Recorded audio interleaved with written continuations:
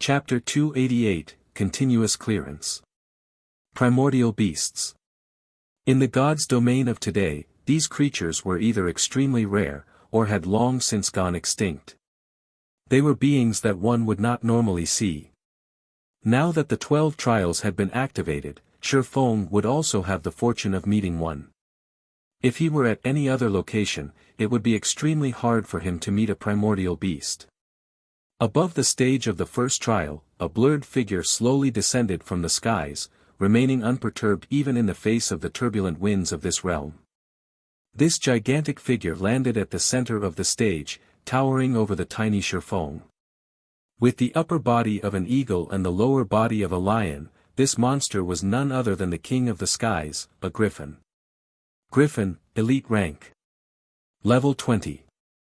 HP 30,000/30,000.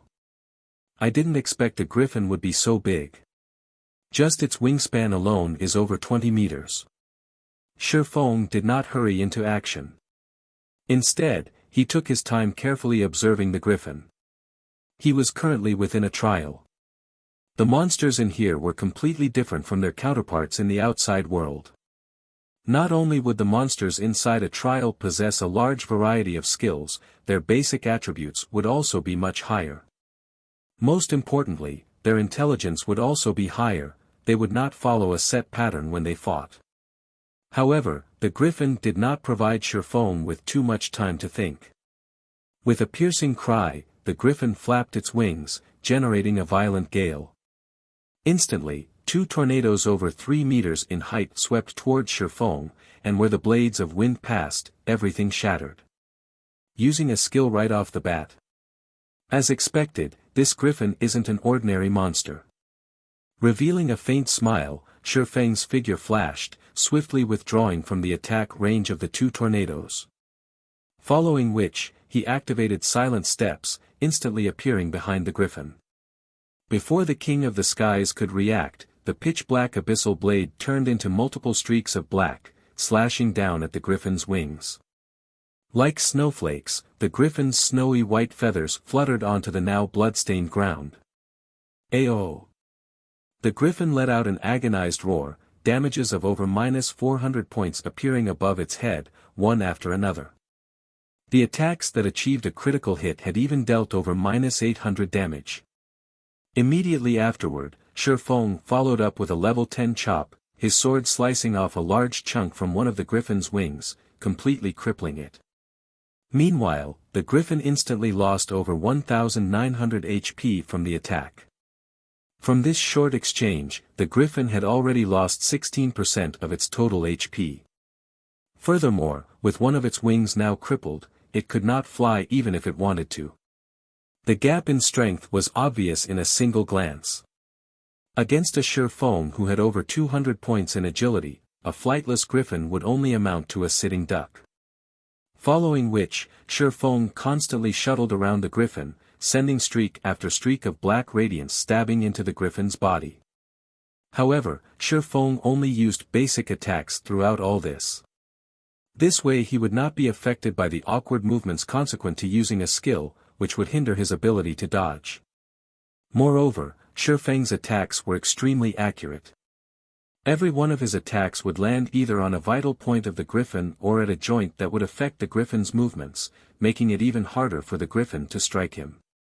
Although every hit Feng landed only caused around -400 damage, after a dozen or so seconds passed, the ferocious griffin fell. System, Griffin defeated. First trial completed. Rewarding 100,000 EXP and 5 free mastery points.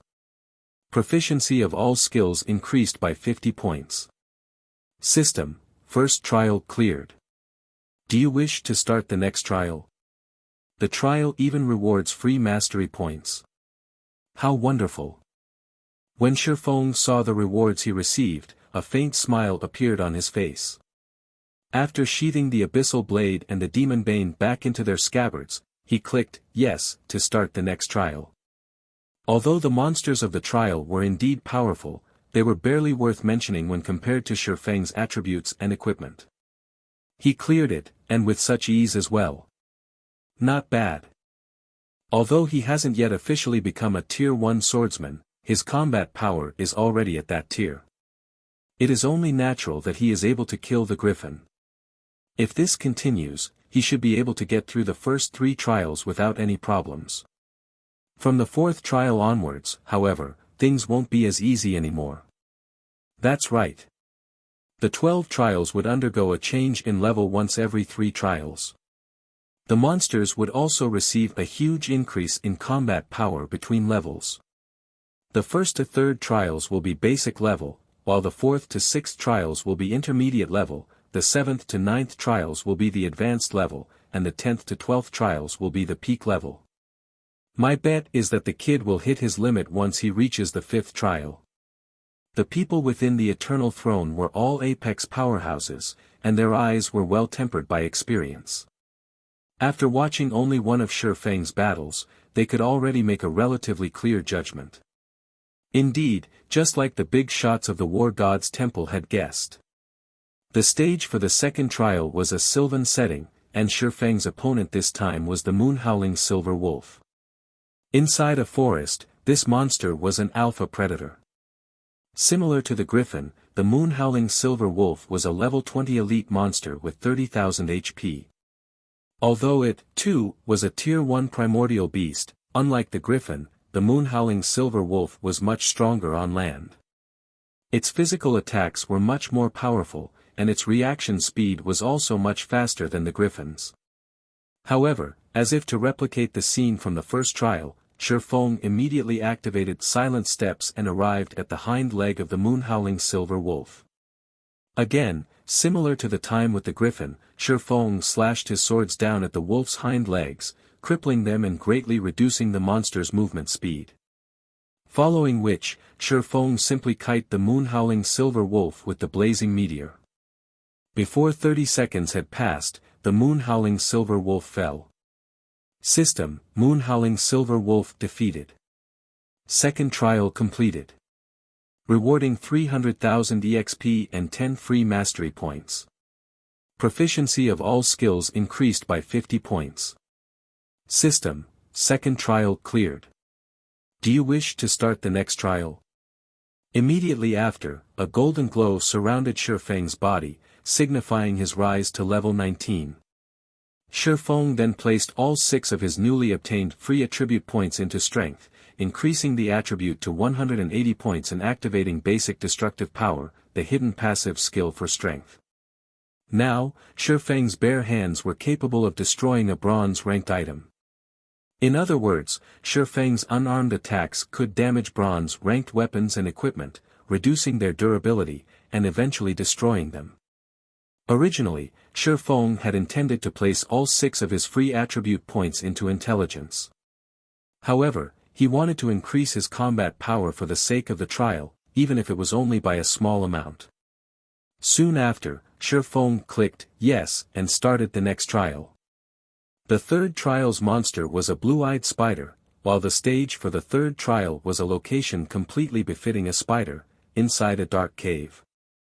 Fortunately, there was no change to the blue-eyed spider's level despite Feng's rise to level 19. Similar to the previous 2 monsters, it was a level 20 elite monster with 30,000 HP.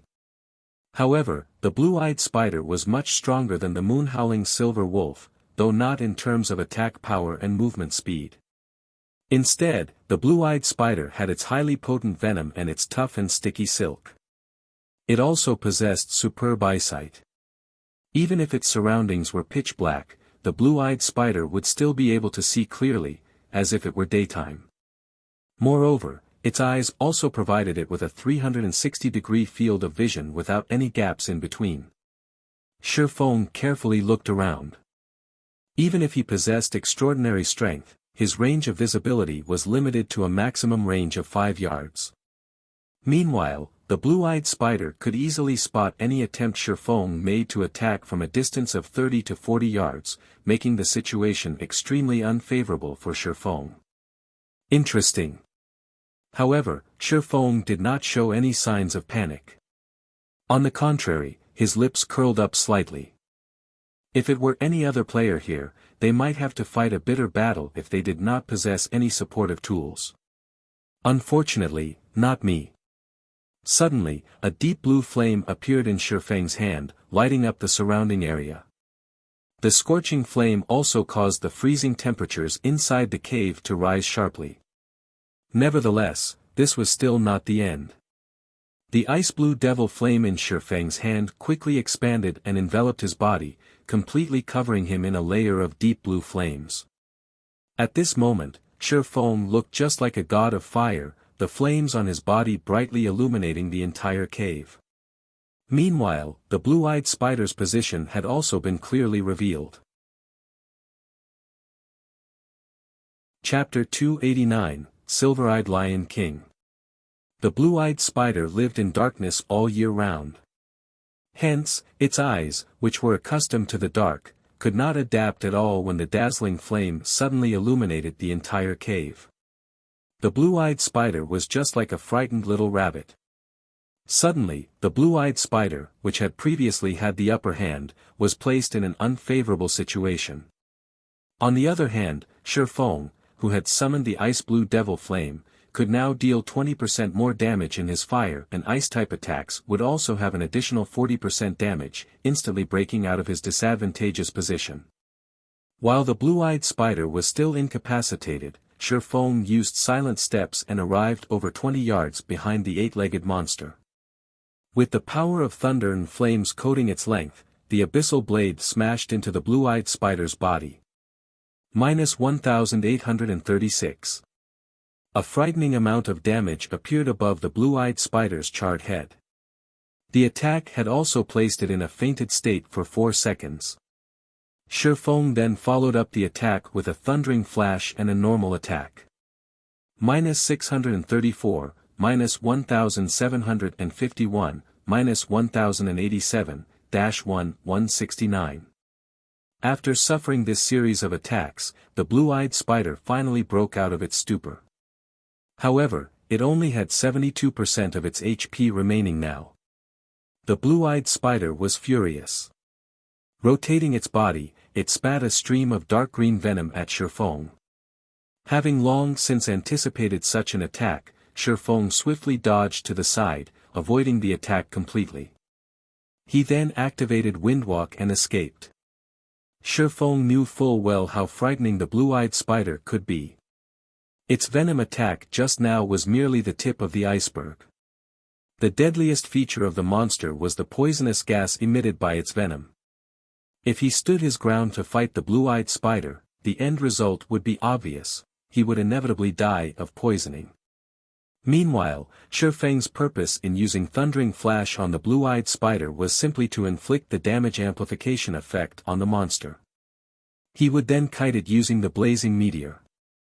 Shortly after, one by one, fiery red needles streaked through the air and pierced the blue-eyed spider's body. Although the blue-eyed spider was very skilled at dodging and blocking attacks, Feng still managed to land 2 out of every 3 hits thanks to precision throw, the special skill he obtained back at the Steel Fortress Borussia. Moreover, his attacks would occasionally trigger the quadruple phantom effect of the Blazing Meteor, instantly causing 4-600 damages to appear above the blue-eyed spider. When his luck was good, he would also trigger the Burning Flames effect. When the effect stacked up to 5 times, combined with the amplification effects of the Ice-Blue Devil Flame, the debuff caused -1600 damage every second to the blue-eyed spider. The damage of this debuff was even higher than Feng's melee damage. However, such an occurrence was only natural. Although magic weapons were amazing, before they were fully released, they would still be far from comparable to a pseudo-extraordinary item. Meanwhile, aside from Venom Attack, the only other ranged attack the blue-eyed spider possessed was Silk Bind. However, these 2 skills were simply superfluous when used against Feng. Feng simply made an effortless sidestep to dodge these attacks, and with a flick of his wrist, he would send yet another needle into the blue-eyed spider. Following which, the blue-eyed spider's HP bar constantly decreased. 62%. 45%. 33%. 20%. Within a few moments, the blue-eyed spider died at Feng's hands as well. System, blue-eyed spider defeated. Third trial completed. Rewarding 1 million EXP and 10 free mastery points. Proficiency of all skills increased by 100 points. System, third trial cleared. Do you wish to start the next trial? 1 million EXP just for clearing the third trial? The system sure is generous. The difficulty for the first 3 trials isn't that high, though. It seems that the truly difficult part would start from the 4th trial onwards. I should take a rest and get my mental state back to peak condition for now. Despite having effortlessly cleared the first 3 trials, Feng did not believe, even for a second, that a legendary ranked main storyline quest could be so easily completed. Although Feng did not possess a good understanding of the 12 trials, it was still established as one part of a legendary quest. Its difficulty would definitely be high. The passing requirement was for Feng to clear up to the 6th trial. Yet, the difficulty of the first 3 trials was not particularly high. According to combat power, the monsters Feng had faced were only at the basic level of a Tier 1 monster. Hence, the truly difficult part was definitely the 4th to 6th trials. Feng had always been a careful person. Hence, he intended to make ample preparations.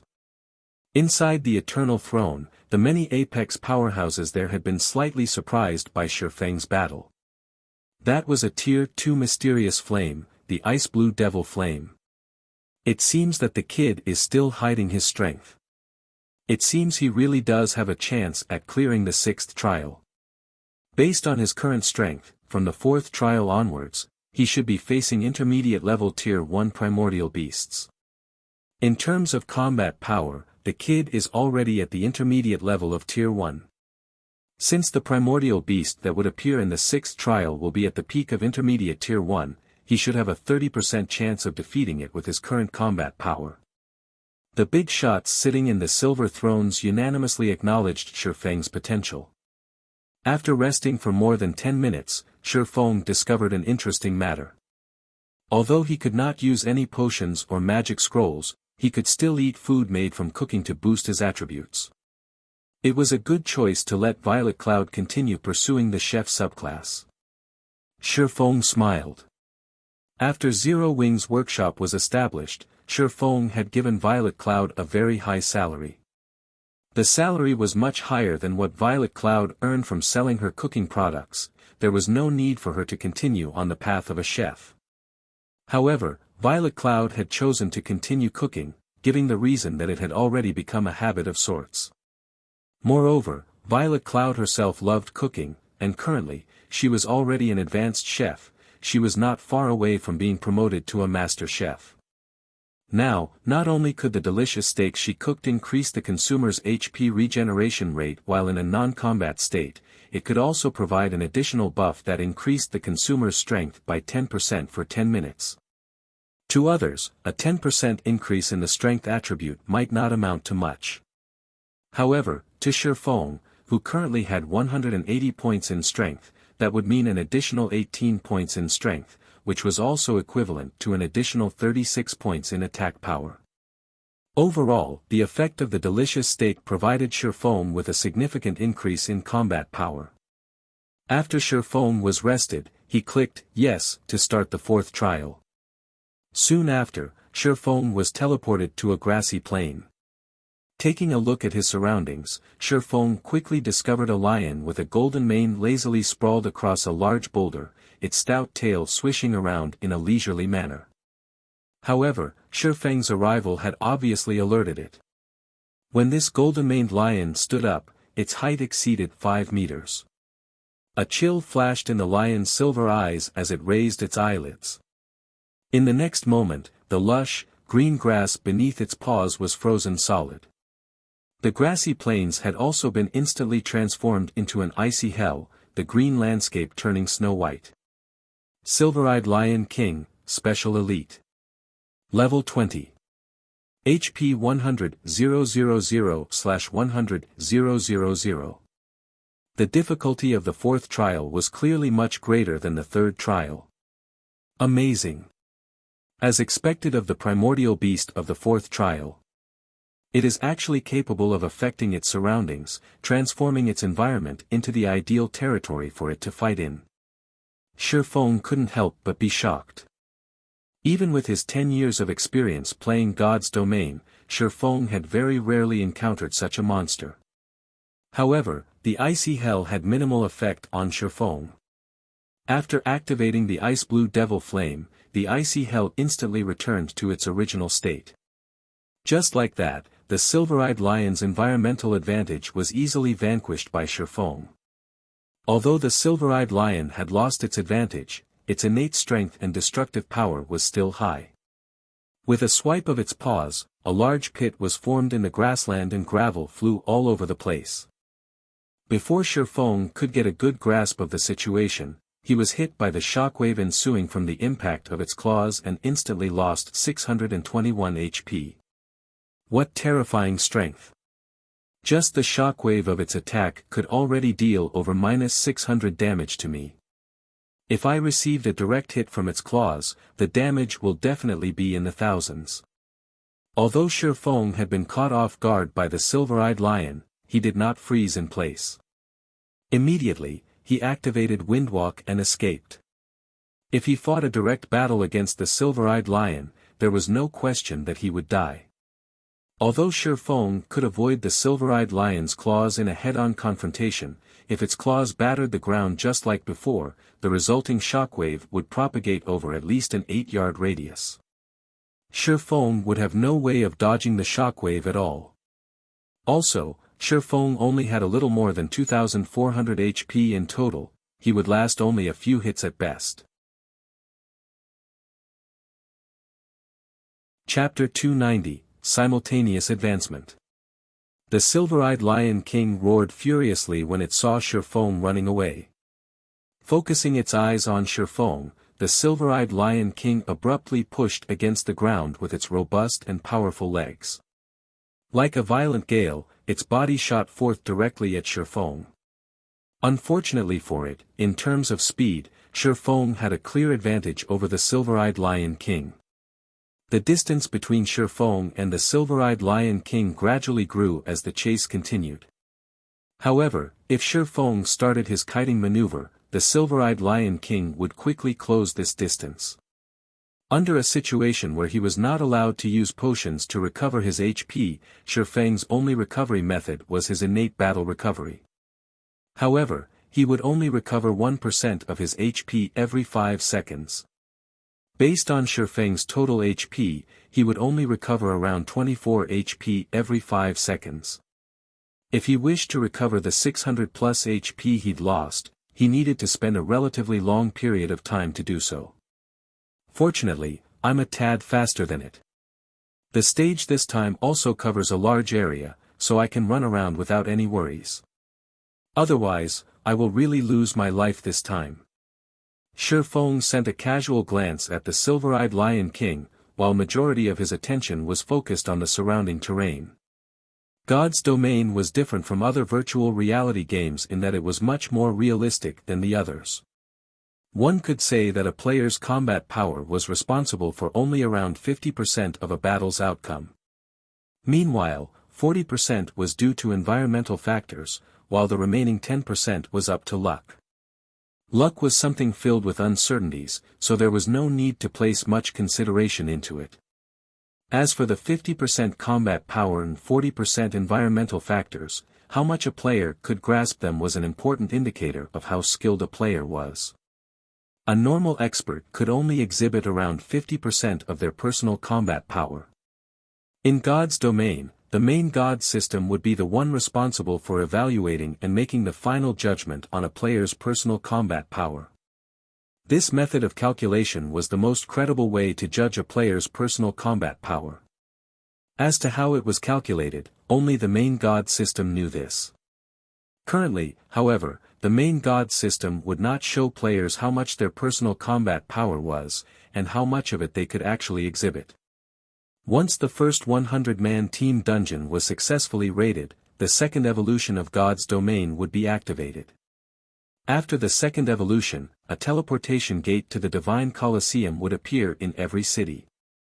When players entered the Divine Colosseum, they could compete and battle against other players there. Not only could they obtain equipment there, they could also upgrade and improve their combat techniques.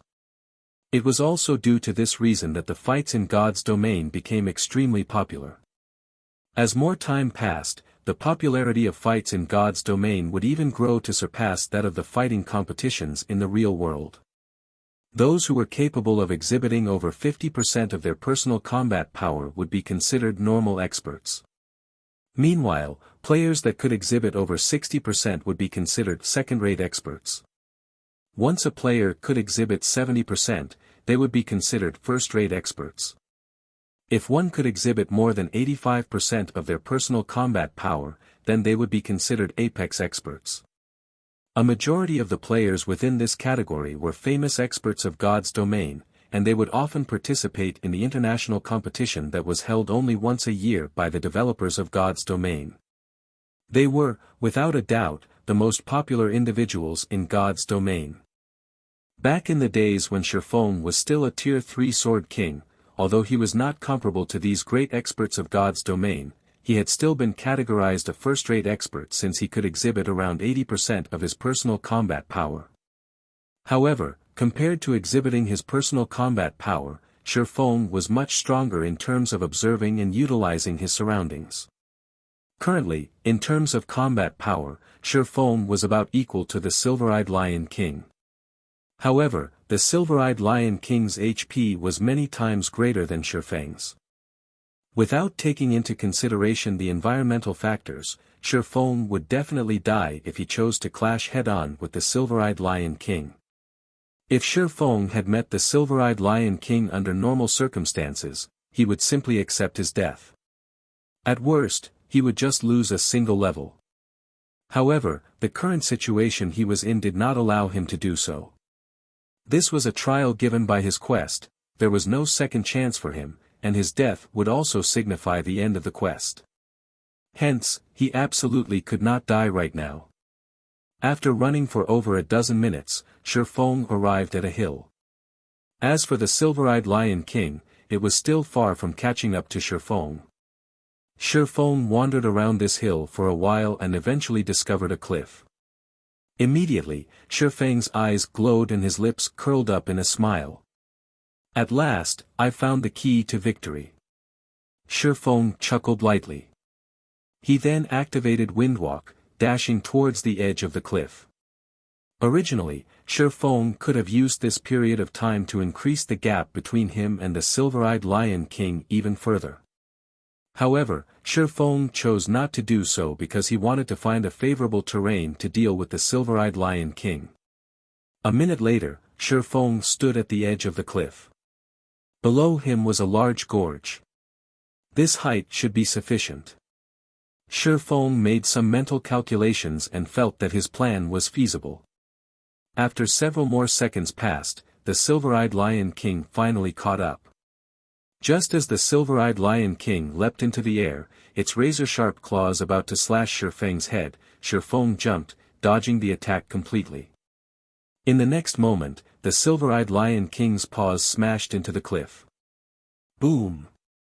The ground beneath Feng and the Silver-Eyed Lion King was destroyed, both man and beast plunging towards the very bottom of the cliff. Just as Feng's body was about to hit the ground, he activated gravity liberation, his body instantly becoming as light as a feather. Immediately, Feng's rate of descent dropped sharply. The Silver-Eyed Lion King, on the other hand, was not as fortunate. When its body hit the ground, a large crater was formed from the impact. Still not dead. You're quite durable, aren't you? Feng commented as he looked at the Silver-Eyed Lion King that was embedded into the ground. Right now, the Silver-Eyed Lion King only had a thread of its HP left. You've already dug your own grave, so you might as well stay in it. Feng unceremoniously sent a thundering flash at the monster. 3 arcs of lightning streaked into the Silver-Eyed Lion King, taking away its remaining 1,000 or so HP. Before, if Feng had chosen to jump down the cliff first, the silver-eyed Lion King definitely wouldn't have followed suit. Its intelligence was not that low, after all. Instead, it would simply have taken a detour down the cliff. Hence, Feng had chosen to borrow the silver-eyed Lion King's immense destructive power to destroy the edge of the cliff.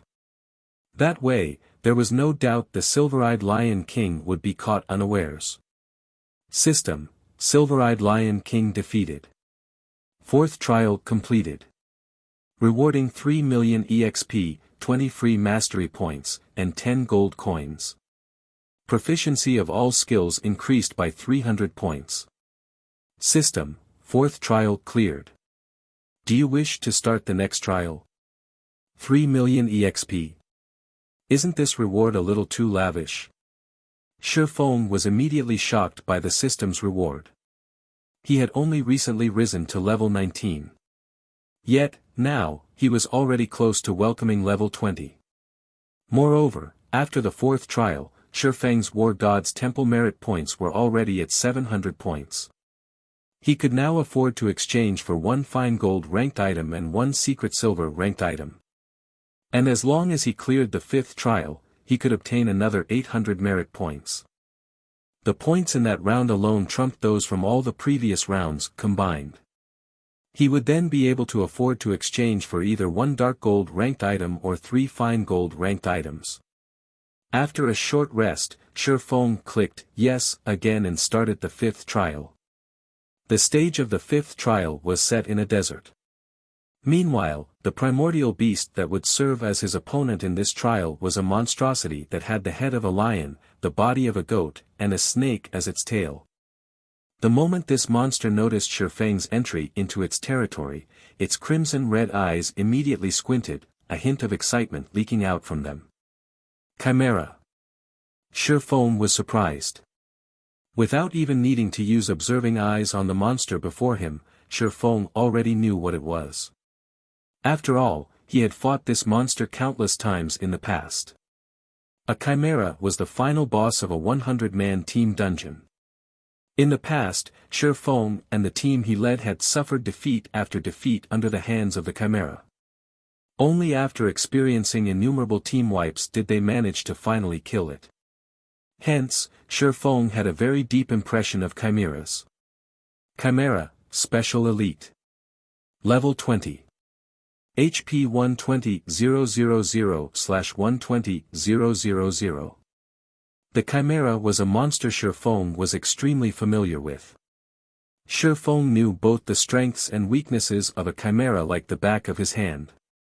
A chimera could spit fire from its mouth, and its strength was comparable to the silver-eyed Lion King. Meanwhile, the snake that acted as the chimera's tail was equivalent to another monster entirely. The snake boasted powerful venom attacks. If players were struck by the chimera's flames after being poisoned by its tail, they would die with 100% certainty.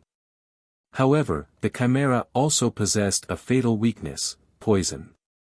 Feng immediately activated Windwalk. Faced with the chimera's sharp claws and venom attacks, Feng chose only to dodge and not retaliate. After the venom spat out by the chimera's tail started spreading and emitting a poisonous gas into the surroundings, Feng finally took action.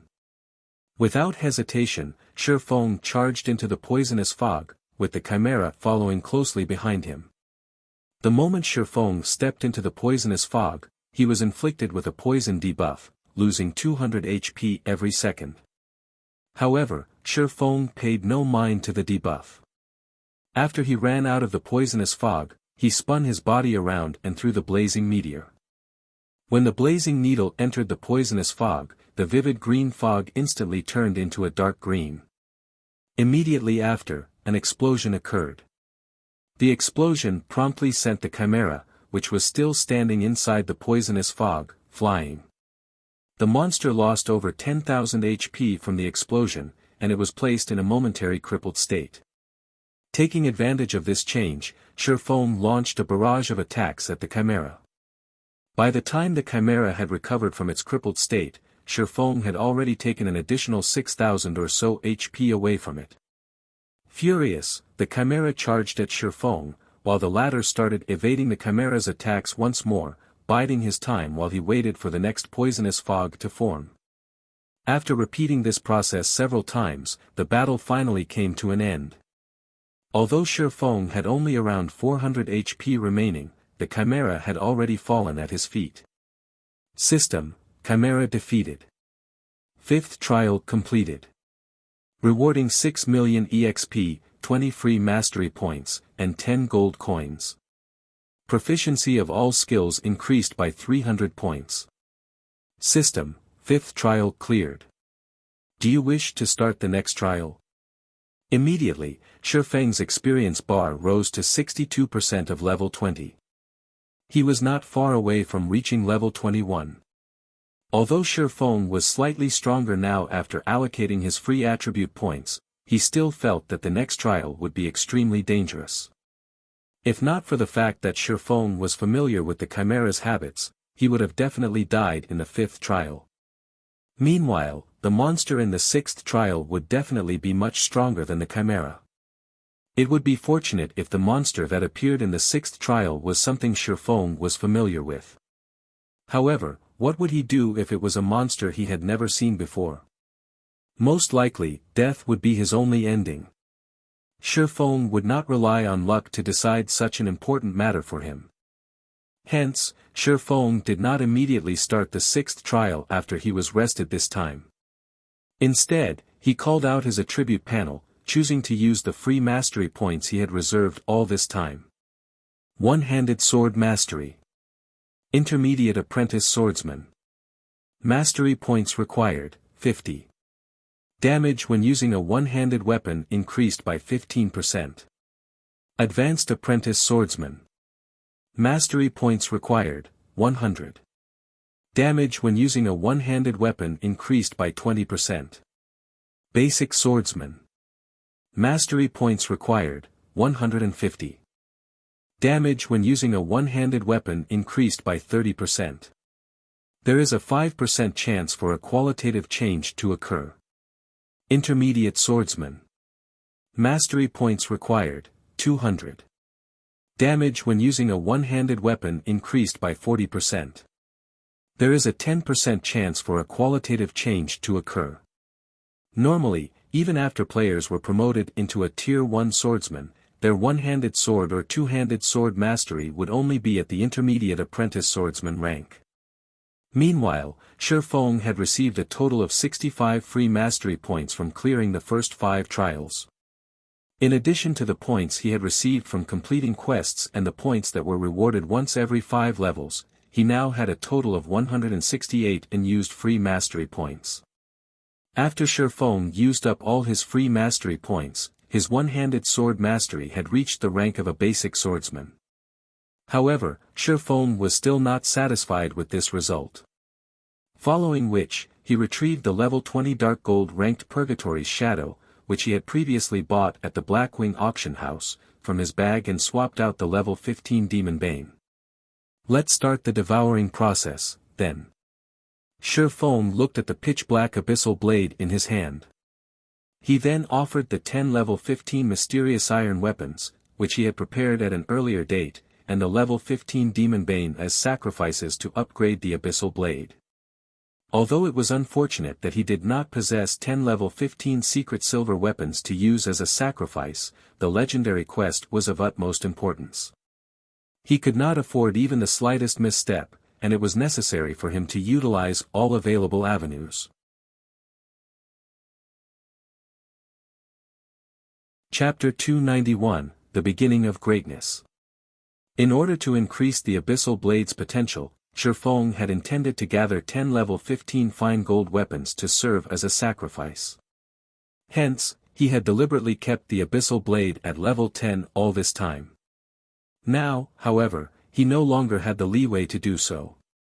The abyssal blade started exuding a dark fog, which immediately charged at the sacrificial weapons Feng had prepared.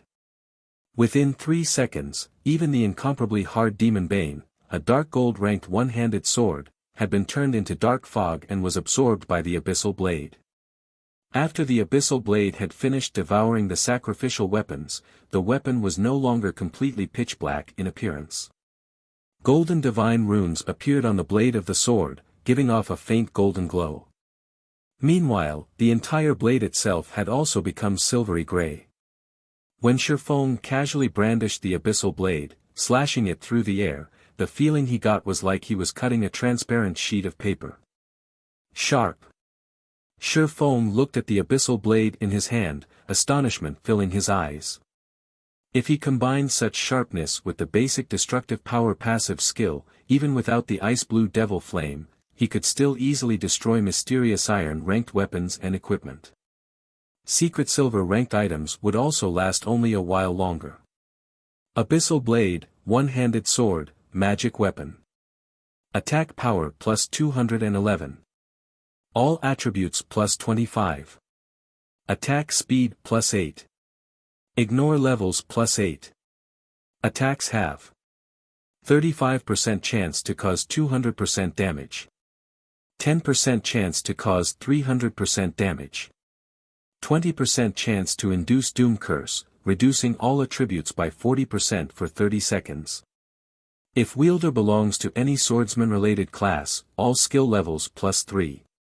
Increase free ability points received for every increase in level by 2 points. Equipment level 15. Can be upgraded. Devour 10 level 20 mysterious iron weapons and 1 level 20 secret silver weapon to upgrade to level 20. Can be evolved, unknown. Additional skill 1, Phantom Kill. Instantly creates a doppelganger. You can control this doppelganger. Doppelganger will have 55% of original body's attributes and all skills. At the same time, doppelganger and the original body can be swapped. Duration, 40 seconds. Cooldown, 5 minutes. Additional skill 2, Abyssal Bind.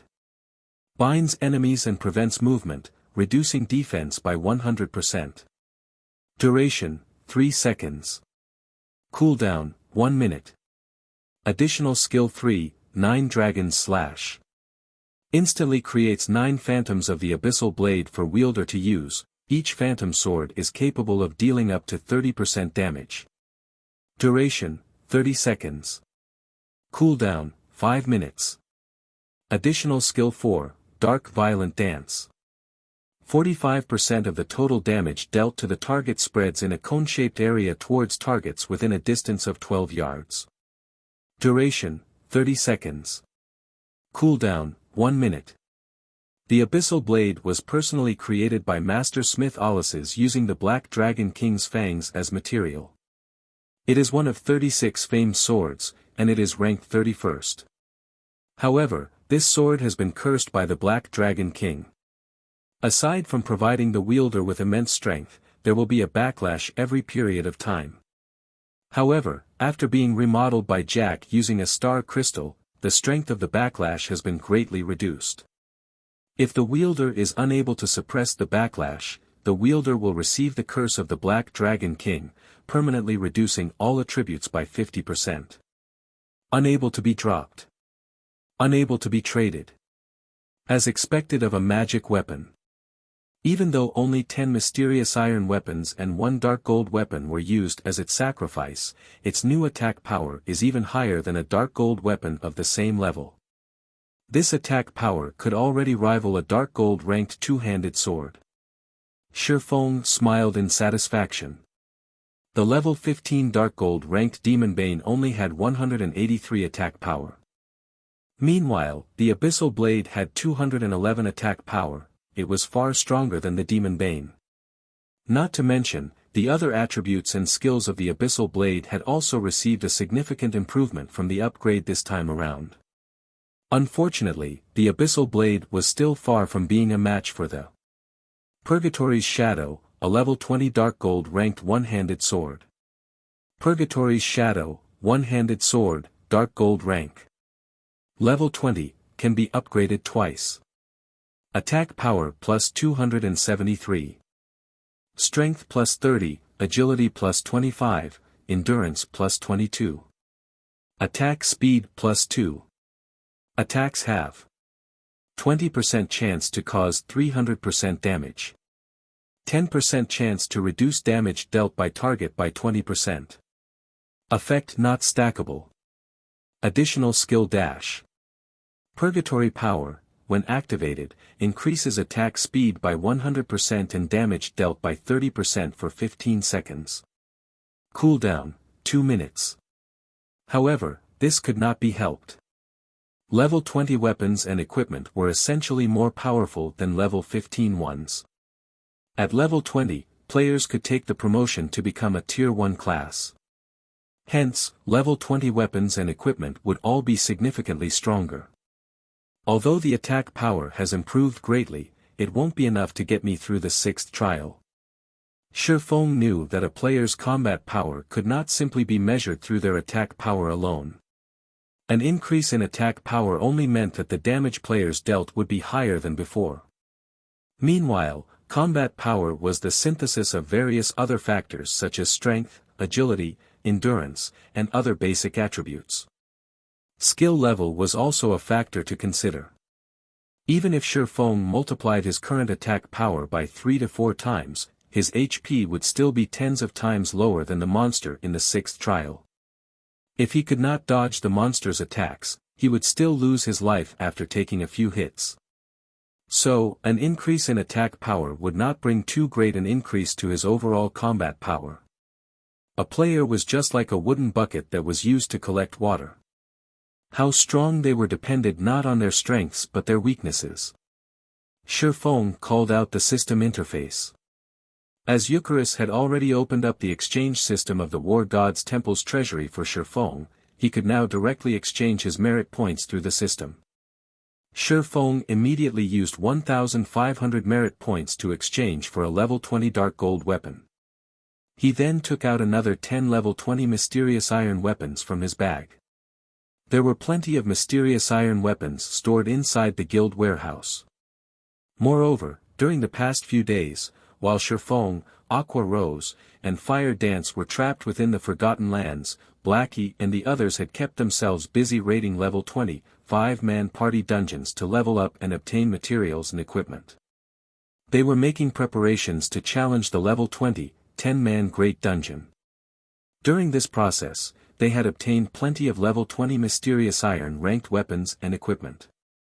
Currently, Zero Wing possessed the most level 20 weapons and equipment out of all the guilds in White River City. With such a large supply, Feng had set aside some of the level 20 mysterious iron ranked weapons and equipment with the weakest performance for future use. However, he had never thought he would get to put them to good use so quickly. Following which, Feng chose to upgrade the Abyssal Blade once more. In God's domain, level 20 was considered a large threshold.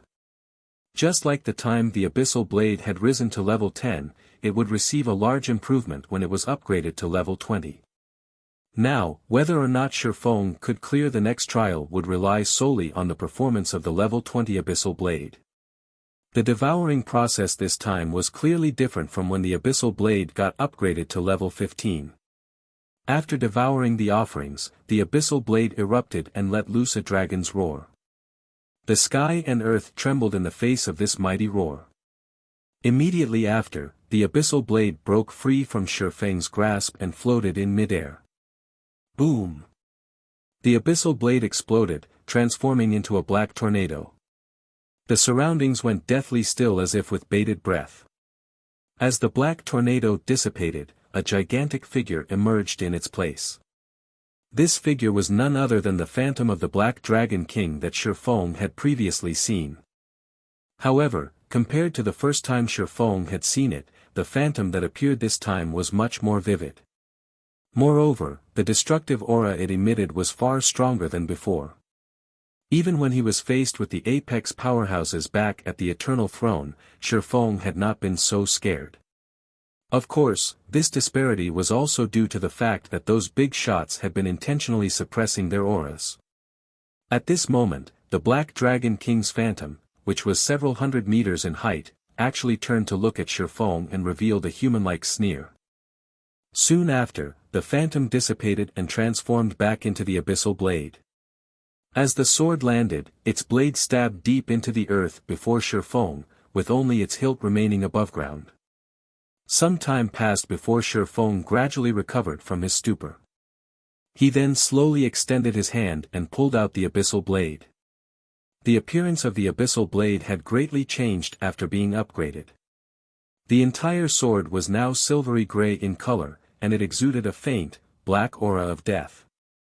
The image of a black dragon could also be seen fading in and out of existence on the blade of the sword. Meanwhile, the image of a dragon had also been carved out of the hilt of the abyssal blade. There were small black chains wrapped around the hilt as well, seemingly acting as a seal for the dragon. Have I just done something I shouldn't have? Feng wondered, laughing bitterly as he looked at the lifelike dragon sculpture. Everything was playing out just as Faust, the legendary character Feng had met back at the Star River Valley, had said. A magic weapon was a double-edged sword. As one allowed the magic weapon to grow in strength, the curse contained within it would also grow stronger. Meanwhile, the wielder would sooner or later be devoured by the strength of the magic weapon. Chapter 292, Black Emperor. Extraordinary strength comes from an extraordinary will. This was the only advice Faust had given Feng. After Feng grasped the abyssal blade, which had undergone a huge change in its appearance, he could fully feel the terrifying strength contained within the sword itself. It was like the sword was alive.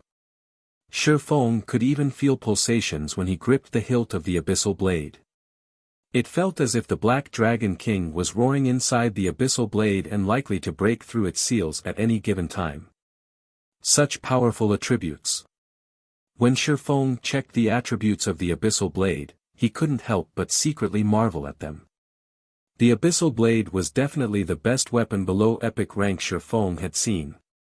Even the blazing meteor, which had been crafted by the forging genius Celiora, was not its match. Currently, based on the abyssal blade's attributes, it would not be an exaggeration to label the sword a pseudo-extraordinary item. Provided that he could continue upgrading it, it would reach the epic rank standard before long. Abyssal blade, one-handed sword, magic weapon. Attack power plus 302. All attributes plus 30. Attack speed plus 10. Ignore levels plus 10. Attacks have 40% chance to cause 200% damage. 15% chance to cause 300% damage. 20% chance to induce Doom Curse, reducing all attributes by 40% for 30 seconds. If wielder belongs to any swordsman-related class, all skill levels plus 3. Increase free ability points received for every increase in level by 2 points. Equipment level 20. Can be upgraded. Devour 10 level 25 secret silver weapons and 1 level 25 fine gold weapon to upgrade to level 25. Can be evolved, unknown. Additional skill 1, Phantom Kill. Instantly creates a doppelganger. You can control this doppelganger. Doppelganger will have 70% of original body's attributes and all skills. At the same time, doppelganger and the original body can be swapped. Duration, 40 seconds. Cooldown, 5 minutes. Additional skill 2, Abyssal Bind. Binds enemies and prevents movement, reducing defense by 100%. Duration, 4 seconds. Cooldown, 1 minute. Additional skill 3, 9 Dragon's Slash. Instantly creates 12 phantoms of the abyssal blade for wielder to use. Each phantom sword is capable of dealing up to 40% damage. Duration, 30 seconds. Cooldown, 5 minutes. Additional skill 4, Dark Violent Dance. 50% of the total damage dealt to the target spreads in a cone-shaped area towards targets within a distance of 12 yards. Duration, 30 seconds. Cooldown, 1 minute. Additional Profound Inheritance, Black Emperor. When activated, every critical hit will accumulate 1 layer of death aura. Each layer of Death Aura can be used to increase all attributes of wielder by 2% and attack speed and movement speed by 1% for 10 seconds, or be used to reduce the cooldown of a skill by 3 seconds. Maximum of 30 layers of Death Aura. Duration, 10 minutes. Cooldown, 18 hours. The Abyssal Blade was personally created by Master Smith Ollises using the Black Dragon King's fangs as material. It is one of 36 famed swords, and it is ranked 31st. However, this sword has been cursed by the Black Dragon King. Aside from providing the wielder with immense strength, there will be a backlash every period of time. However, after being remodeled by Jack using a star crystal, the strength of the backlash has been greatly reduced. If the wielder is unable to suppress the backlash, the wielder will receive the curse of the Black Dragon King, permanently reducing all attributes by 50%. Unable to be dropped. Unable to be traded. As expected of a magic weapon. It really doesn't disappoint. Even epic weapons rarely have profound inheritances attached to them. Now, before even reaching the standard of an epic weapon, it already possesses a profound inheritance. Feng breathed a sigh of relief after carefully reading through the introduction of the Black Emperor. With it, he should not have any problems facing the 6th trial. Profound inheritances were rarely seen during the early stages of God's domain. They only started becoming widely known during the middle stages of the game. Inheritances and skills were different. In God's domain, the skills provided to each class were made to accommodate the masses of players, so there was no sense of individuality to them. To put it another way, instead of skills being made to cater to the individual player, players were required to adapt themselves to pre-made skills, regardless of the suitability of said skills. Meanwhile, inheritances could be used by players to create their own unique method of attacking, allowing more freedom in their fighting styles. It could also further increase a player's combat power. The most basic of inheritances in God's domain would enhance a player's skills, such as increasing the skill's damage or altering the effects of said skill to allow a more flexible fighting style. As for the more advanced inheritances, not only would they alter a player's skills, they could also increase a player's attributes.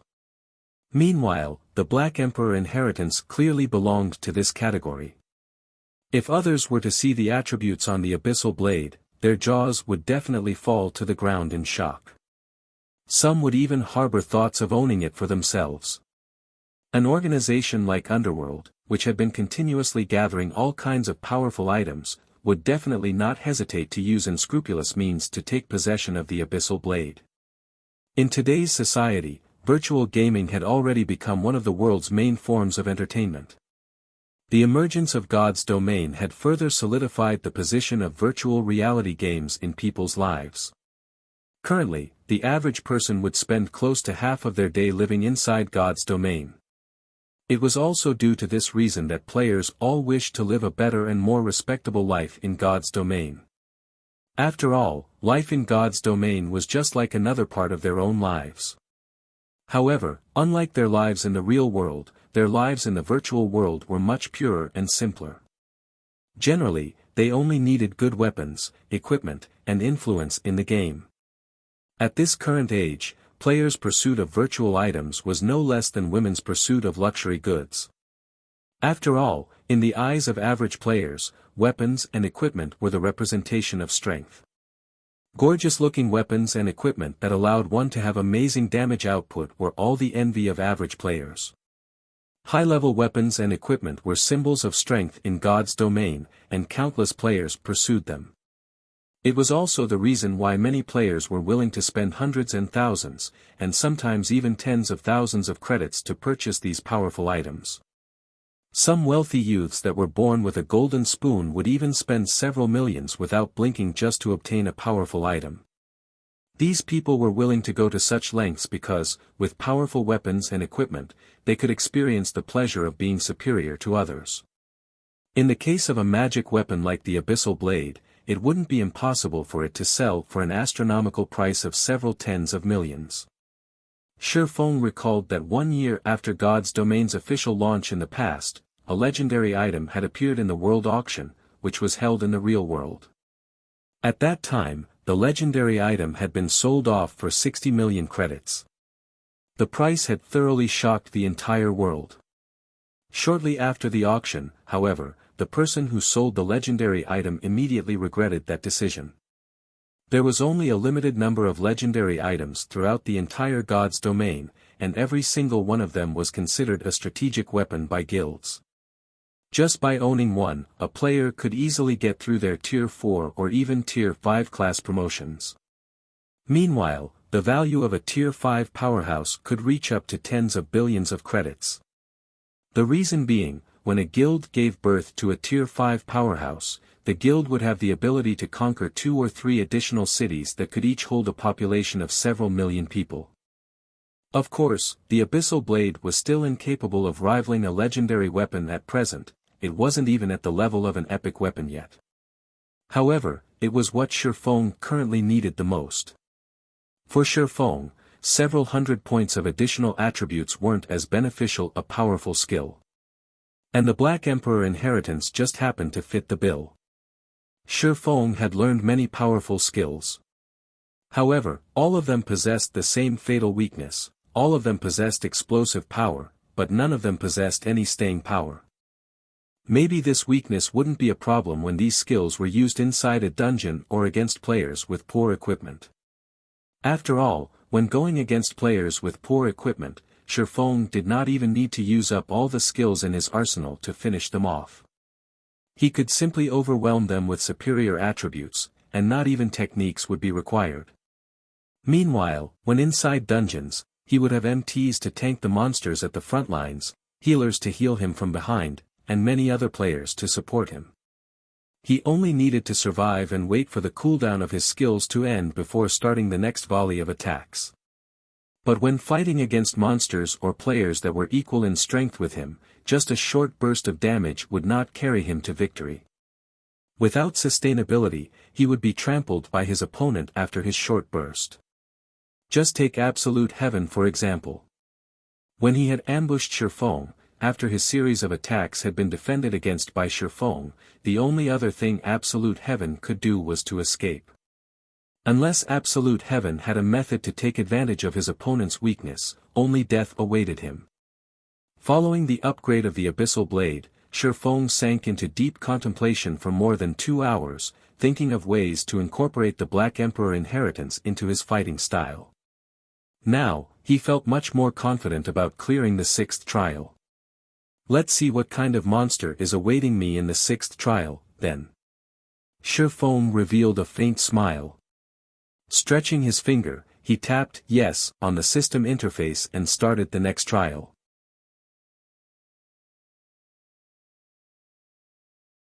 Chapter 293, Balrog Serpent. Inside the Eternal Throne, the apex powerhouses of the War God's Temple were currently observing the situation inside the 12 trials, and they were all very shocked to discover that Feng actually wielded a magic weapon. What an amazing little guy. He isn't even a Tier 1 swordsman, yet he is actually able to master a magic weapon. Moreover, he has even released its power to such a degree. Controller of a magic weapon. Dominator of a mysterious flame. Moreover, his control over his own power has obviously crossed that threshold. He sure knows how to surprise us time after time. Yes. It would have been fine if it were just the magic weapon and mysterious flame, but he has even reached such a level of control over his own power already. Many of those who have attained a Tier 3 class can't even achieve such a degree of control. It seems he won't have any problems clearing the 6th trial. With such great potential hidden in him, if he had come to us a little later, he might have been able to clear even the 7th trial. Such a pity. The threshold these NPC big shots were referring to was simply one's ability to display 50% of one's own combat power. However, none of these NPCs knew that, in the past, Feng had once been a Tier 3 Sword King. Back then, Feng was capable of displaying up to 80% of his personal combat power. If not for his weak physique limiting his brain's development potential and also the quality of his own equipment being a problem, Feng would have long since been promoted to a Tier 4 Sword Emperor. This can't be helped. Who would have known the endless abyss would break the seal so quickly? There is no point feeling pity over the matter. We old folks should make some preparations for when the trial ends as well.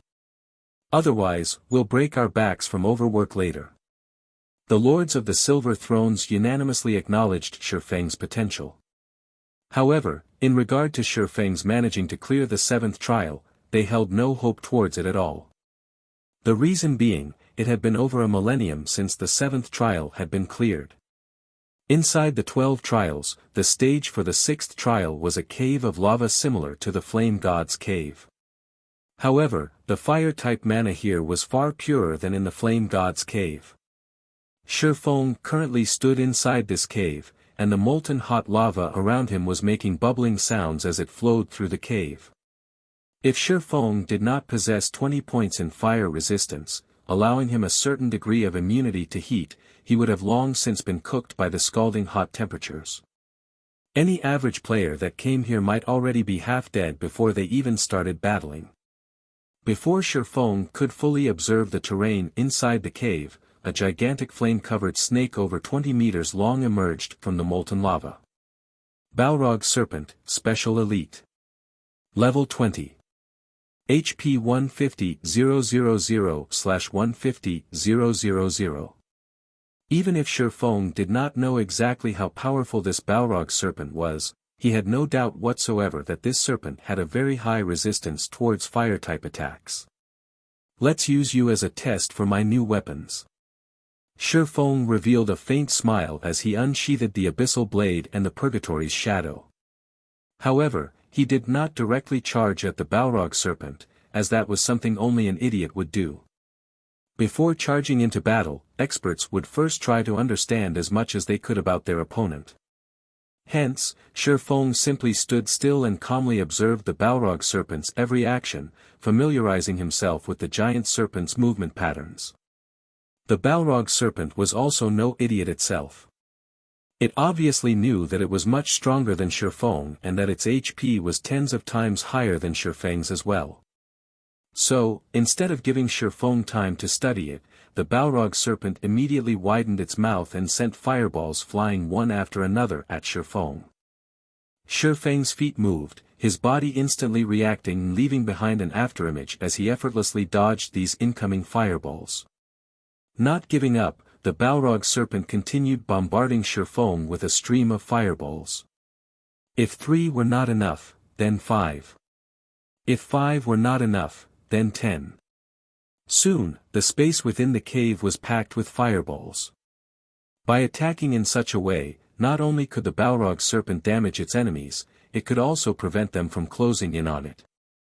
Faced with such a method of attack that combined both offense and defense, average players would definitely grow helpless and suffer the bombardment of these dozens of fireballs. Feng, however, was no average player. In the face of all these fireballs, instead of retreating, he chose to advance without the slightest shred of hesitation. Yet, contrary to expectations, Feng did not end up suffering a tragic end at the hands of the fireballs. Instead, he looked as if he was dancing as he weaved through the rain of fire, his actions seemingly easy and enjoyable. However, when the distance between him and the Balrog Serpent shortened to 20 yards, he could no longer rely solely on evading the fireballs to move forward.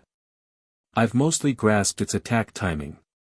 Now, it's time to have a look at how amazing my new weapons are.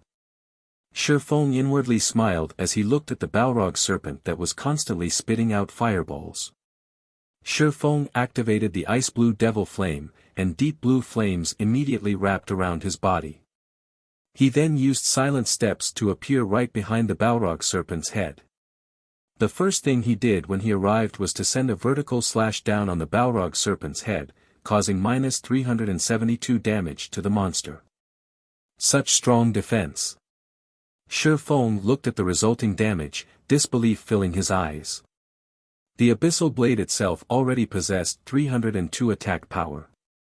If Feng's strength were taken into account, his total attack power should be well over 700 points. Moreover, the ice blue devil flame had also increased the damage he dealt by 20%.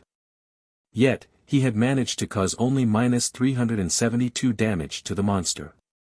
The Balrog Serpent's defense could already rival a Lord-ranked monster of the same level. If Feng had not upgraded the Abyssal Blade to level 20 nor equipped the Dark Gold-ranked Purgatory's Shadow, Feng might not even be able to deal -150 damage to the Balrog Serpent right now. At this moment, Feng felt fortunate that he had not rushed before to start the 6th trial. Otherwise, his chances of victory would have been lower than 20%. However, although Feng had allowed this thought to linger in his mind for a moment, his attacks on the Balrog Serpent never stopped. Immediately after his first sword strike, Feng followed up by using Thundering Flash. 3 electric arcs dove into the flaming Balrog Serpent, piercing its gigantic body and causing damages of -554, -1528, and -1125. The damage he dealt was much higher than before. Simultaneously, he had also inflicted a damage amplification debuff that lasted 20 seconds on the Balrog Serpent. Following which, Feng continued with a chop, the attack achieving a critical hit and dealing close to -2000 damage. When Feng landed on the ground, he immediately followed up with a flurry of sword slashes. The Abyssal Blade now had a 40% chance to deal a critical hit, so Feng could deal a critical hit with almost every other attack. From this series of attacks, the Balrog Serpent had lost over 7,000 HP. However, the giant serpent had 150,000 HP, Feng would need to repeat such a burst of attacks at least 20 more times in order to completely kill it. Originally, Feng felt quite happy with the damage he was dealing. At this rate, even if he did not activate Black Emperor, he still possessed a very high chance of killing the Balrog Serpent. Unfortunately, that happiness was short-lived. The reason being, Feng soon discovered that the Balrog Serpent's HP was rapidly returning to full, it was actually recovering 500 HP every second. That amount was even higher than a single one of Feng's normal attacks. If Feng remained idle, the Balrog Serpent would fully recover in less than 20 seconds. Meanwhile, the Balrog Serpent immediately sent its tail swiping at Feng, finally reacting to Feng's attacks. Feng hurriedly used parry to block the attack. Although he suffered no damage from the Balrog Serpent's tail strike, he was forced to retreat 3 steps, with his hands growing numb from the force of the impact as well. In terms of destructive power, the Balrog Serpent was definitely superior to the Chimera. The Balrog Serpent was also much faster. Feng had actually been forced to use parry because he could not dodge in time. Currently, Feng's parry was at level 7, so it had a cooldown of 21 seconds. Aside from parry, Feng also had Defensive Blade, a skill that had both offensive and defensive capabilities. Currently, Defensive Blade was at level 6, and it had a cooldown of 2 minutes. Although its cooldown was much longer than parry, it allowed Feng to completely block for melee attacks and 8 ranged attacks. He would also be immune to charge attacks. Just as the dozens of fireballs were about to hit him, Feng jumped into the air, dodging them completely. Right after that, the Balrog Serpent swiped its tail at Feng again, the sound of wind whistling could be heard as its tail streaked through the air. In the face of this powerful attack, Feng showed no signs of weaknesses. Immediately, he countered the attack with the level 7 Thunder Flame Explosion. When sword and tail collided, sparks of flame scattered in all directions.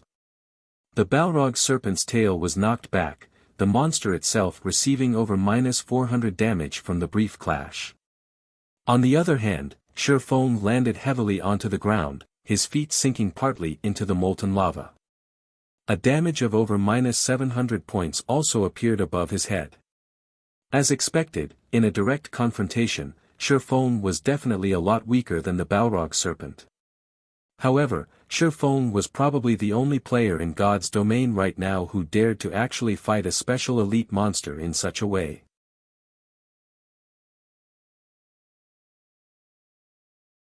Chapter 294, Storm of Swords. Although Feng lost against the Balrog Serpent in a direct confrontation, Thunder Flame Explosion, the skill he used, wasn't just a powerful destructive skill. It was also a control skill.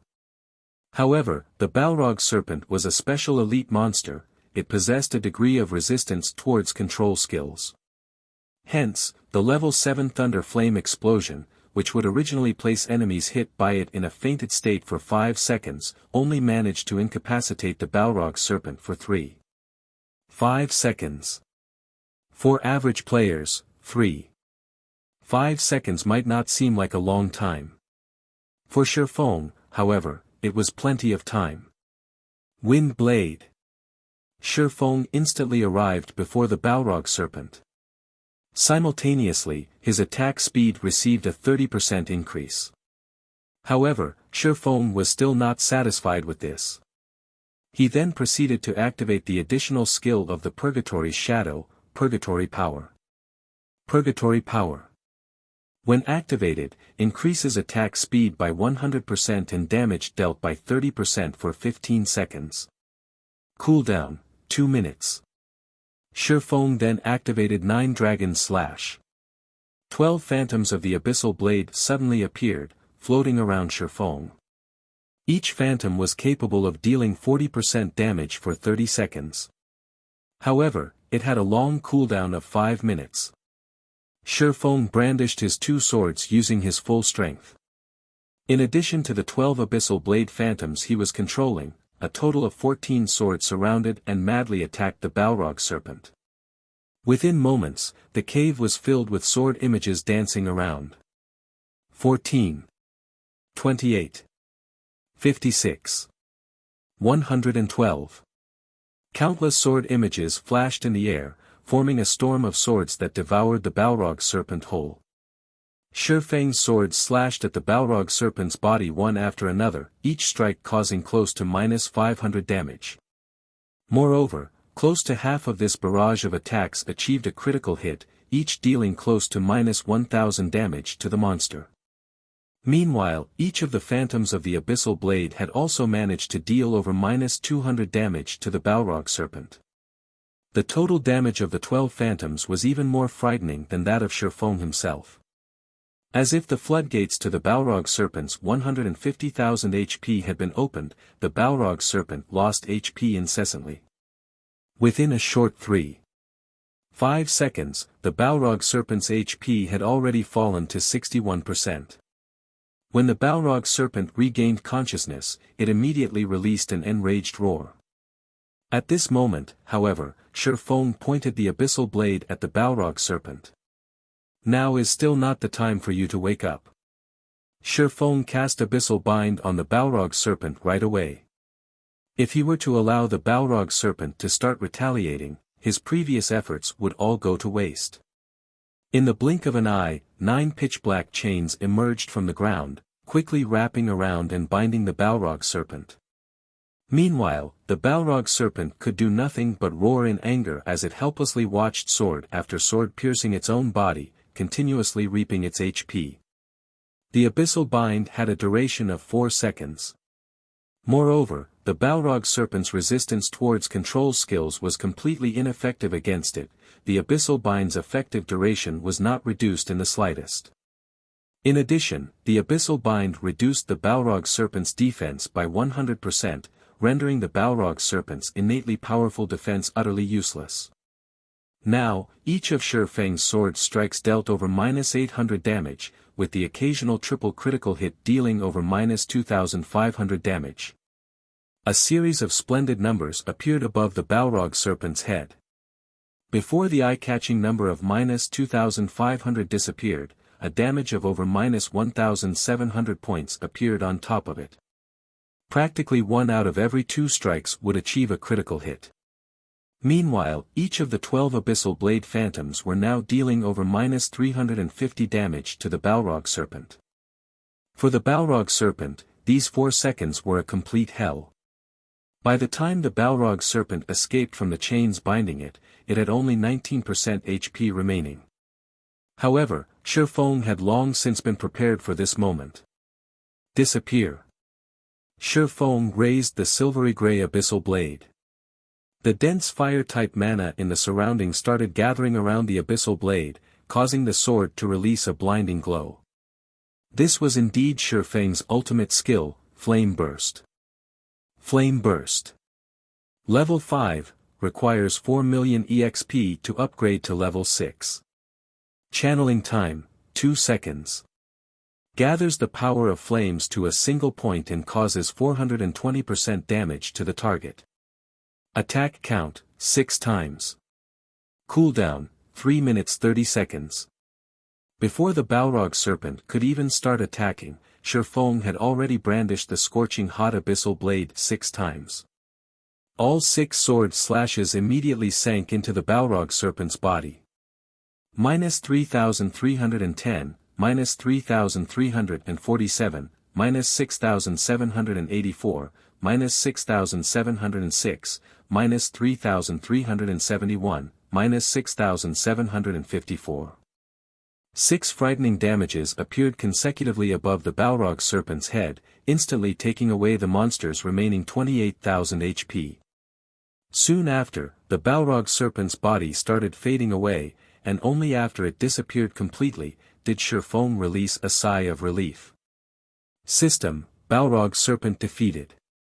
6th trial completed. Rewarding 9 million EXP, 20 free mastery points, and 10 gold coins.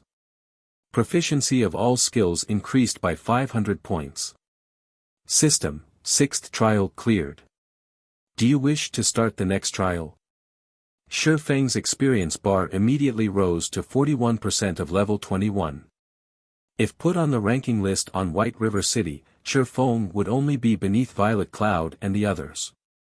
However, he was still 2 levels behind Blackie, the current top-ranking player of White River City.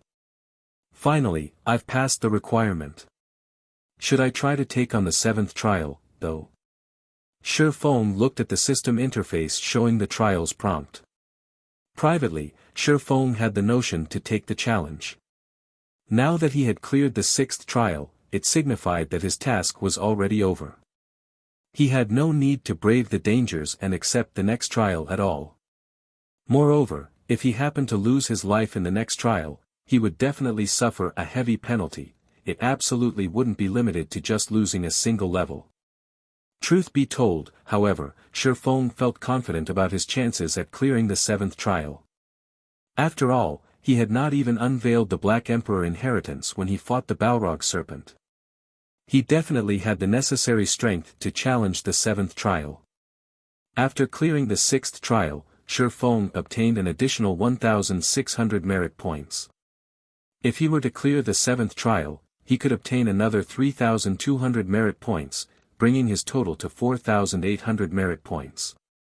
It would be enough points for him to exchange for an epic ranked item. Just the prospect of obtaining an epic ranked item made Feng feel that he should give it a try. Besides, Feng no longer had any burdens to carry, so why not give it a try? However, Feng was unsure of what kind of price he would have to pay if he were to suffer death. If it was only losing a single level, then Feng would gladly proceed to the 7th trial. However, Feng knew such an outcome was not likely. Just the penalty for not completing the Trial of Gods was already considered unbearable for players. Some players might even have to delete and restart their accounts due to the harsh penalties imposed. Meanwhile, the 12 trials was the most challenging trial of the War God's Temple. It would be an insult to the War God's Temple if the punishment for dying was only the loss of a single level. Just as Feng was hesitating, his system communicator rang. Meanwhile, the person calling him was Aqua Rose. Did something happen? Feng asked. Previously, Feng had already told Aqua Rose that he did not wish to be disturbed as he was about to do a quest, and that, unless there was something big happening, she shouldn't try to contact him. Based on Aqua Rose's serious personality, if it wasn't an extremely important matter, then she definitely wouldn't try to contact him, hence Feng's question. Dark Star has suddenly declared an all-out war against us, and several hundreds of our guild members have already been killed by members of Dark Star while they were out grinding. Moreover, the core team, led by Fire Dance, has also been trapped by Dark Star inside the Silverleaf Forest. Although we've already sent reinforcements, they were blocked by members of Dark Star outside the forest. What I'm trying to say is that, guild leader, you need to immediately contact Gentle Snow and have her send some people to help contain Dark Star so that our members can take the opportunity to save Fire Dance and the others. Aqua Rose was extremely anxious at this moment. They had already failed to break through the encirclement of Dark Star around the Silverleaf Forest multiple times now.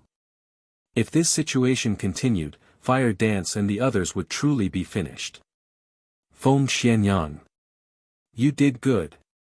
Feng's expression immediately sank, a cold killing intent gleaming in his eyes. If Fire Dance and the others belonging to the main force of the guild were to die a few times, it would be a tremendous loss to Zero Wing. Leaving aside the fame that Fire Dance and the others had accumulated for themselves, just losing a part of the equipment they possessed would be a serious blow to the guild. Just how long would it take for them to recover such precious equipment? Meanwhile, when Feng tried to figure out who was responsible for such a situation, Feng Xianyang came up as his strongest suspect. Feng Xianyang was the true wielder of authority in Dark Star.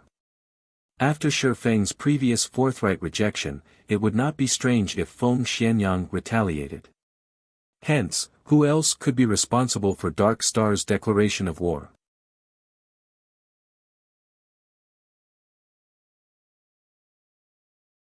Chapter 295, Mirage Beast. Although Feng was incensed by this news, Fire Dance and the others would have long since lost their lives by the time he arrived at the Silverleaf Forest. Alright, I'll contact Gentle Snow immediately. Feng disconnected his call with Aqua Rose after saying so.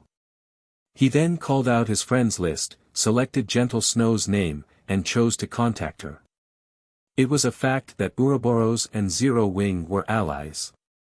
Since an ally was under attack, Gentle Snow naturally did not refuse to send reinforcements when Feng asked.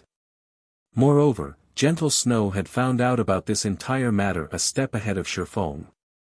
Hence, she had already organized her subordinates even before Feng contacted her, and they were just about to hurry over to the Silverleaf Forest right at that moment. Gentle Snow had gathered 2,000 members from Ouroboros to aid Zero Wing. Of them, 500 were elite members of the guild.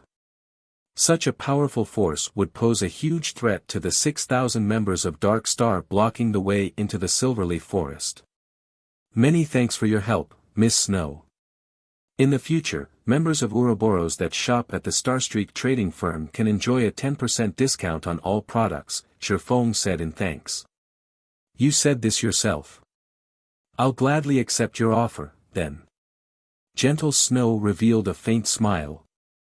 Currently, over half of the player population in White River City was patronizing the Starstreak trading firm. After all, not only were the items sold there of good quality, there was also a large selection available. Moreover, the product supply was plentiful. Normally, the various guilds in White River City would always make a trip to the Starstreak trading firm before they went dungeon diving. If Ouroboros could receive a 10% discount when purchasing items there, it would save the guild a lot of money. Really, though, just what is going through the minds of those people in Dark Star? It would be fine if it were just the usual minor skirmish. However, they have actually declared an all-out war on Zero Wing. Isn't Lone Tyrant afraid that his guild might suffer heavy losses and lose the ability to compete for the first clear of the 3 great dungeons?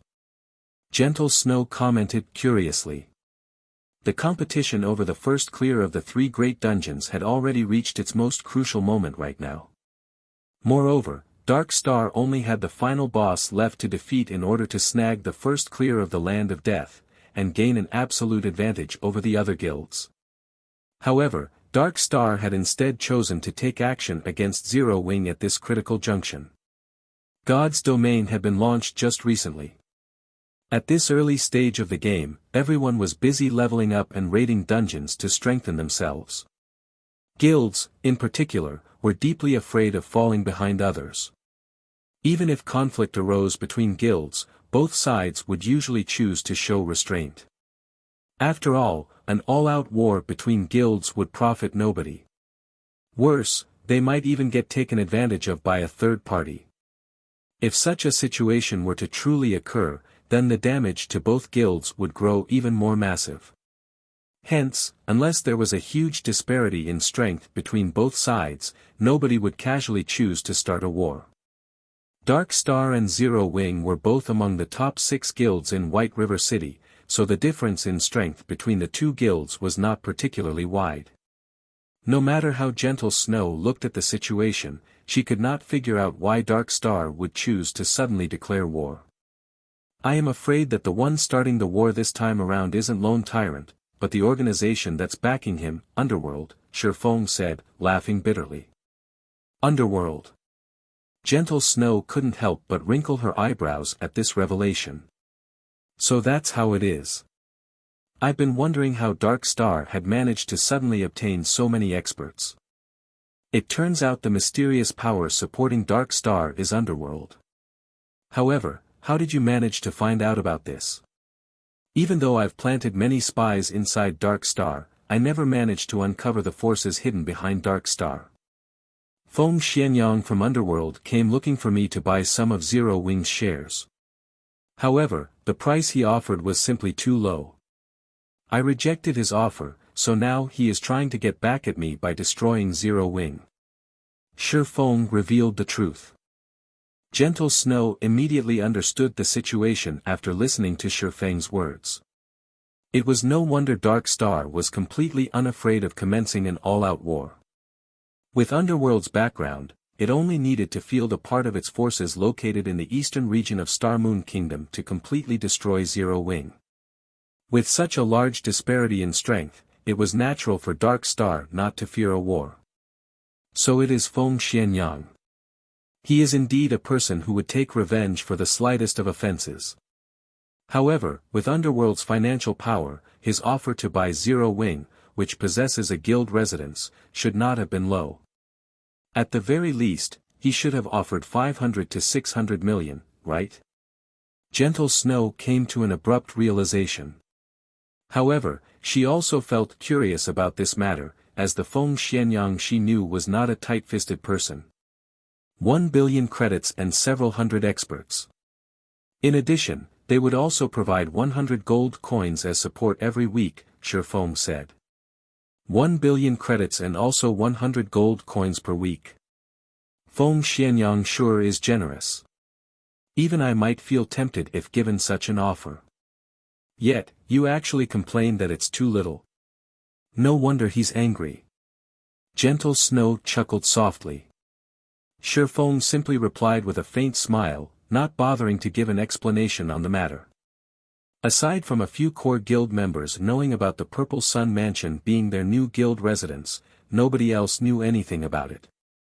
The others only knew that Zero Wing possessed a guild residence. They were not clear where exactly it was located. After all, there were simply too many plots of land available in White River City. Moreover, the Purple Sun Mansion was currently under reconstruction. It would take 2 more days before it can be used and also unveiled to the public. Following which, Feng made some small talk with Gentle Snow before ending the call. He then proceeded to start the 7th trial. If nothing unexpected happened, the 2,000 players led by Gentle Snow could definitely break apart Dark Star's encirclement around the Silverleaf Forest. Hence, what Feng needed to do now was to increase his own strength by obtaining even better tools and equipment, slowly and gradually enhancing their guild's foundation. In regard to the battle at the Silverleaf Forest, Feng could only play the role of an observer. Even if he were to rush over there right this instant, everything would have long since been over by the time he arrived.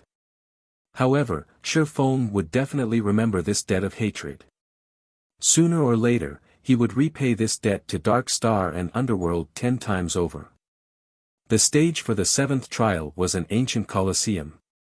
The moment Feng laid eyes on his opponent, he was immediately shocked by what he saw. Why is it myself? Feng looked at the familiar figure gradually appearing at a corner of the Colosseum, feeling very surprised. However, when he used observing eyes on this twin of his, he immediately came to an understanding. Mirage Beast, Rare Special Elite. Level 20. HP 200,000/200,000. This Mirage Beast was capable of replicating the appearance and skills of an enemy. However, unlike players, it had a frightening amount of HP.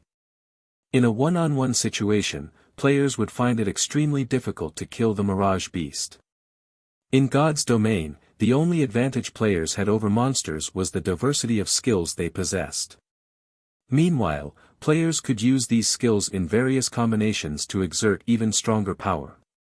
Yet, if the Mirage Beast possessed the same skills that players did, then players would lose even that little advantage they had. When comparing the power of skills, the Mirage Beast's skills might even be more powerful than the players'. Good timing. I was just thinking of trying out a few things. Feng advanced, immediately directing a chop at the Mirage Beast. Meanwhile, the Mirage Beast had similarly charged at Feng, and it, too, had sent a chop at Feng. The moment the two swords clashed, sparks flew all around. However, when all was said and done, Feng was still a player. In terms of strength, he was still far inferior to the Mirage Beast. Hence, Feng was easily repelled, forced by the Mirage Beast to retreat step by step. Meanwhile, the Mirage Beast was also superior in terms of attack speed. Although the ensuing damage from a collision of weapons was small, after clashing for tens or even hundreds of times, Feng would eventually lose his life. After all, the Mirage Beast possessed 200,000 HP, while Feng's HP was just slightly over 2,600 after reaching level 21. Moreover, Feng was receiving more damage than the Mirage Beast from their exchanges. Not to mention, both sides were also executing various skills. When Feng used Thundering Flash, the Mirage Beast would activate Windwalk to dodge the attack. It would then counter with a Thundering Flash of its own. Knowing that he could not receive the attack directly, Feng, too, activated Windwalk to dodge. However, the Mirage Beast activated Wind Blade to immediately appear before Feng. It then followed up with a chop, sending an extremely quick vertical slash down towards its prey. Feng hastily used parry to block the Mirage Beast's chop. He countered with a Thunder Flame explosion right away. In the end, however, the Mirage Beast used parry to fend off the powerful attack. Feng then followed up with a Flame Burst, which was promptly countered with a defensive blade by the Mirage Beast. The exchange between both sides was extremely intense. After a dozen seconds or so, Feng's HP had fallen to 60%. On the other hand, the Mirage Beast had lost only a negligible amount of HP. Just the Mirage Beast's battle recovery negated most of the damage Feng had caused. As expected of the 7th trial, even the monster's normal attacks and skills are used with such viciousness. However, instead of feeling afraid, a sense of excitement was bubbling within Feng at the moment. However, do you know this move? Feng looked at the Mirage Beast, a faint smile appearing on his face. He then proceeded to activate the Black Emperor inheritance. Dark fog immediately started emerging from the abyssal blade and then entered Feng's body.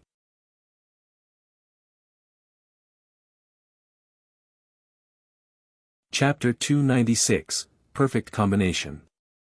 Although the Mirage Beast was capable of duplicating a player's every skill, Feng had already obtained a clear understanding of the Mirage Beast during this short period of time. Feng had previously activated the Ice Blue Devil Flame after starting the battle. Yet, the Mirage Beast had not done so. The Ice Blue Devil Flame was not a skill Feng had learned. Instead, it was an additional effect provided by the item known as the Ice Blue Devil Flame. Hence, Feng could say with certainty that the Mirage Beast was incapable of duplicating the additional skills of a player's equipment. The moment the dark fog, which emanated from the abyssal blade, started permeating Feng's body, a faint silvery gray aura of death emerged on the surface of his body. Immediately, he charged at the Mirage Beast, while simultaneously activating 9 Dragon's Slash. The 12 Abyssal Blade Phantoms promptly started attacking the Mirage Beast the moment they came into existence. When the Mirage Beast saw the 12 Phantoms striking at it, it cleverly chose not to block them. Instead, it bombarded Feng with a Thunder Flame explosion.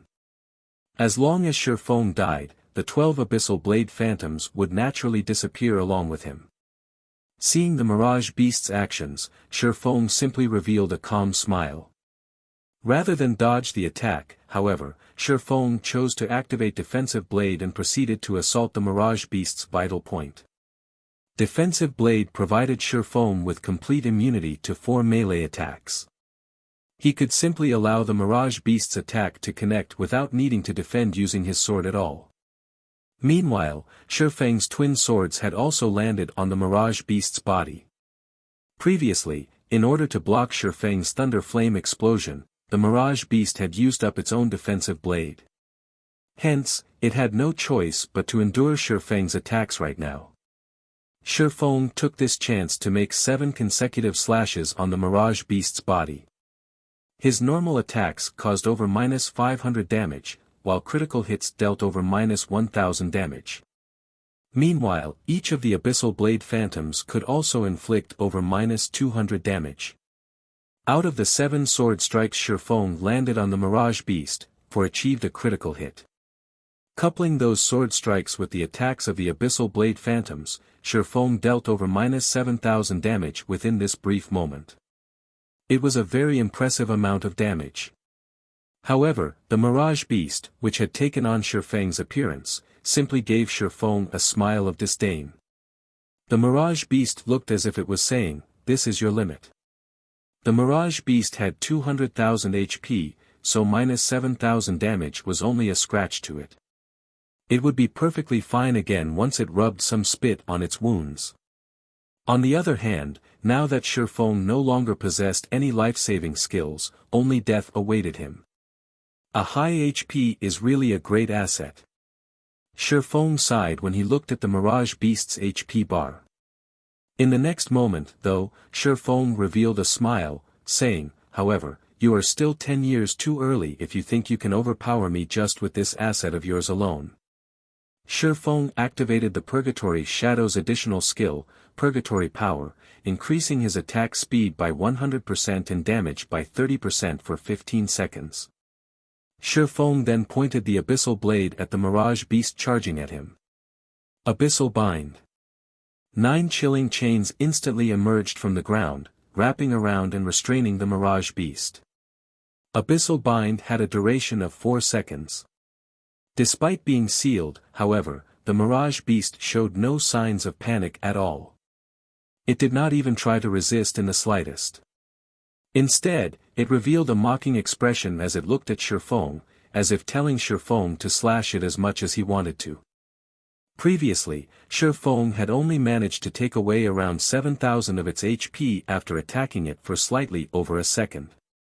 Even if the Mirage Beast allowed Feng free rein for 4 full seconds, the most it would lose was around 30,000 HP. That was not even a quarter of its total HP. Moreover, after Feng exhausted all his skills, he would also lose his means of dealing bursts of damage. With neither life-saving skills nor bursting skills, the end result was obvious. Hence, the Mirage Beast felt very assured of its victory. Since the very beginning, this human never had a chance of defeating it.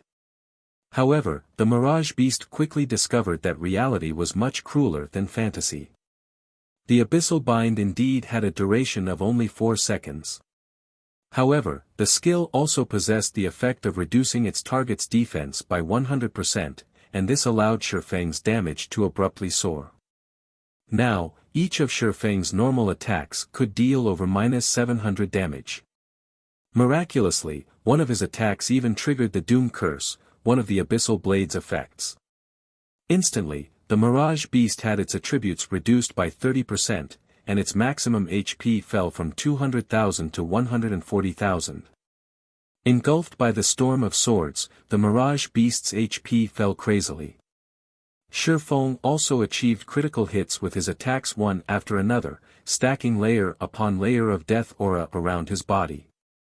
In this situation, the Nine Dragons Slash could be said to be a perfect match for the Black Emperor inheritance. After activating the Nine Dragons Slash, Feng would not be lacking in death auras at all. Before the 4 seconds were up, the Mirage Beast's HP had already gone below the 70% threshold. Just as the Abyssal Bind was about to lose effect, and the Mirage Beast was about to regain its freedom, Feng abruptly leaped into the air and switched sword techniques. Simultaneously, he used 10 of the 30 layers of death aura he had accumulated to reduce the Thunder Flame Explosion's cooldown. The level 7 Thunder Flame Explosion had a cooldown of 30 seconds. Meanwhile, each layer of death aura could reduce a skill's cooldown by 3 seconds. After using 10 layers of death aura, Thunder Flame Explosion could be used again. However, Feng was still not done. He then used the remaining 20 layers of death aura on himself, instantly increasing all his basic attributes by 40%, and attack speed and movement speed by 20% for 10 seconds. After receiving this new buff, Feng executed Thunder Flame Explosion, bombarding the Mirage Beast's head and sending sparks of flame flying all around. A damage of over -1,300 points appeared above the Mirage Beast's head, and the monster was placed into a fainted state for 3 seconds. Unless a monster was completely immune to control skills, powerful experts could usually restrain said monster continuously until death. Meanwhile, it was obvious that the monsters were not completely immune to control skills, they simply had a certain degree of resistance that would degrade the effects of control skills. Otherwise, it would truly be impossible for players to clear the 12 trials. Nevertheless, Feng was very clear about his own situation. Currently, as his level was still low and the number of skills he had learned was few, he only possessed explosive power but no staying power. After his short burst, if his enemy wasn't dead, the only options left for him were either to die or to flee. At present, Feng still had many gaps to fill in terms of the skills he had learned. However, the Black Emperor inheritance just happened to be able to fill these gaps, allowing him to create a perfect cycle with his skills.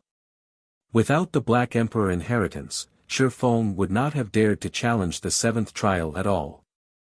The only pity was that the effects of the Black Emperor inheritance could only be used on the skills Feng had personally learned, it could not be used on the additional skills that came with equipment or weapons. If it were actually possible to do so, it would simply be too overpowered. Throughout the fainted debuff's 3-second duration, Feng had not only dealt a ton of damage himself, he had also managed to collect over 20 layers of death aura, thanks to the Nine Dragons Slash. When the Mirage Beast was about to regain consciousness, Feng spent another 10 layers of death aura to reset the cooldown of Thunder Flame Explosion, before promptly using it on the Mirage Beast again. This time, however, the fainted debuff of Thunder Flame Explosion was less effective on the Mirage Beast, the debuff's duration was less than 3 seconds now. However, Feng did not care about this matter, because at this time, he was drowning in the pleasure he felt from brandishing his 2 swords. He felt that this was the true combat method a swordsman should have, and it was a combat method he had always been pursuing. Excessive strength easily gave rise to gaps. Instead of mindlessly trying to deal as much damage as possible, the true way to battle was to combine and coordinate one's skills to attack steadily like flowing water. In this way, Feng continually used Thunder Flame Explosion to incapacitate the Mirage Beast. Although the fainted debuff's effect grew weaker and weaker each time, the Mirage Beast's remaining 140,000 HP was still forcefully wiped out by Feng's perfect control. Ultimately, the Mirage Beast remained helpless until the very end. The various big shots present in the Eternal Throne also could not help but be shocked by this result. They had never imagined that Feng had such strength within him. System, Mirage Beast defeated. 7th trial completed. Rewarding 15 million EXP, 30 free mastery points, and 10 gold coins. Proficiency of all skills increased by 800 points. System, 7th trial cleared. Do you wish to start the next trial? The moment Feng received 15 million EXP, he instantly leveled up twice to level 23. Currently, only Blackie had reached level 23 throughout the entire White River City. However, Blackie had spent several days in order to go from level 21 to level 23. On the other hand, Feng had taken less than 10 seconds to do so. Feng then looked at the system notification. Although his heart was filled with anticipation towards the 8th trial, he still shook his head, thinking to himself, one needs to know when to stop. With the points I've earned, I can already exchange for an epic ranked item. If I were to choose to continue, I would no longer be an expert but a gambler. The 12 trials was the toughest trial of the War God's Temple. The difficulty of the trials would definitely multiply several-fold the further he went. In Feng's estimation, the monster of the 8th trial would not be just a special elite monster.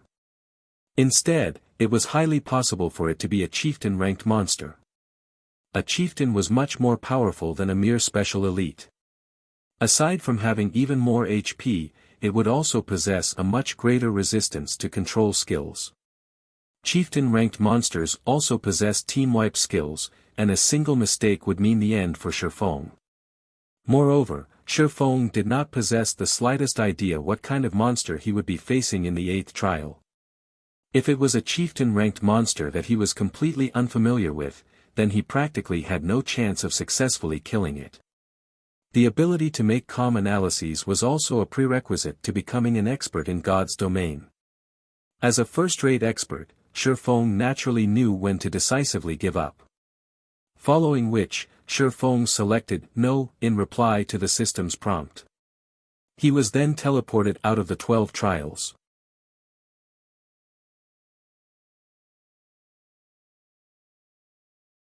Chapter 297, Stigmata. Interesting. Truly interesting. Sitting on a silver throne, Eucharis voiced his praise as he looked at Feng. Your performance has completely surpassed our expectations. It is also for this reason that we have decided to reward you with an additional 2,000 merit points. It was also a fact that the last time someone managed to clear the 7th trial was over a millennium ago. System, rewarding 2,000 War God's Temple merit points. That's generous of them. An expression of joy appeared on Feng's face. With 1,500 merit points, Feng could afford to exchange for a dark gold ranked item. Meanwhile, 4,000 merit points would be equivalent to an epic ranked item. Hence, the additional 2,000 merit points he received right now was truly a big harvest. Since you've already passed our test, walk to the center of the chamber. We will give you the strength necessary to locate the 7 treasures, Eucharis said. Feng then strode to the center of the eternal throne. There were countless divine runes inscribed on the floor there, joined together to form a huge magic array. Meanwhile, the 50 silver thrones were hovering around this magic array, the thrones themselves apparently connected somehow with this magic array. Let us begin, then, Eucharis said as he looked at his companions. The lords of the silver thrones nodded their heads and promptly stood up. Immediately after, the mana inside the eternal throne started churning. The mana density here was no less than at the god's grave. Meanwhile, this thick mana clustered around the magic array, forming 50 dense-looking fluid balls. Each one of these fluid balls was the size of a basin. These balls of liquid mana were definitely the densest mana Feng had ever seen in all his years of playing God's domain. At this time, Eucharis had also turned his head to look at one of the lords of the golden thrones. My lord, the preparations are completed, Eucharis said respectfully.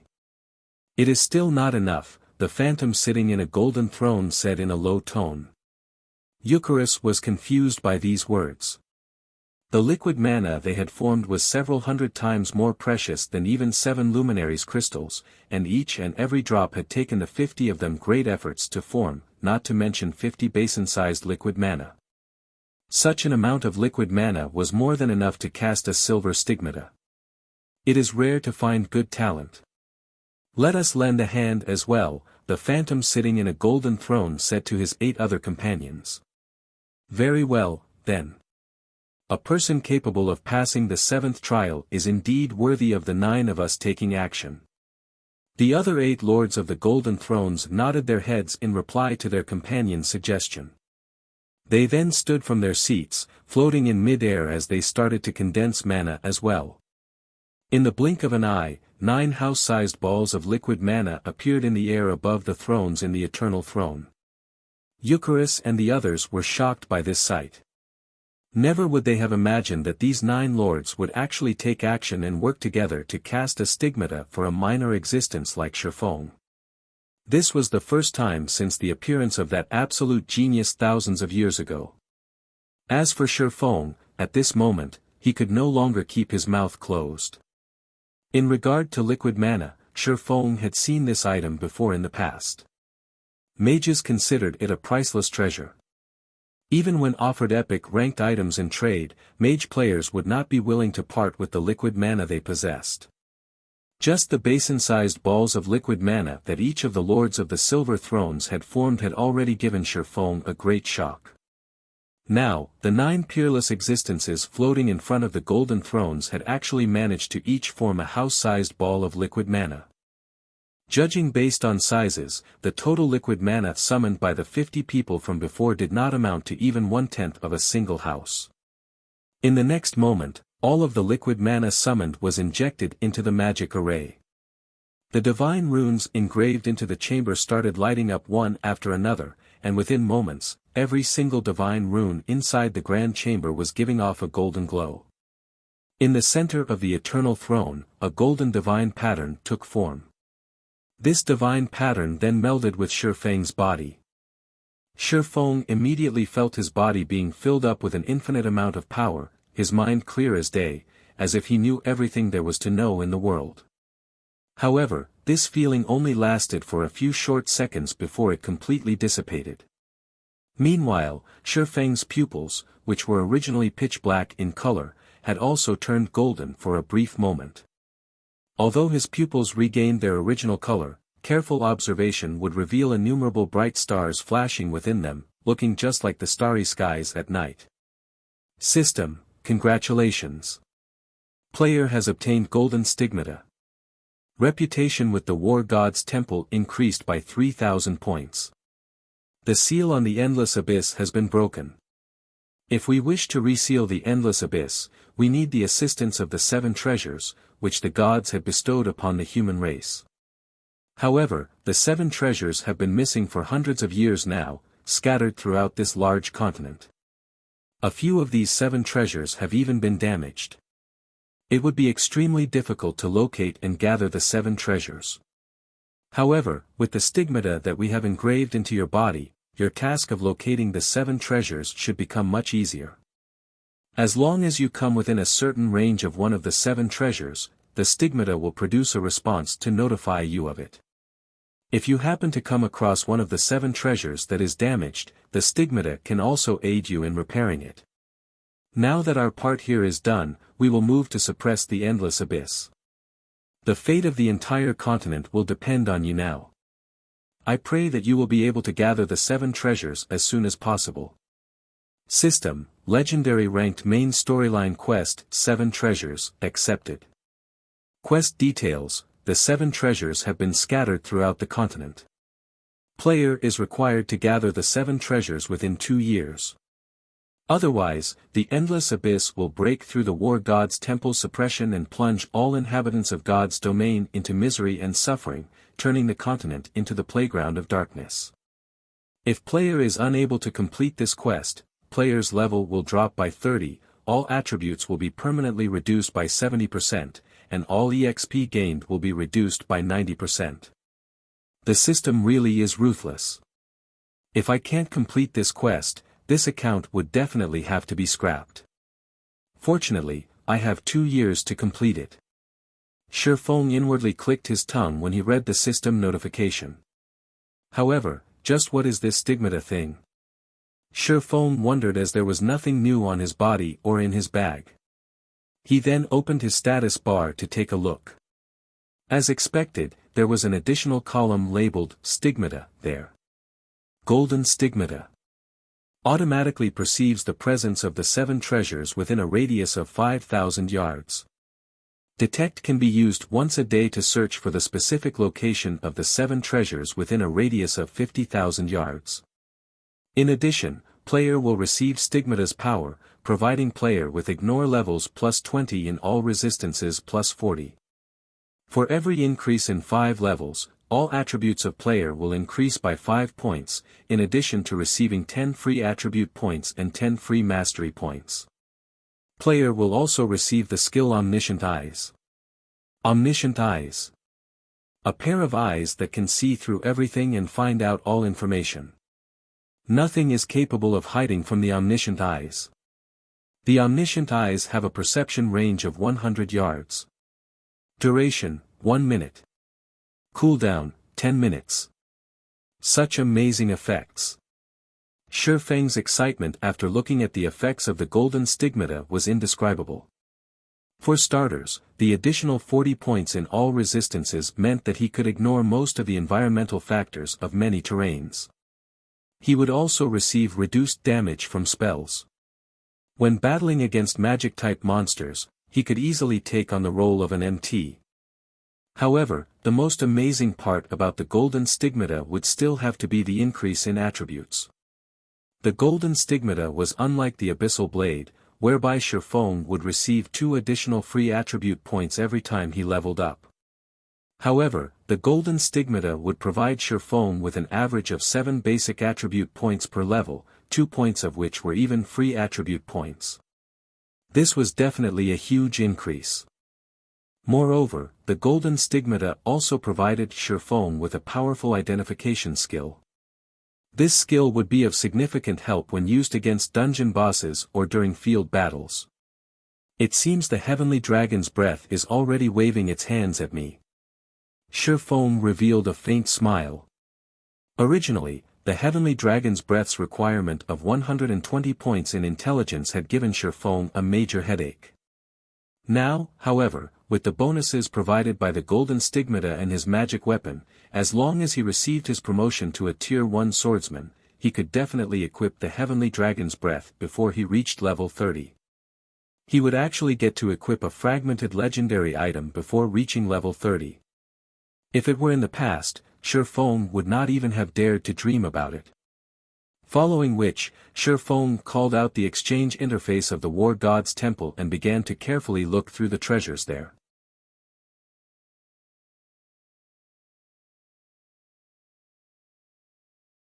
Chapter 298, Deep Pockets. Previously, Feng had focused his attention purely on clearing the trials. Even when he upgraded the Abyssal Blade to level 20, he had only picked out a random level 20 dark gold weapon. The War God's Temple was one of the strongest powers in God's domain. This was a fact that remained true from ancient times up to the present. Feng had been able to fully experience this truth simply by seeing the various big shots in the Eternal Throne take action. Hence, one could just imagine how wealthy the War God's Temple's treasury would be. As for this War God's Temple exchange system, players would automatically activate it after obtaining the first clear on a 100-man team dungeon. However, one would already require large amounts of War God's Temple reputation even to exchange for a fine gold item. In God's domain, reputation with the War God's Temple was infamous for being extremely hard to obtain, not to mention meeting the required reputation for exchanging an epic item. If not for his quest, Feng would not have the chance to exchange for an epic ranked item. He would not even have the chance to lay eyes on them. He would not get the chance to see the never-before-seen divine artifacts either. I wonder what sort of divine artifacts are in the treasury of the War God's Temple. Feng's heart was filled with anticipation as he filtered the exchange window to display only divine artifacts. A total of 2 divine artifacts was shown. Luminous Starlight, Divine Rank, Two-Handed Staff. Equipment requirement, Strength 3000, Intelligence 8000. Required merit points, 200,000. Skyfrost Blizzard, Divine Rank, Two-Handed Spear. Equipment requirement, Strength 10,000, Intelligence 4,000. Required merit points, 250,000. Although he could not see the exact attributes of these two items, just the merit points demanded and the equipment requirements of these two divine artifacts left Feng utterly speechless. Can a person really equip these divine artifacts? Feng had his doubts. It was simply unthinkable for a person to possess 10,000 strength. Even during his prime, Feng had not even been close to meeting such a requirement.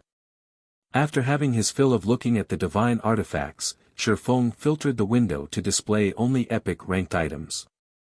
Immediately, an endless list of items appeared before him.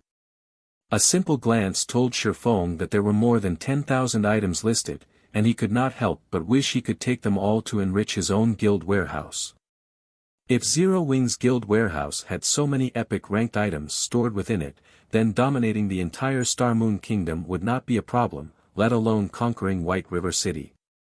However, this was only a passing thought. Feng currently had 6,800 merit points, and he could exchange for only a single epic ranked item at most. However, it was also not a simple task to choose a suitable item for himself out of these tens of thousands of items. For starters, let's forget about weapons. Armor should be a good place to start from, Feng thought. Presently, he already possessed a magic weapon, the Abyssal Blade. The dark gold ranked Purgatory's shadow he now wielded was also sufficient for his current self. If he wished to further increase his strength, then he needed to replace some of the mysterious iron and secret silver ranked equipment he was still using. Yet, when Feng looked at the long list of equipment, his mind was racked with indecision. However, Feng still managed to pick out a few good breastplates that caught his fancy. Not only did these breastplates offer large amounts of strength and agility, some even provided additional intelligence, an attribute that Feng was currently in need of. Meanwhile, the usage levels for these breastplates ranged between level 20 to level 80, and they all were epic equipment that could level up to level 100. One of these breastplates was called the Purple Fire Battle Armor and it required 5,000 merit points. It was a breastplate that mainly focused on the strength attribute, in addition to providing a certain amount of intelligence. The other one was called Merciless and required 5,300 merit points. It was similarly a breastplate that mainly focused on the strength attribute, and likewise it provided a certain amount of intelligence. The final breastplate that caught Feng's fancy was a breastplate called the Carnage Chest Protector. It required 6,000 merit points to exchange for, and it provided a balanced amount of strength, agility, and intelligence.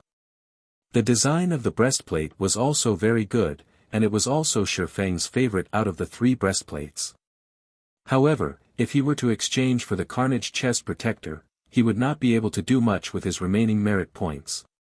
Let's take a look at some other items for now. After some contemplation, Feng filtered the exchange window to display ornaments that had a minimum equipment requirement of level 20. The merit points of the War God's Temple were extremely precious, so he needed to be extra careful when spending them. After browsing through the list for some time, Feng suddenly discovered an item he was extremely familiar with. Space Ring. However, instead of being of mysterious iron rank, this space ring was of epic rank.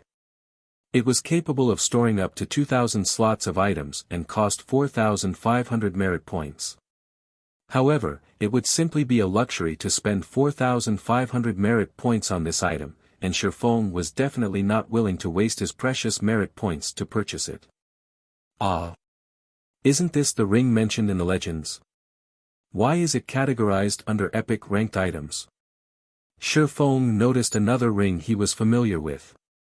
7 Luminaries Ring. Feng had done his fair share of research on the history of God's domain during his past life. The 7 Luminaries Ring was a ring crafted by one of the ancient gods, the Twilight Goddess. 7 formidable powers were sealed inside this ring, and each one of these 7 powers could match the power of a god. Meanwhile, the 7 Luminaries Ring allowed the simultaneous use of these 7 powers. Even a mere mortal would have the power to destroy heaven and earth when equipped with this ring. Rumor had it that the legendary god Slayer possessed this 7 luminaries ring, and it was precisely because of this ring that he had the power to kill gods. Is it a replica? Feng did not believe that the war god's temple possessed the real 7 luminaries ring. The reason being, an epic ranked item would not be powerful enough to decimate heaven and earth. Even a divine artifact did not have that strength. According to Feng's understanding, the 7 luminaries ring was a true godly relic. However, even a replica was an extremely rare find. To put it bluntly, replicas were weaker copies of the real deal.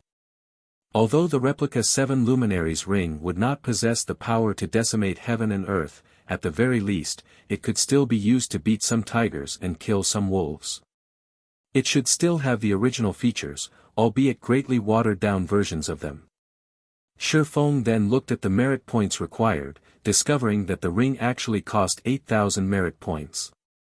It was worth almost half of a fragmented legendary item. Are you kidding me? Is this the brand effect? Feng couldn't help but inwardly curse the war god's temple. It was simply a replica. The other epic ranked rings only cost 6,000 points, at most, so on what basis would a replica be worth 8,000 points? 8,000 merit points. It seems I won't be able to exchange for it, Feng sighed.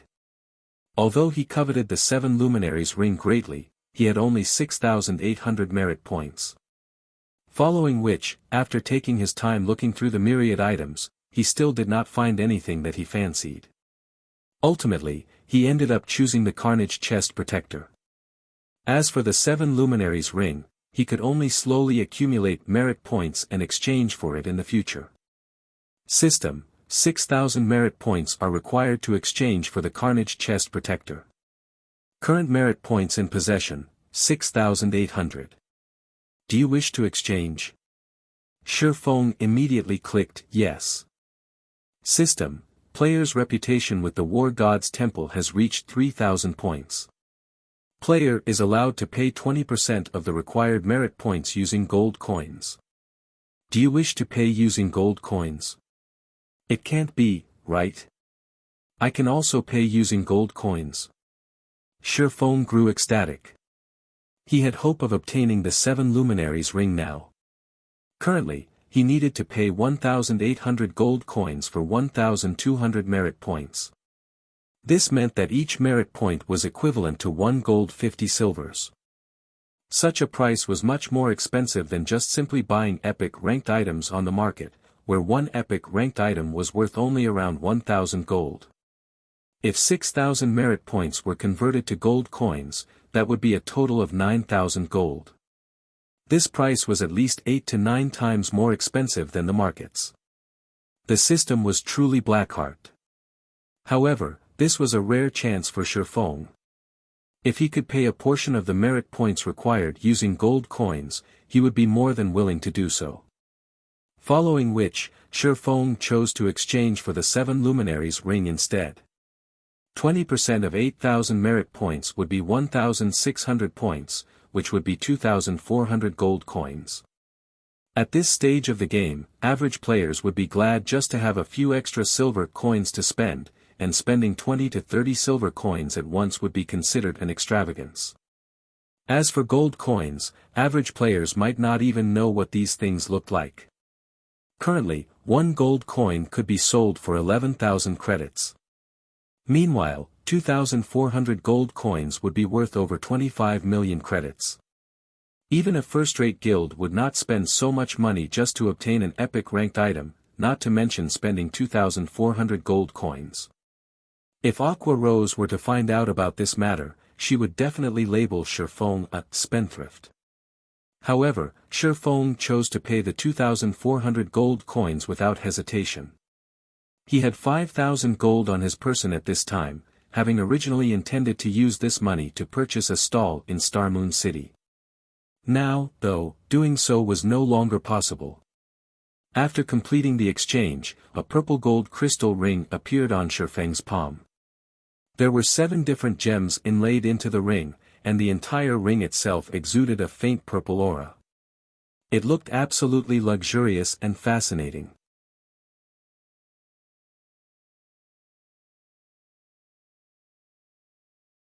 Chapter 299, One Word.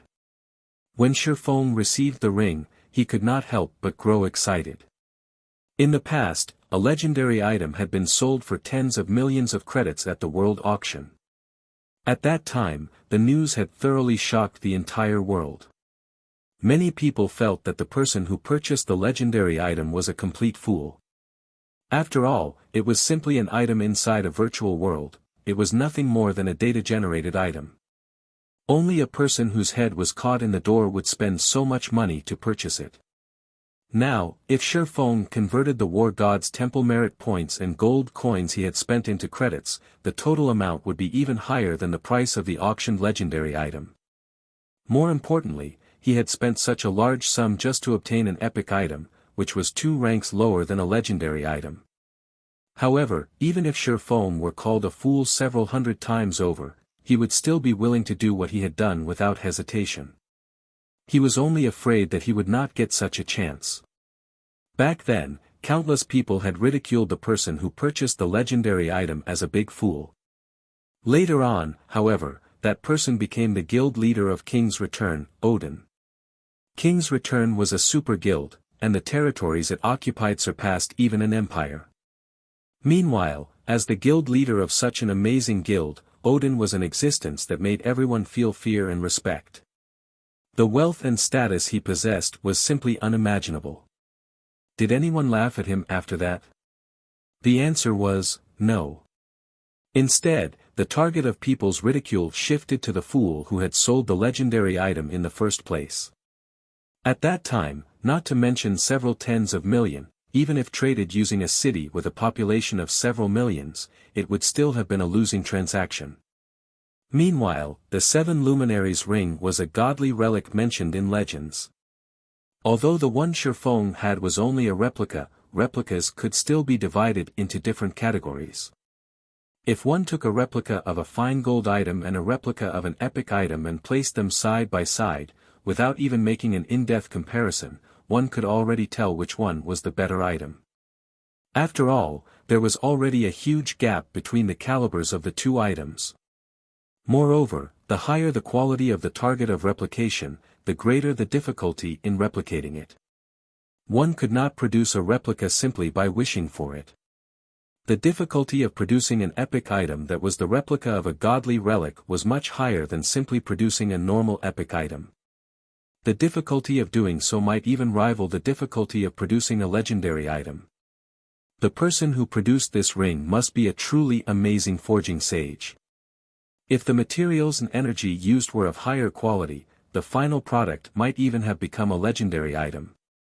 Feng was a forger himself, so he naturally could tell just how amazing the forger that managed to produce this 7 Luminaries ring was.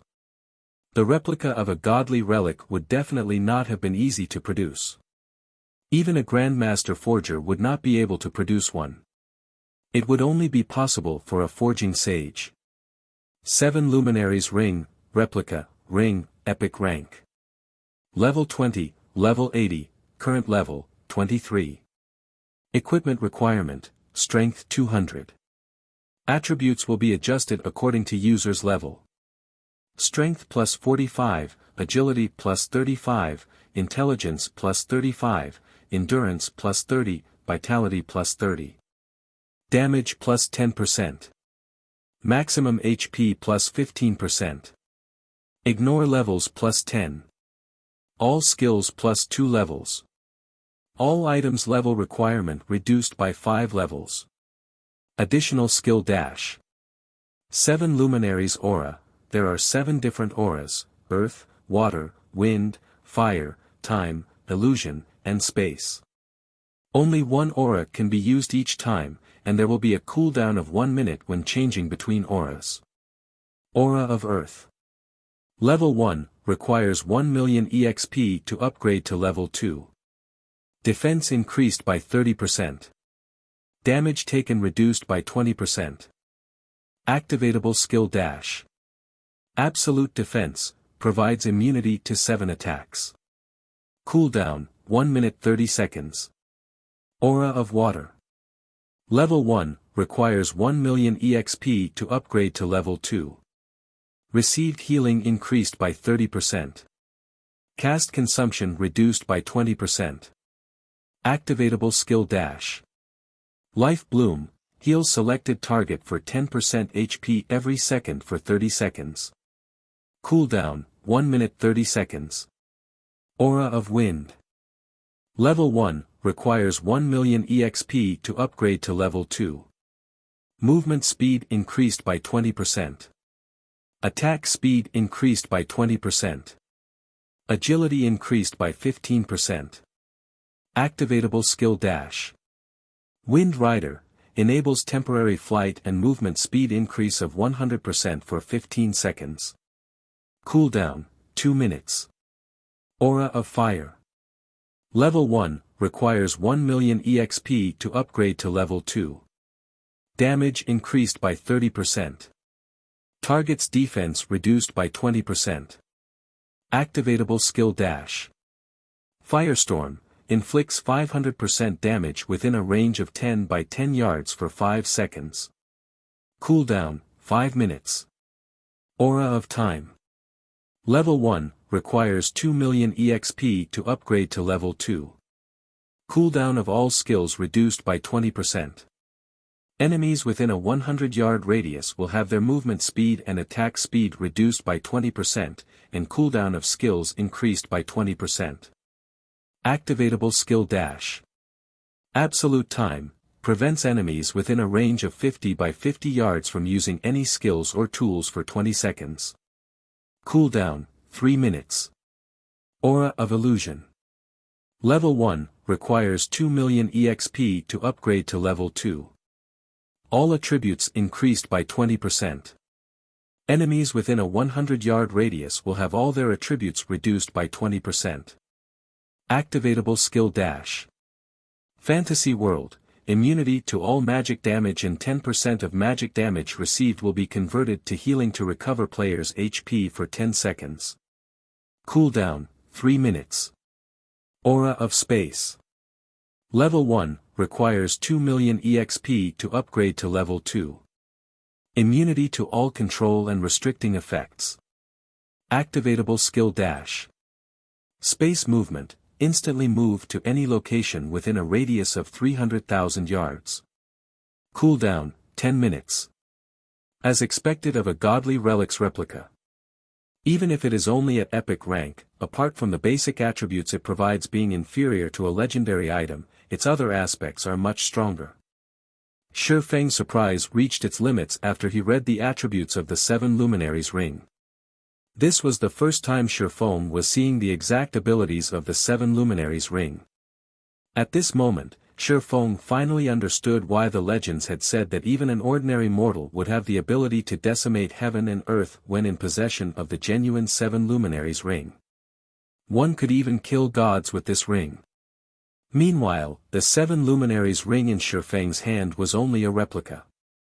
It was also only at epic rank, and it was tens of thousands of miles away from being comparable to the genuine article. However, even if it was only an epic ranked replica, in Feng's eyes, it was already a miniature godly relic. It could easily outshine any other epic item. It would be great if I could upgrade this epic ranked 7 Luminaries ring to legendary rank. Feng could not help but start fantasizing. If he could raise the 7 Luminaries ring's rank to legendary, then its value would become immeasurable. At that time, only divine artifacts would be able to suppress it. After Feng equipped the 7 Luminaries ring, his attributes greatly increased. His intelligence reached 91 points, only a small distance short of 120 points. I can use the Aura of Earth when acting as an MT, Aura of Water when acting as a healer, Aura of Wind when hunting or escaping, Aura of Fire when battling, Aura of Time and Aura of Illusion when fighting in a team battle, and Aura of Space when I'm in a hurry. This ring covers almost every possible situation. It truly is the most powerful epic item. Feng had mostly grasped the uses of the 7 auras in the 7 Luminaries ring. It really made one wonder just how powerful the genuine godly relic was. Just as Feng was fantasizing about the genuine godly relic, he suddenly thought of another matter. If he used the aura of space, he could still make it if he hurried to the Silverleaf Forest right now. After all, a distance of 300,000 yards could generally cover 2 regions. Feng could first teleport to Stream Fort from White River City. Afterwards, he only needed to pass through 4 regions in order to arrive at the Silverleaf Forest. Under normal circumstances, even if Feng ran with all his might, he would still need around 5 hours to travel across these 4 regions. However, now that Feng could instantly travel across 2 regions, he might even arrive at the Silverleaf Forest before Gentle Snow's reinforcements did. Thinking so, Feng immediately departed from the War God's Temple and headed towards the teleportation hall of Starmoon City.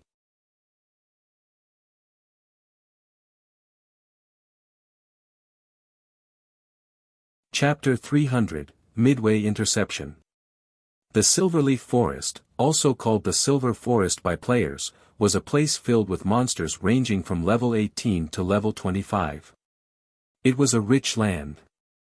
As to why it was called rich, it was because the monsters here were a great source for high-quality leather. These leathers were important materials used in the production of bags and leather armor. Moreover, the monsters here also dropped high-quality meat. Most importantly, however, there were a total of 14 field bosses present in this Silverleaf Forest. Field bosses were one of the main sources of income for guilds. Also, unlike team dungeons, which would reset only once every 3 days, field bosses respawn daily. The improvement these field bosses could bring to a guild's equipment was quite significant. It was also the reason why Fire Dance had led Zero Wing's core team here to kill field bosses. Now, however, the Silverleaf Forest swarmed with members of Dark Star. These players were grouped into smaller teams of a dozen or so players and larger teams with as many as 100 or so players. Meanwhile, each and every one of these players was currently out searching for members of Zero Wing. Master Tyrant, we need to speed up our operations. If we wait until Gentle Snow's people arrive, it will be difficult if we wish to wipe out Zero Wing's main force, South Wolf said as he looked at Lone Tyrant. For her to actually willingly send out reinforcements, it seems that woman really does have a deep relationship with Zero Wing. Lone Tyrant was slightly surprised. His lips then curled into a sneer as he said, even so, she is too late. We've already searched through the majority of this Silverleaf Forest. We've also tightly blockaded the 3 exits for this place. In addition, we've also placed a guild war order to seal off the entire Silverleaf Forest, so the bastards won't be able to simply return to the city using a return scroll. It won't be long before we will find them and get rid of them. However, even if they did use a return scroll and return to the city, their red names would get them killed by the guards the moment they arrived. They would also get locked up and lose their freedom for a long period of time. Such a penalty would be much worse than simply getting killed by us. South Wolf nodded in agreement. In order to deal with Zero Wing's main force this time, Dark Star had spared no effort, sending out all the elite members it had. Even Underworld had sent a team of Underworld guards into the fray. There were over 10,000 players participating in the hunt this time around, and of those, 6,000 were used to hinder Zero Wing's reinforcements.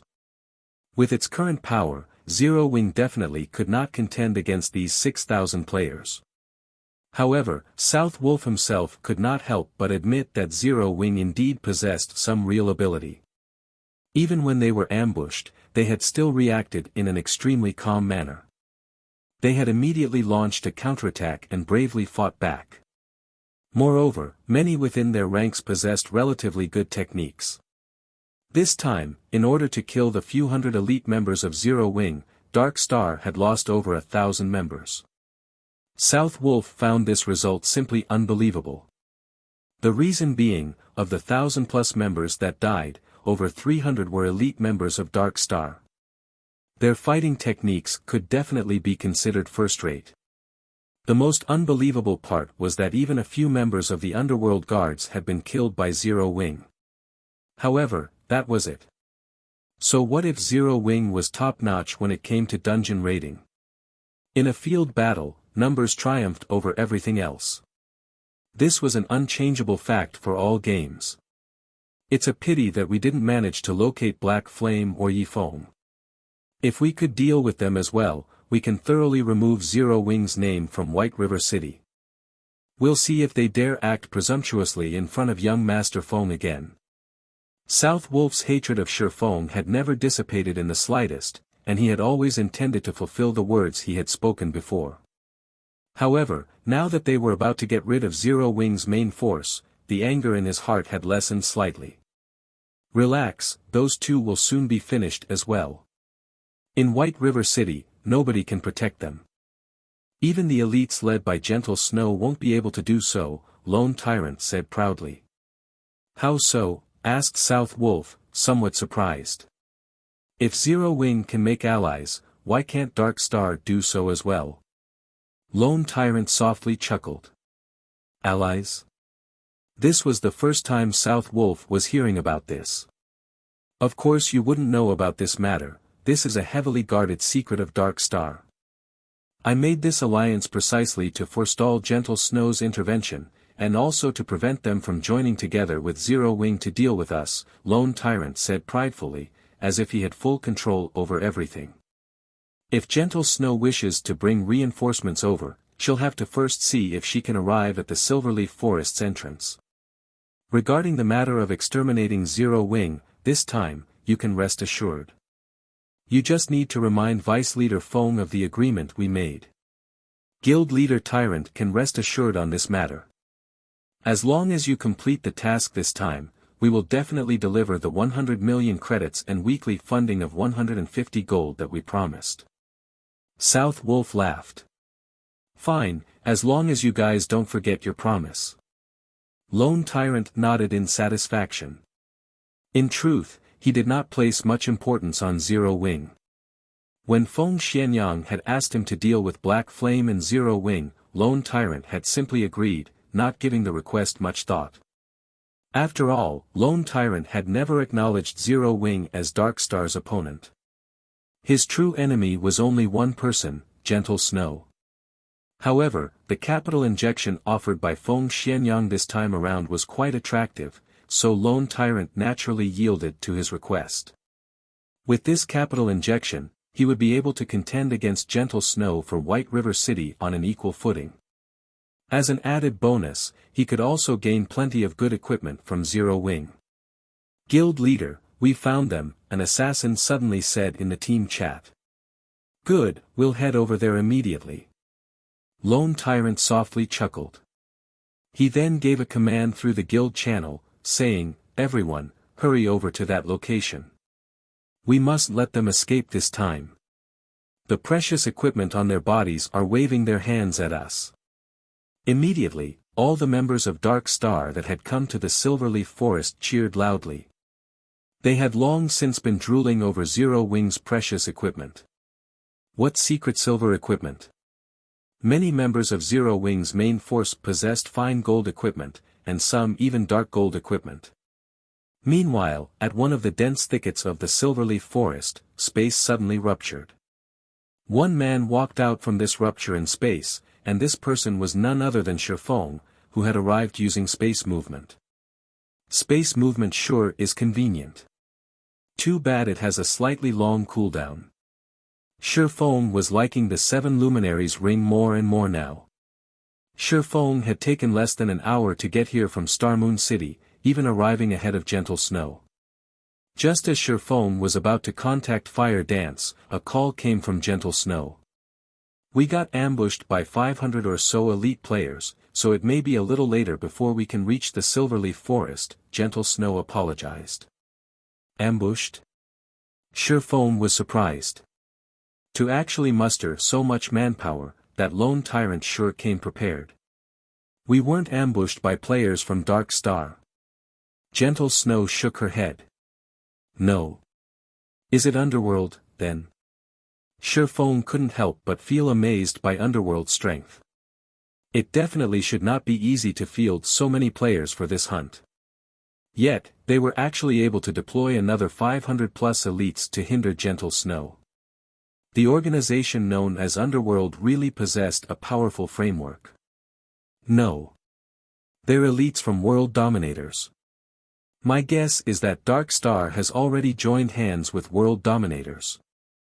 Gentle Snow then suggested, it won't be possible for my side to break through any time soon.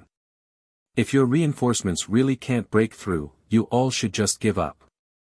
If we wait until World Dominator's troops head over there and carry out a pincer attack against you, then Zero Wing will truly be finished. I know.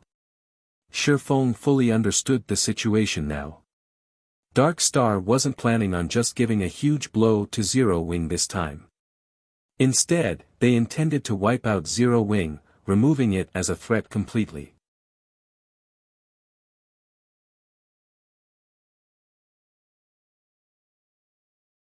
Chapter 301, Fangs. The reinforcements from Ouroboros definitely won't make it now.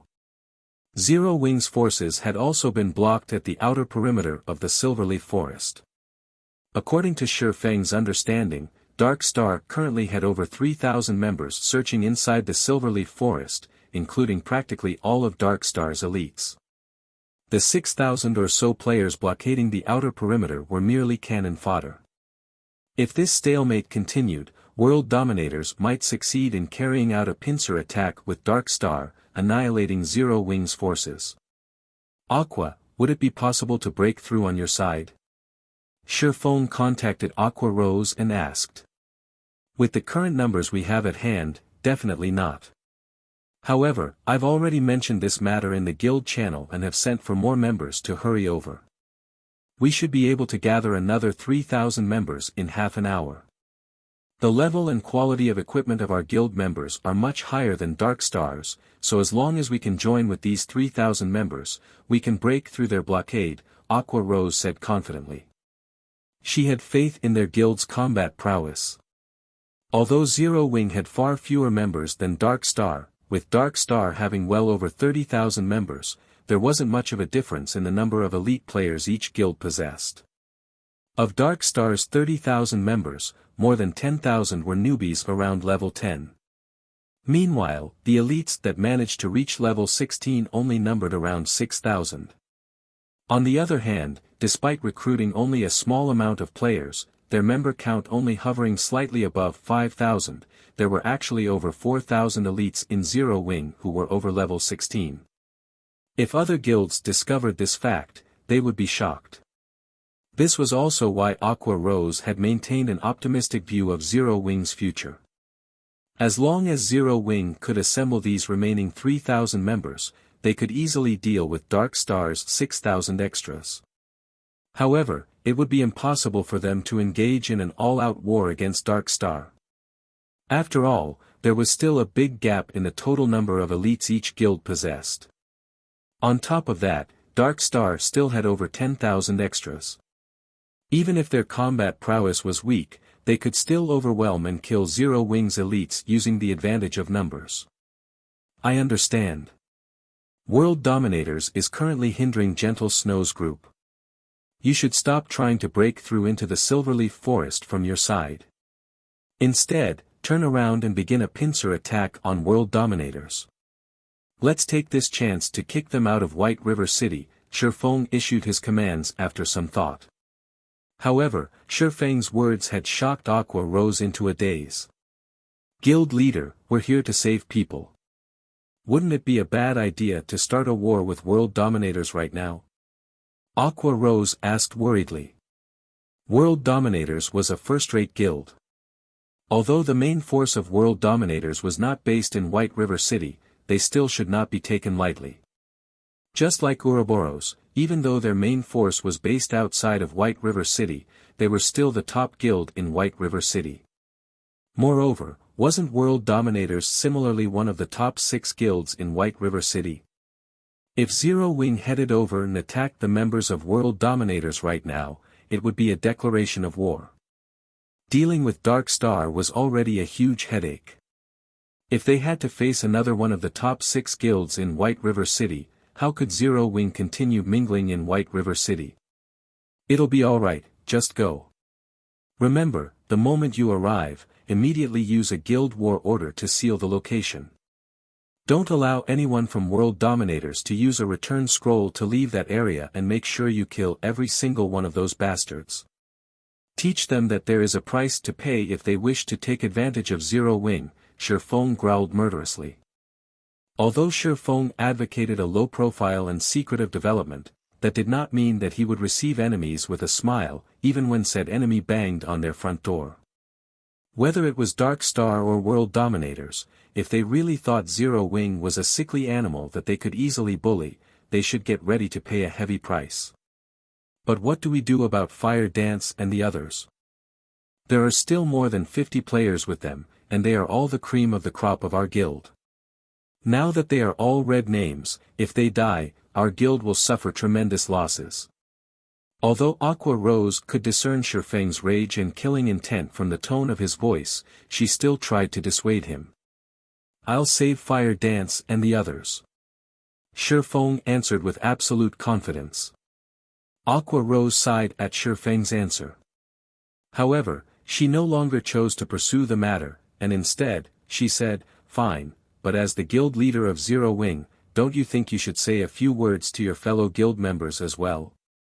You haven't expressed your intentions since Dark Star declared war against us. Although nobody in the guild has said anything about it, considering the weight of this incident and the declaration of war against world dominators, how can you stay silent?" After the war with Dark Star began, both murderous intentions and excitement swept through everyone in Zero Wing. Many in the guild had expressed their eagerness for vengeance, speaking in the guild channel about how they were going to teach the bastards from Dark Star a lesson and show Dark Star know how amazing Zero Wing was. However, as the intensity of the battle between both guilds grew, and the number of deaths increased, the atmosphere in Zero Wing became heavy. Even though they had fought for so long, they still hadn't managed to break past Dark Star's blockade around the Silverleaf Forest. The number of dead Zero Wing elites inside the Silverleaf Forest also grew as time passed. Hence, it was inevitable that Zero Wing's momentum would falter. At this point, most of the Zero Wing members had already lost their motivation to continue fighting, not to mention carrying out a pincer attack on world dominators. Feng, of course, was aware of Aqua Rose's concerns. However, compared to just speaking through the guild channel, Feng had taken more decisive action and directly uploaded a post to the official forums. Dark Star, today you've dared to send tens of thousands of players to hunt the hundreds of players of Zero Wing. My Zero Wing guild will return this slight 100-fold. Even if we're down to our very last breath, we will massacre your 30,000 members as payback. The name of Black Flame, the chief forger of Star Moon Kingdom, had long since spread throughout the Star Moon Kingdom. Moreover, Zero Wing was also the first guild to own a guild residence. The moment this post uploaded, it immediately garnered the attention of the residents of Star Moon Kingdom. Crap! Are they starting an all-out war? I show my support for Zero Wing. Zero Wing is as amazing as expected. Even though there are only several hundred, Dark Star actually had to send tens of thousands of players to hunt them. Does anybody know the final result? I heard that Zero Wing had lost over 300 members to Dark Star already, and there are still a few dozen being hunted down. On the other hand, Dark Star has already lost over 1,000 members. Right now, every player in White River City is discussing this matter. Amazing! With just several hundred players on their side, even when faced with more than 10,000 players, they can still kill over 1,000 players. Dozens are still alive, too. I also want to join Zero Wing and become an expert. I despise Dark Star. If they can, they should duel Zero Wing fairly. What's so great about using numbers to bully someone? I am one of the members of Zero Wing that had been surrounded and killed. You guys should have seen how amazing our guild Sister Dance and Brother Black fought. Sister Dance weaved across thousands of players, killing over 100 Dark Star members in a row. Brother Black's spells instantly vaporized hundreds of Dark Star members the moment it landed. I have a video recording of the battle, so come to Zero Wing's forum section if you want to have a look at it. After Feng uploaded his post, the entire forum exploded in a storm of comments. The players that had only recently started playing God's Domain also started paying attention to Zero Wing as a result of this commotion, especially after seeing the battlefield containing thousands of players.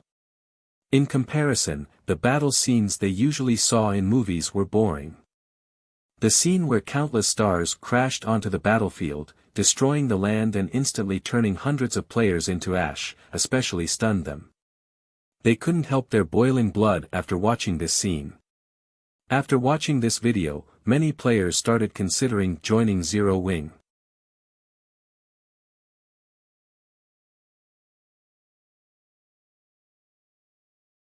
Chapter 302, Strong Capital. Feng had used the name of Black Flame when he uploaded his post. Hence, just a few minutes after the post went live, it had already received a massive amount of visitors. The number of replies easily passed 10,000. Shortly after, the post had been automatically pinned at the top of the forums by the game officials, and there was also an additional bright red war tag on the post.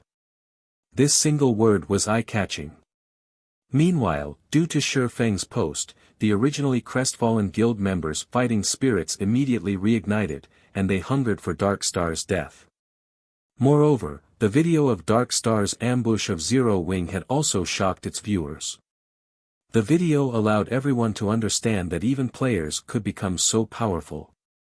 When the stars of light descended, the scene seemed as if the world was coming to an end, and within an instant, hundreds of players had been vaporized.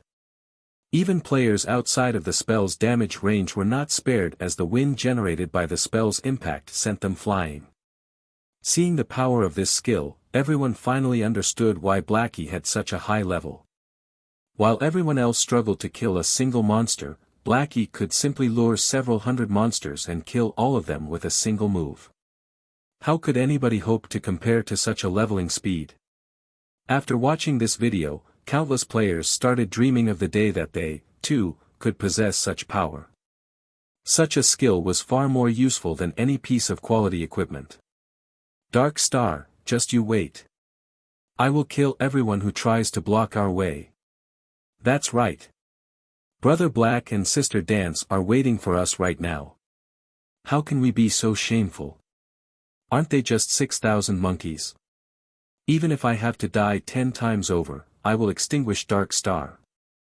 The members of Zero Wing all released spirited battle cries as they glared at the members of Dark Star blocking their path. As long as Aqua Rose gave the command, they would charge and take action. However, just as they turned their gazes to Aqua Rose, Zero Wing's vice leader, Feng's voice suddenly dominated the guild channel. I'm sure everyone is clear about what has happened today. Dark Star has declared all-out war against us, and they wish to wipe our names from White River City. Although we, Zero Wing, have just started our journey and the member count of our guild cannot compare to the other guilds in White River City, Dark Star has actually started a war with us, thinking that we are easy to bully. What do you all think we should do about this? Kill them all. That's right. Why should we fear fighting back? Now, let's show those bastards that, if they wish to swallow us whole, they should prepare to lose a few teeth. Since everyone is going to try their best, as the guild leader, I cannot be stingy. Before the battle, I sent for someone to retrieve some battle tools stored inside the guild warehouse. Everyone should now look for Vice Leader Aqua Rose for your share. Also, for those who participate in today's battle, you will gain 10 guild points for each enemy you kill. Those who manage to accumulate 10 kills will be rewarded one piece of secret silver equipment, while those who kill 50 will get a piece of fine gold equipment.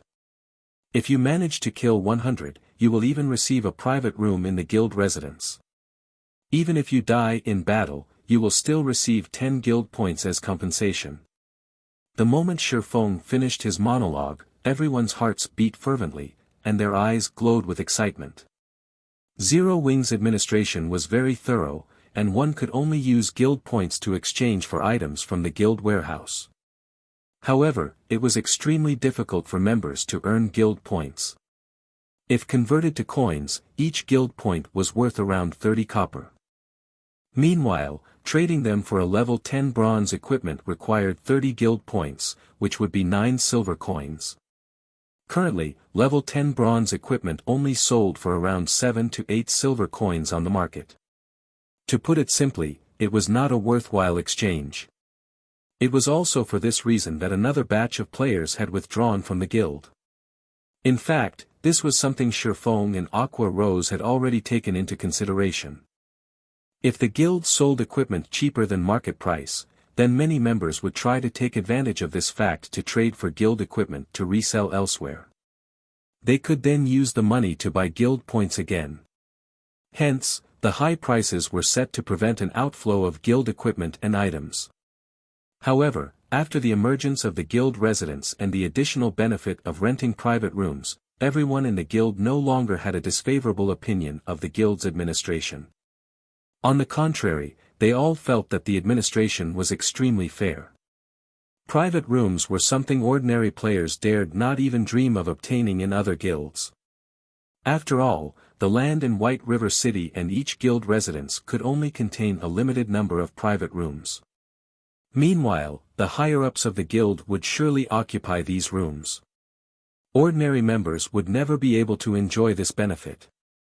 Yet, Zero Wing had defied all expectations and actually opened up a few private rooms for ordinary members. Ordinary members of Zero Wing could actually rent these private rooms for a low cost of only 2 guild points per day. Although the price was slightly higher than staying a night at a hotel, unlike hotels, one could accumulate double EXP buffs from private rooms. With this feature, it was definitely worth spending a few extra copper coins. The members present in this battle also heard of the benefits provided by other guilds. Although other guilds also provided rewards and compensation to its members for killing and dying in battle, the amount offered was far worse than Feng's. 10 guild points equaled 3 silver coins. There were 3,000 members participating in this battle. If each one of them managed to kill one enemy, the total guild points awarded would be the equivalent of 9,000 silver coins or 90 gold. This was a massive sum of money. Moreover, Feng also promised to compensate for each guild member's death. At the very least, he would have to spend over 100 gold. If converted to credits, 100 gold would be worth over 1 million. This situation reaffirmed everyone's confidence in Zero Wing's financial resources and background. With such great benefits, powerful financial resources, and most importantly, such an amazing guild leader, was it possible for such a guild not to grow powerful? Even if I have to die, I'll still drag at least 10 guys with me. Humph. Don't you have any ambition? Didn't you hear the guild leader say that he would reward those who managed to get 100 kills with their own private room? You have to be capable of actually doing that first. Have you not seen how easily Brother Black and Sister Dance managed it? The momentum pushing the guild members to kill their enemies was stronger than ever now. Although the guild would only rent out not sell any of the private rooms, one could imagine how much a private room would cost. It was definitely not something worth a measly 1,000 guild points. Although their chances of actually killing 100 people were slim, there was still a small possibility. Naturally, they would fight for that glimmer of hope. Everyone, come to me to receive the frost grenades. Each person will only get 2. Party leaders will get 3 frost grenades and 1 tier 0 attack or defense magic scroll. Team leaders and vice team leaders will receive 5 frost grenades and 1 tier 1 magic scroll. After Feng finished his speech, Aqua Rose started distributing the supportive tools to every guild member. In order to display Zero Wing's might to everyone in Star Moon Kingdom, Feng bled his pockets dry this time. He retrieved all the supportive tools from inside the guild warehouse for this battle. The moment everyone received the supportive tools, everyone felt even more certain of their victory over Dark Star. Just by arming all of them with a single frost grenade, they could easily force Dark Star's 6,000 members to eat a huge loss. Adding in the control effect of the frost grenades, their chances of defeating these 6,000 players increased by at least 30%. Vice Leader Aqua, how should we fight? We'll all listen to your commands. That's right. With these tools of war, I can easily kill over 10 people and earn a ton. 100 people, here I come. Let's hope that those bastards don't run away. Everyone started joking around as they felt confident in defeating Dark Star now.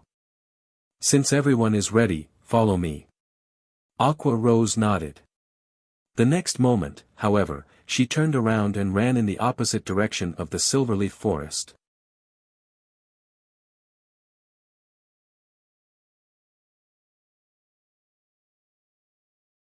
Chapter 303, Hold Nothing Back. Deep inside the Silverleaf Forest. Boss, I don't know what's going on with Zero Wing, but they've retreated from Silverleaf Forest's entrance, an assassin who used stealth to stalk Zero Wing's troops reported in the team chat. It seems that they're giving up on trying to get in. Ha ha ha. That black flame made such a bold statement, yet, now, he's fleeing with his tail between his legs. If we upload this news to the forums, he will definitely become a laughing stock. South Wolf laughed loudly when he received this report. Lone Tyrant's lips curled into a sneer as well, saying contemptuously, Zero Wing is just a gathering of nobodies. Since the very beginning, they have never stood a chance at victory. They should consider themselves lucky. If they waited until we finished wiping out Zero Wing's core team, we would have turned around and begun a pincer attack on them with world dominators. At that time, even their remaining 3,000 to 4,000 members would have no hope, and Zero Wing would utterly disappear from White River City.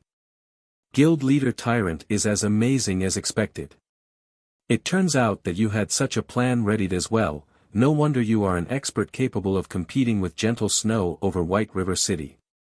Not only do you possess extraordinary strength, but your intellect is also at the top of White River City. South Wolf flattered as he came to a realization. As long as you can remove Zero Wing's name from White River City, the only obstacle in your way will be Ouroboros. However, with Dark Star and World Dominators working together, even the team led by Gentle Snow would no longer pose a threat. At that time, Guild Leader Tyrant would become the true overlord of White River City. It's still too early to make such claims. Lone Tyrant chuckled as pleasure filled his heart. He then continued, saying, ultimately, Gentle Snow is a well-known expert and leader in the virtual gaming world.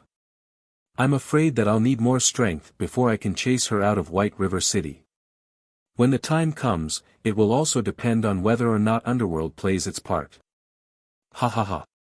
Guild Leader Tyrant can rest assured. As long as Dark Star possesses a high chance of becoming the overlord of White River City, Underworld will invest greatly in it. When the time comes, Underworld will send even more experts to help Dark Star solidify its position as overlord. South Wolf laughed, answering with certainty. With your word, South Wolf, I can rest assured. Lone Tyrant laughed with South Wolf. Currently, confidence regarding Dark Star's future filled Lone Tyrant. Now that Zero Wing has given up on saving Fire Dance and the core members, although I pity them slightly, we should still quickly end their lives. When South Wolf thought of Fire Dance's sexy body, a lecherous smile unconsciously appeared on his face. Elsewhere, Fire Dance and her group were currently in a very precarious situation. Players from Dark Star had them surrounded, and although they had constantly carved out a path of bodies, they could not use return scrolls to escape. Dark Star had the Silverleaf Forest under siege, and all exits were blocked. If this situation continued, they would, sooner or later, lose their lives. However, they could not afford to die. At this moment, there were only 30+ players remaining in their team, and they were all red names. As for herself and Blackie, their names were already close to turning black now. If they died, losing 3 or 4 levels would only be a small matter. The most crucial point was that they could not afford the loss of their equipment. Sister Fire Dance, what are we going to do now? The bastards from Dark Star have discovered our location again, Lonely Snow asked. At this moment, he appeared to be in quite a sorry state. After being surrounded and attacked over a dozen times, his willpower had started to falter as well. Unfortunately, no matter what they did, they could not find a way to escape from Dark Star. Let's retreat first, then talk. Aqua Rose and the others are currently breaking through the entrance now. Moreover, they also have a large stock of supportive tools, so they can definitely break past Dark Star's blockade. We just need to hold on for a little while longer before we're rescued. Fire Dance had also racked her mind, trying to think of a way to escape. However, Dark Star simply had too many players. No matter how they tried to run, another group of players always waited for them. If not for the fact that their equipment and techniques were so impressive, they would have long since died. Just as everyone was desperately running for their lives, Feng contacted Fire Dance and suddenly joined the team. Guild Leader. Guild Leader. You're finally here. A glimmer of hope immediately flared in Blackie's heart when he noticed Feng join the team. Blackie's opinion of Feng had reached blind worship long ago, and he believed that there was nothing that Feng could not accomplish. In fact, Blackie wasn't alone in having such an opinion. Everyone in the core team thought so as well. Meanwhile, the originally gloomy atmosphere instantly dispersed upon Feng's arrival. Guild Leader, you're even more amazing than the Fountain of Life. By simply joining the team, you have caused everyone's spirits to recover instantly, their fighting powers have doubled. Fire Dance joked. Ha ha ha. I never knew I had such an effect. Feng laughed. They all could not help but laugh with him. Instantly, the atmosphere relaxed. How are things on your side? Feng asked. Dark Star has us forced into a corner, and it's practically impossible for barge through any of the exits. At most, I think we have another half an hour before we'll have to make a final stand against them. Fire Dance gave Feng a brief explanation of their current position. Meanwhile, as a veteran of the battlefield, Feng quickly grasped the general situation. If Fire Dance and her group faced Dark Star's 3,000 players in direct combat, the conclusion would be obvious. Even if they had Feng with them, the result would be the same. After a long moment of silence. I understand. Head to these coordinates. I'll meet you guys there, Feng said. Now that Fire Dance's group had been forced to such a corner, even Feng could not turn the tides. Dark Star had 3,000 players fighting for them, not just 100 or 200. At this stage of the game, most players should have already learned quite a few skills, and of them, there would definitely be a few life-saving skills. Furthermore, their fighting techniques would have improved greatly. It was no longer possible for Feng to slaughter them by the hundreds as he had with Martial Union. Fortunately, Feng was very familiar with the Silverleaf Forest. After giving it some thought, he concluded that there was only one location Fire Dance and the others could head to survive. The chances for survival was less than 30%. However, a 30% chance of survival was far better than none at all. After all, if they faced Dark Star's 3,000 strong army, they would die 10 out of 10 times. Hopefully, Aqua Rose can take action quickly. Otherwise, we really will suffer a total defeat. Following which, Feng disconnected his call with Fire Dance. He then activated the 7 Luminaries Ring space movement once more, teleporting to the meeting location that he gave Fire Dance's group. Although Guild War orders could seal off the usage of teleportation scrolls, they were completely useless against the power of the 7 Luminaries Ring. On the gravel road leading to the Silverleaf Forest, the players from World Dominators had already started battling the players from Ouroboros. Throughout their battle, both sides had constantly sent for more reinforcements, involving more and more players in the fray. Both sides were first-rate guilds with extraordinary backgrounds. To hinder Gentle Snow's advance, World Dominators had sent over 10,000 players to this fight. Meanwhile, Gentle Snow had even more players on her side. Currently, her army had increased to over 14,000 players. The intensity of the battle between these two guilds far outstripped the battle between Dark Star and Zero Wing. This massive encounter had shocked many players in White River City. Just what was happening in White River City? Why were 4 of the top 6 guilds in White River City battling it out against each other? Moreover, it wasn't just a minor skirmish between guilds.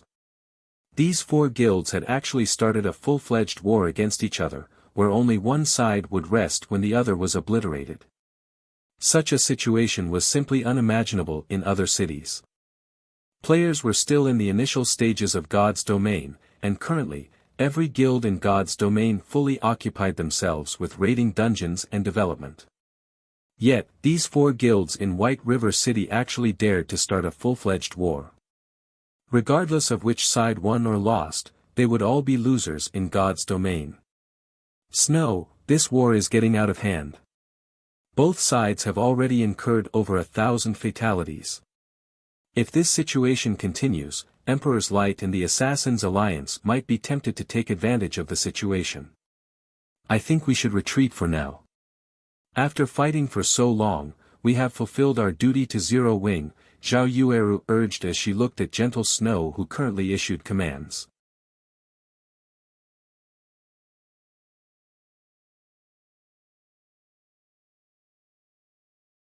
Chapter 304, Ferocious Beasts Released. In reply to Zhao Yueru's suggestion, Gentle Snow merely shook her head and revealed a smile, not bothering to give any additional explanations. Are we just going to continue fighting like this? Although we have the advantage right now, if we wish to repel world dominators, our losses will be immense. We might very well ruin the great advantage we have in White River City. Snow, you should know that the people of Starmoon City have long since had an opinion of you. If we lose the advantage we have in White River City, they will take advantage of the situation and cause you trouble. Zhao Yueru could not make sense of Gentle Snow's thoughts. Although they were good friends with Black Flame, it wasn't enough of a reason to destroy the influence they had obtained through painstaking efforts. The fight between their 2 guilds was no longer a simple skirmish, but a war that involved over 10,000 people. Without sufficient benefits, one should never start a war. War was not a child's game. Not only were they required to give out rewards and compensation to the participants, but they also needed to pay for many other expenditures. To put it plainly, war was just a way for players to waste money. Though, it would not have mattered as much if they could pay these expenses using credits. After all, their families in the real world were both wealthy and influential, they could easily ignore such insignificant expenses. However, what they were not spending credits, but coins, a commodity that could not be easily obtained. If they continued fighting this war, the advantage they previously held over the other guilds in White River City would fall behind significantly. Zhao Yueru knew that Gentle Snow was a person who spoke of righteousness and possessed high morals. If it were for a personal matter, she would never allow her companions to fight in such a desperate war. It was also the reason many experts willingly followed and respected her. Even if it were for personal reasons, Gentle Snow absolutely would not drag in the entirety of Ouroboros in White River City. Is Zero Wing truly worth the effort to attempt to win this battle and protect them? Zhao Yueru asked in confusion. Yes. I believe my own foresight. Gentle Snow's crystal-clear eyes glowed with firm confidence. In truth, Gentle Snow wanted to say that she believed in Black Flame and Yifeng's potential. In addition, there was also a great power hidden behind Black Flame.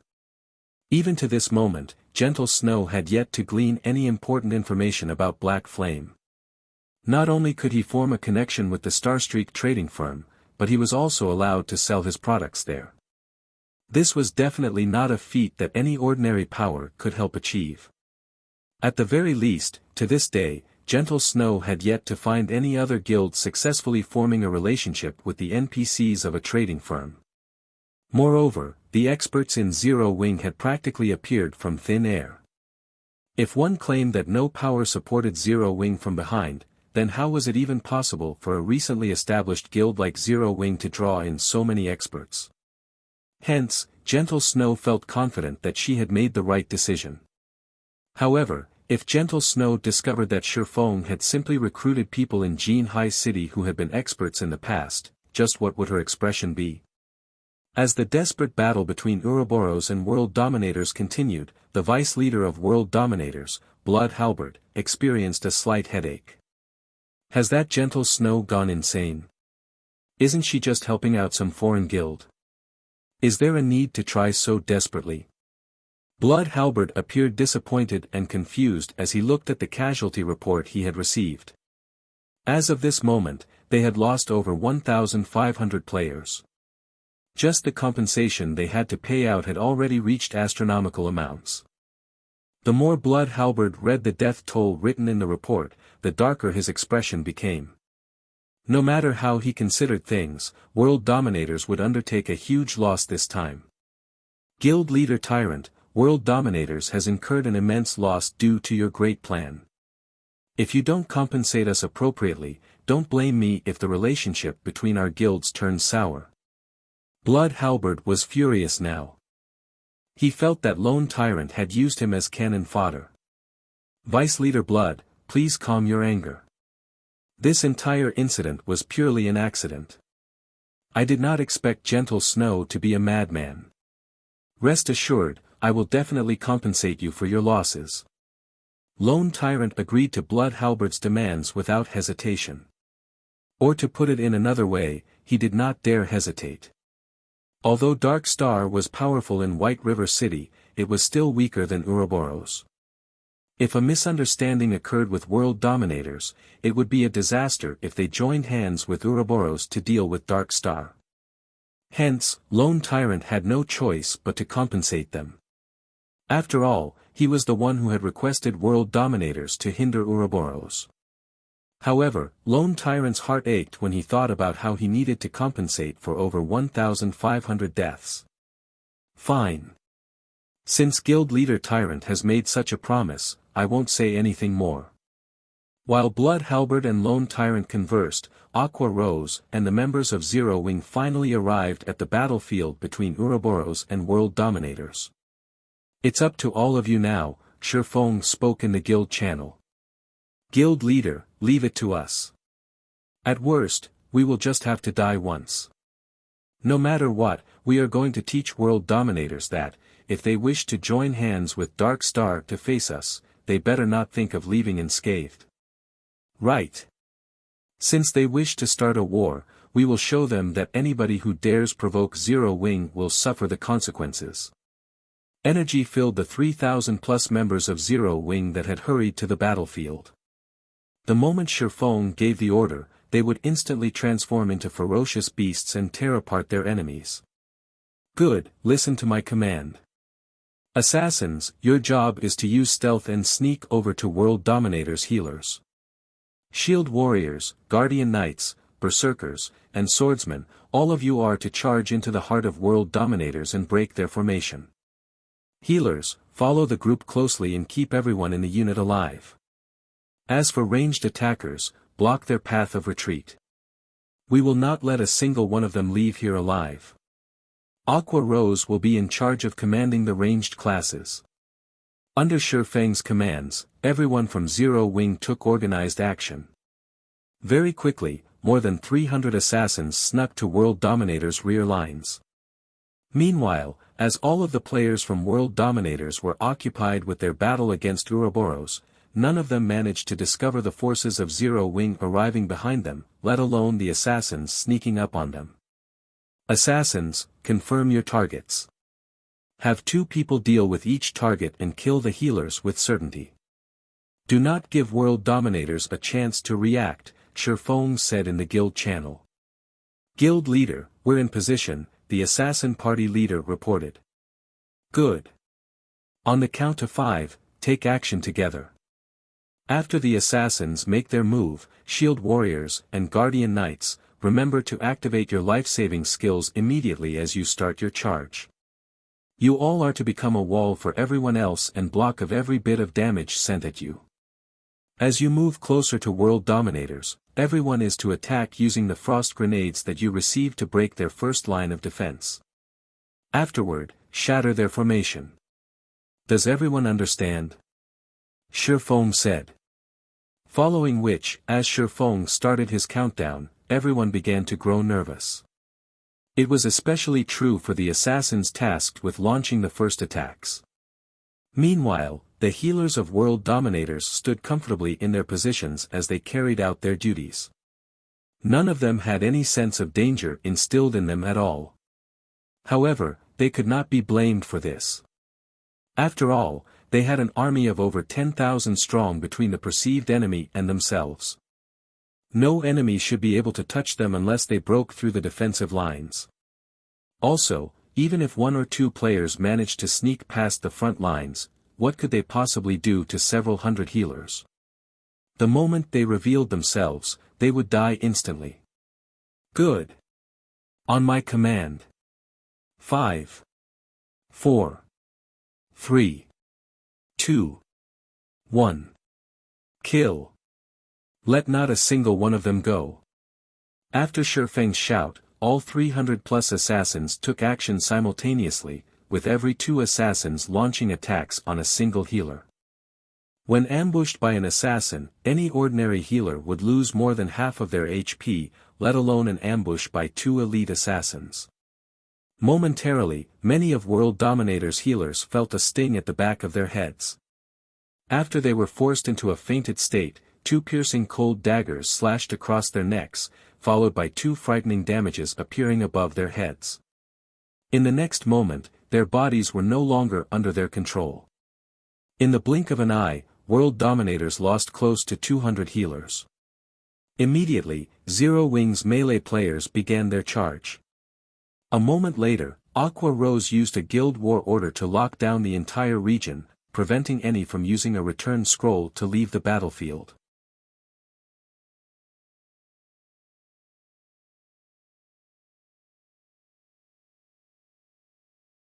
Chapter 305, Zero Wing's Might. The sudden loss of almost 200 healers stunned everyone from World Dominators. It's an ambush. Run. Faced with several hundred assassins so close without any protectors by their side, the only way the healers of World Dominators could escape death was to run towards the main army of World Dominators. However, healers were inherently slow. The assassins from Zero Wing quickly caught up to them. Originally, if these healers had worked together to retaliate against the assassins from Zero Wing, they could have at least offered some semblance of resistance. It would not have been so easy to kill them.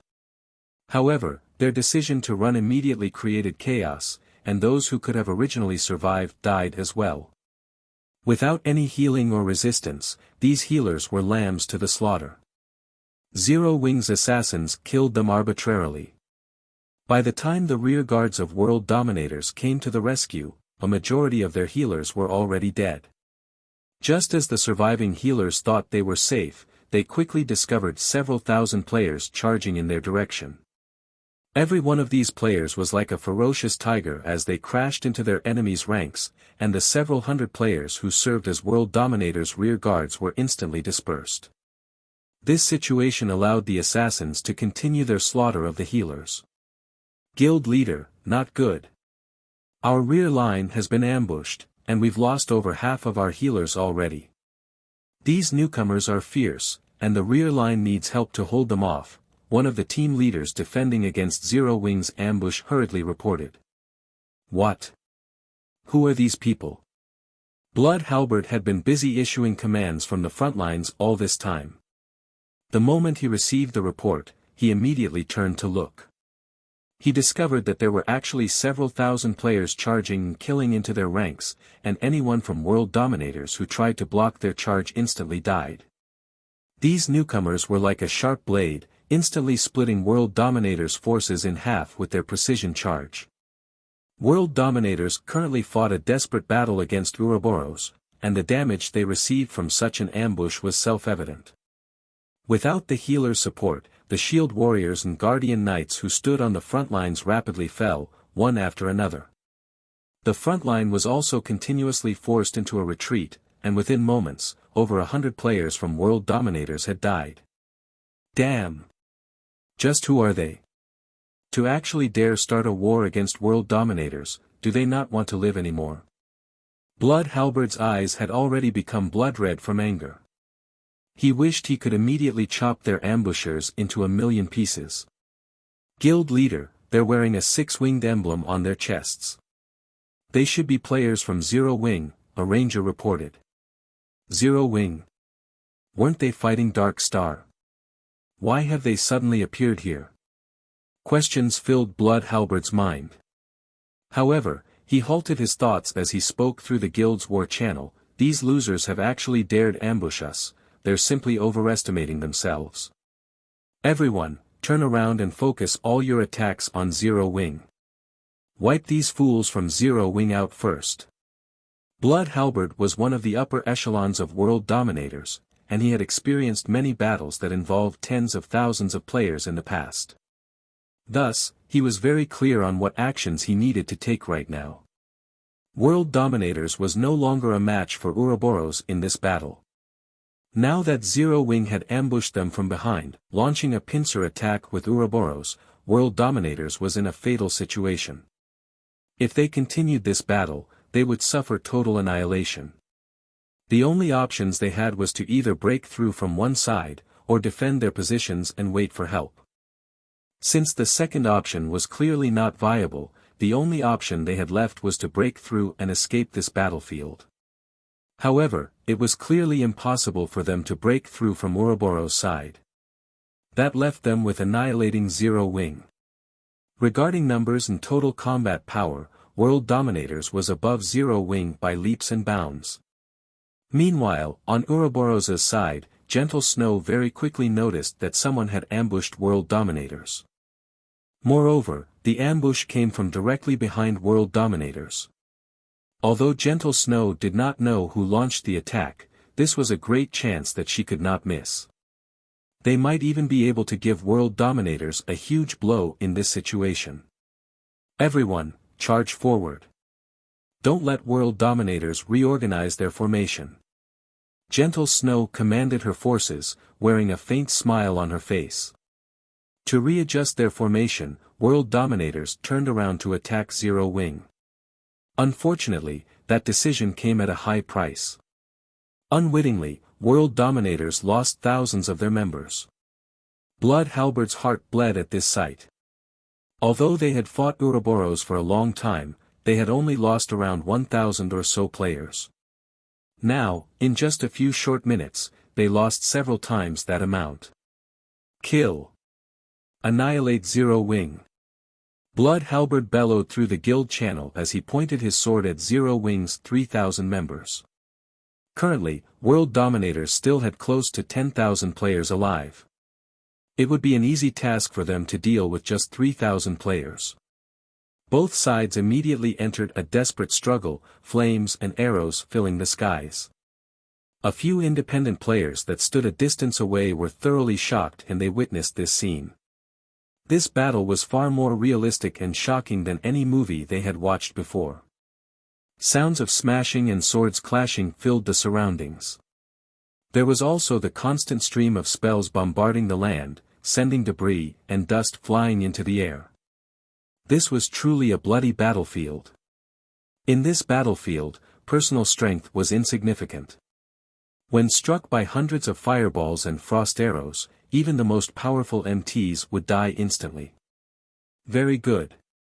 It should be about time to use them now.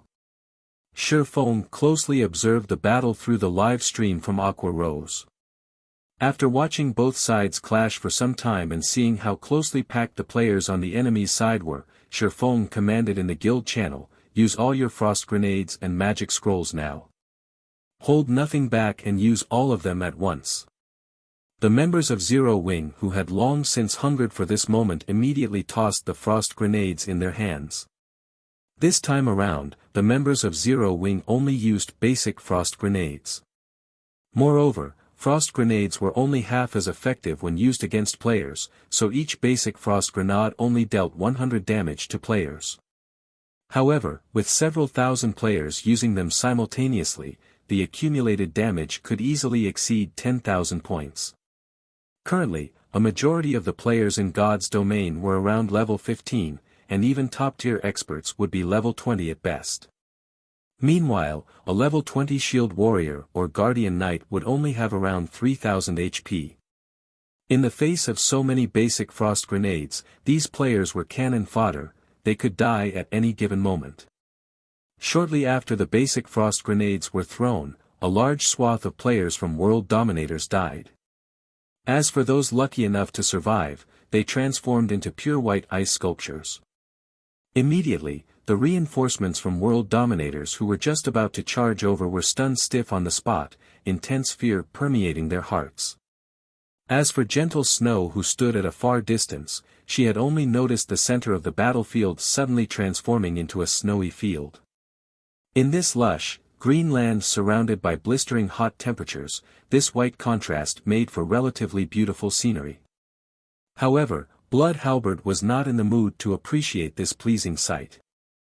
Zero Wing's combined Frost Grenade attack had instantly killed over 1000 players. Adding in the follow-up control effect of the Frost Grenades and Ouroboros' continuous assault from behind, the death toll in this brief moment was at least 3000. Moreover, even without this wave of Frost Grenades, Blood Halberd had discovered something very important. Although Zero Wing only had around 3000 members, a large majority of them were elite players. Not only did they possess high levels, but their equipment was also of good quality. With these two advantages, these players could easily take on 2 to 3 average players. If the 10,000 or so players of World Dominators faced off against 3,000 average players, it would not take them very long to annihilate the latter and break out of this pincer attack. However, it was a completely different story if they faced 3,000 elite players. There was absolutely no way to break through this hurdle in a short time. Not to mention, they also had to pay a huge price to do so. It was the same situation when World Dominators had initially hindered Ouroboros' advance towards the Silverleaf Forest.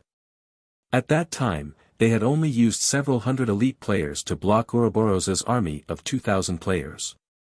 Now that World Dominators faced 3,000 elite players, in addition to the previous Frost Grenade attack, Blood Halberd began to consider suicide.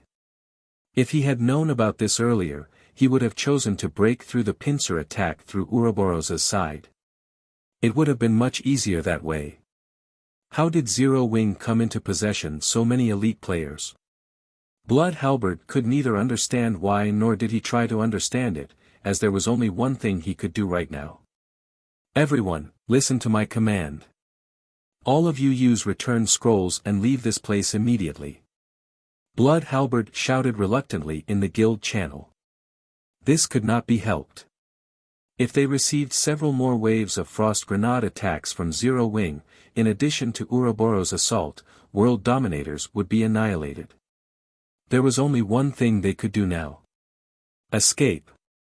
Although it would be both costly and time-consuming to use return scrolls, and even more people would die, it was a much better alternative than suffering total annihilation. Guild leader, this is not good. This area has been sealed. We can't use return scrolls.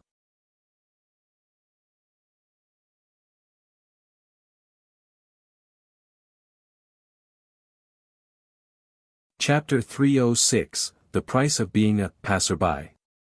His subordinates' report stunned Blood Halberd. Do they really intend to fight to the bitter end? Blood Halberd's eyes turned crimson, his current mood similar to an imminent volcanic eruption. With the entire area sealed off, preventing the use of return scrolls, World Dominators had no way to escape. The steep slopes on both sides of this area left only one line of movement available. One could only advance forward or retreat backward, there was no third option available. Right now, however, Ouroboros blocked the road back to the city, while Zero Wing blocked the road to the Silverleaf Forest.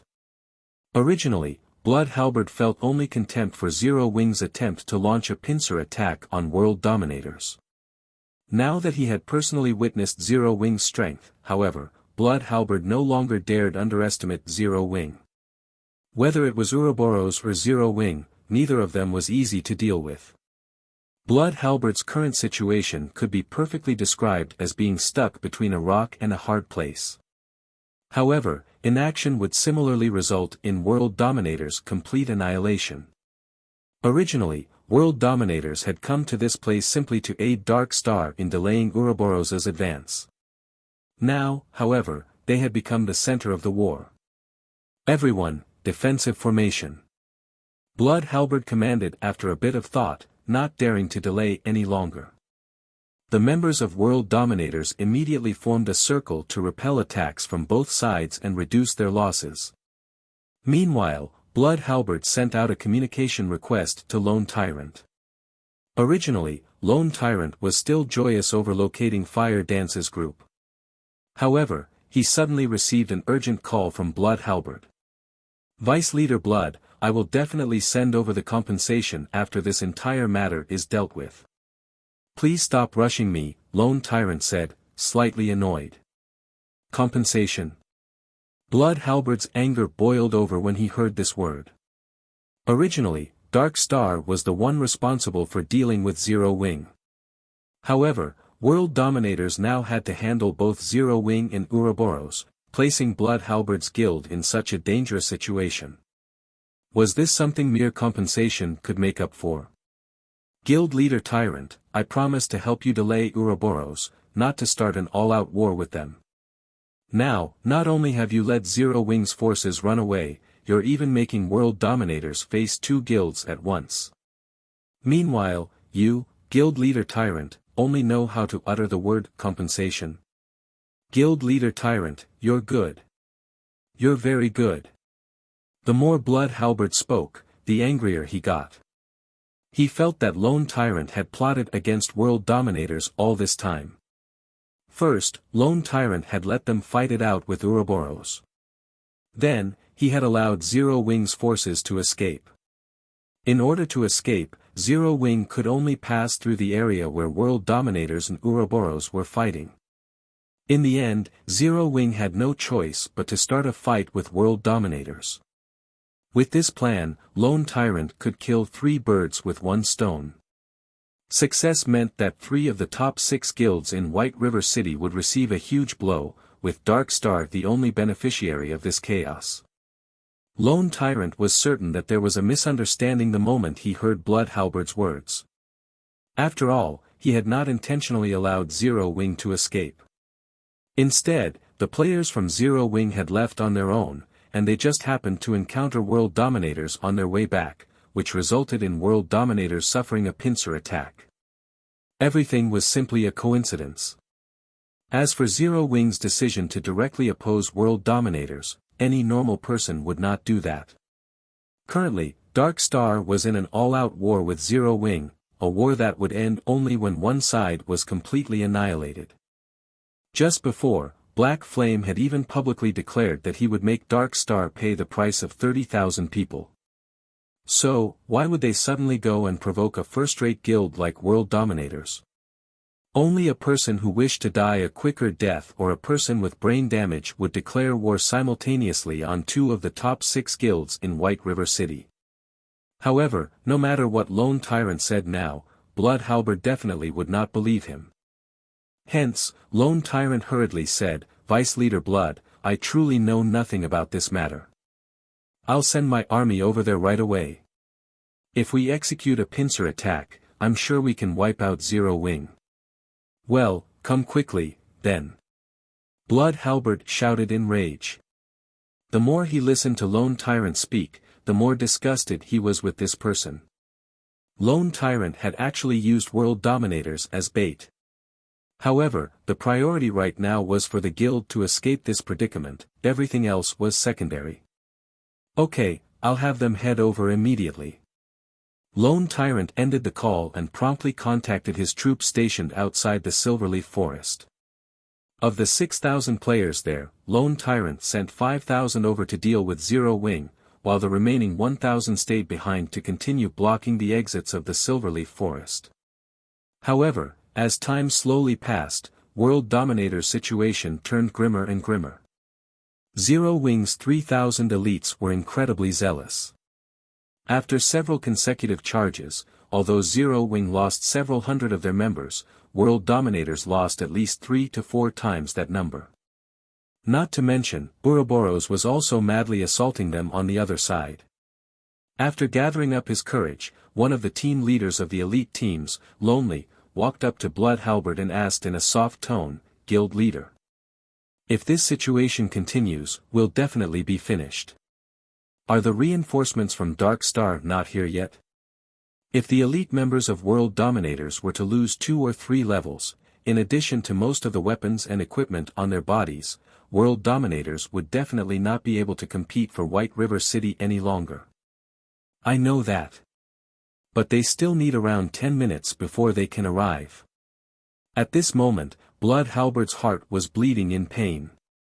However, he was helpless in this situation, unless of course Zero Wing or Ouroboros showed mercy and let them go. Blood Halberd's eyes shone when this thought occurred to him. He was not out of options yet. World Dominators and Ouroboros were bitter enemies, so it was obviously impossible to ask Ouroboros to show mercy. However, there was a slight possibility of success with Zero Wing. After all, World Dominators had never come into direct conflict with Zero Wing before. Also, Zero Wing's main enemy was Dark Star, while World Dominators was simply a passerby in this matter. Hence, Blood Halberd immediately tried to contact Feng. "Vice Leader Halberd, to what do I owe this pleasure?" Feng asked, a smile on his face. When he received Blood Halberd's call, he had chosen to accept it right away. "Guild Leader Black Flame, the war between our guilds is just a misunderstanding. World Dominators has a feud only with Ouroboros. We came here simply to fight Ouroboros, and we truly never intended to fight your guild. In regard to the losses and inconvenience caused to your guild, I can compensate you on behalf of World Dominators. As long as Zero Wing stops attacking us right now, I will immediately have our guild's finance department send over 1 million credits to serve as compensation. What do you think, Guild Leader Black Flame?" Although Blood Halberd had tried to speak casually, he could not completely hide the panic in his tone. After all, at least one elite member of World Dominators was dying with each passing second. 1 million credits. In past virtual reality games, even well-known gaming workshops needed a month's time to earn such a sum. Hence, Blood Halberd's offer of 1 million clearly showed his sincerity. So it was all a misunderstanding. Feng acted as if he had come to a sudden realization, letting Blood Halberd feel a hint of hope. However, before Blood Halberd could even feel joy, Feng's tone changed abruptly as he said, "I am moved by Vice Leader Halberd's generosity. Sadly, one of my shortcomings as a person is that I am extremely headstrong. Since it is a misunderstanding, let us just continue this misunderstanding, then. You're making an enemy out of World Dominators. Aren't you afraid of our retaliation?" Blood Halberd screamed in anger. "Vice Leader Halberd, what's there to get angry about? The moment we started playing this game, we were bound to meet with some trouble. If you aren't even prepared to suffer such a small setback, I think it is better for you to retire sooner rather than later. Although World Dominators is only playing the role of a passerby in Dark Star's plan this time, by provoking Zero Wing, you also have to pay a terrible price." Feng chuckled. "However, don't you worry. Dark Star will soon be joining you all." After Feng disconnected the call, he then contacted Aqua Rose, saying, "No need to be polite. Leave none of them alive.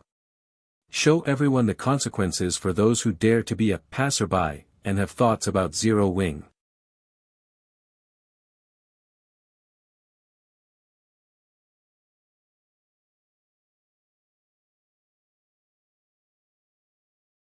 Chapter 307, Famous in a Single War. Damn! This Black Flame is practically a mad dog that bites anyone it sees. Blood Halberd cursed. "I'll definitely remember this matter. If there is a chance in the future, I'll definitely not let him off. Vice Leader, we've lost too many healers. This long battle is also taking a heavy toll on the remaining healers' mana.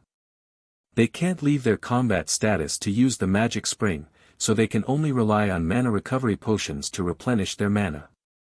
However, most of them have already consumed all the potions they have. If the reinforcements from Dark Star still don't arrive, we will definitely be finished, Lonely reported hurriedly. Naturally, Blood Halberd was aware of this matter. Before Zero Wing's intervention, World Dominators had been able to split its healers into two teams, with one team healing the players at the front and the other falling back to replenish their mana, and rotate them accordingly. However, Zero Wing's ambush had taken out over half of World Dominators' healers.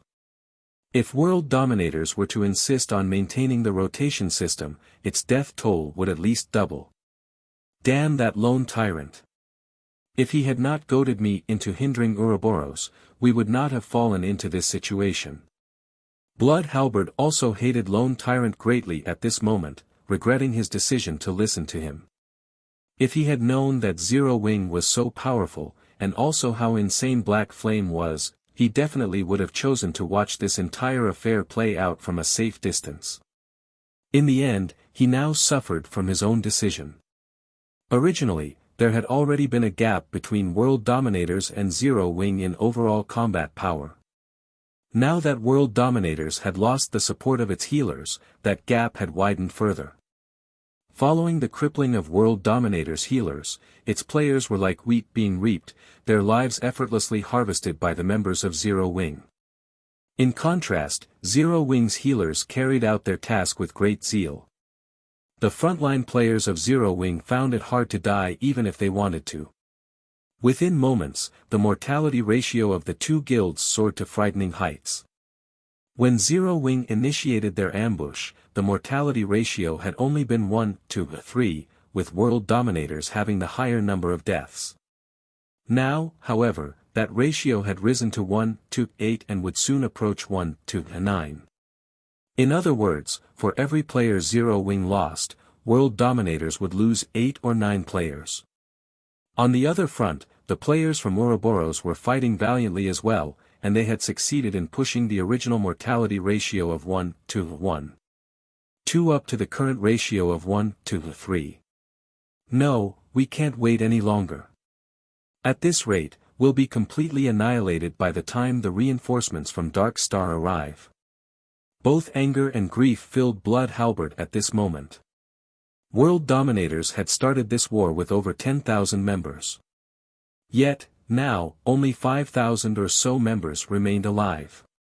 Immediately, Blood Halberd shouted in the guild channel, "All of you, charge together with me. We're leaving with as many lives as we can." At Blood Halberd's command, everyone from World Dominators commenced a desperate charge while ignoring even the magical bombardments from enemy mages. Naturally, such an exodus only made it much easier for Zero Wing and Ouroboros to kill them. The price these two guilds had to pay also lessened greatly. However, with 5,000 plus players desperately trying to escape en masse, it was also impossible for the two guilds to kill every single one of them. In the end, less than 500 of the 10,000 plus members World Dominators had started this war with made it out alive, everyone else died. After suffering such a massive loss, World Dominators no longer had any chance of competing for dominance in White River City. Zero Wing really is amazing. Although they only number around 3,000 or so, a large majority of them are actually elite players. After obtaining victory in this battle, Zhao Yueru had a renewed opinion of the guild called Zero Wing. With only around 5,000 members in Zero Wing, its total member count was not even comparable to a third-rate guild's. However, after Zhao Yueru witnessed the combat power its 3,000 plus members displayed in this battle, she no longer found it strange for Zero Wing to be considered one of the top 6 guilds in White River City. Zero Wing was indeed worthy of its fame. Second-rate and third-rate guilds would be no match for Zero Wing at all. Moreover, the destructive force displayed by the frost grenades that Zero Wing had used was simply too shocking.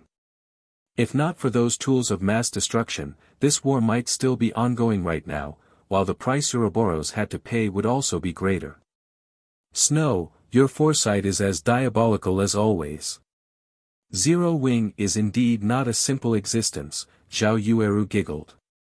Although world dominators managed to escape with a few hundred of its members, its heavy losses this time means it no longer has any chance of fighting over White River City. Without this old nemesis of ours, Ouroboros has a greater chance of becoming the overlord of White River City. Gentle Snow rolled her eyes at the giggling Zhao Yueru. The girl actually dared describe her in such a way. However, Zero Wing's performance had truly surpassed her expectations. Although Zero Wing had a mere 3,000 or so members on their side, in the face of World Dominator's overwhelming numbers, Zero Wing had lost only a paltry 1,000 or so members. This was definitely a brilliant battle record. If the beginning of this battle had not been so intense, the peak of mortality occurring during this period of time, Zero Wing would have lost at most 500 or 600 members in this entire battle. Meanwhile, World Dominators had lost over 10,000 players. One could just see how powerful Zero Wing was. After the end of the battle, both sides started distributing the spoils of war. Even leaving aside the equipment that was originally dropped by both sides, the number of weapons and equipment dropped by the 10,000 plus players from World Dominators remained quite considerable. Very quickly, Aqua Rose and Gentle Snow agreed to split the loot in a 2-to-8 ratio based on the total value of all the equipment dropped. Zero Wing would receive 20% of the total loot, while Ouroboros would receive 80%. However, Zero Wing would mainly receive equipment of bronze rank or higher. Aqua Rose settled for such an unbalanced ratio due to Feng's arrangements. As to why Feng would propose such a division, firstly, it was his form of gratitude for Ouroboros's aid. Secondly, they had no use for that many pieces of equipment. The reason being, most of the equipment left behind by World Dominators were not even bronze rank. As for mysterious iron equipment, there were only a pitiful amount of them dropped in this battle.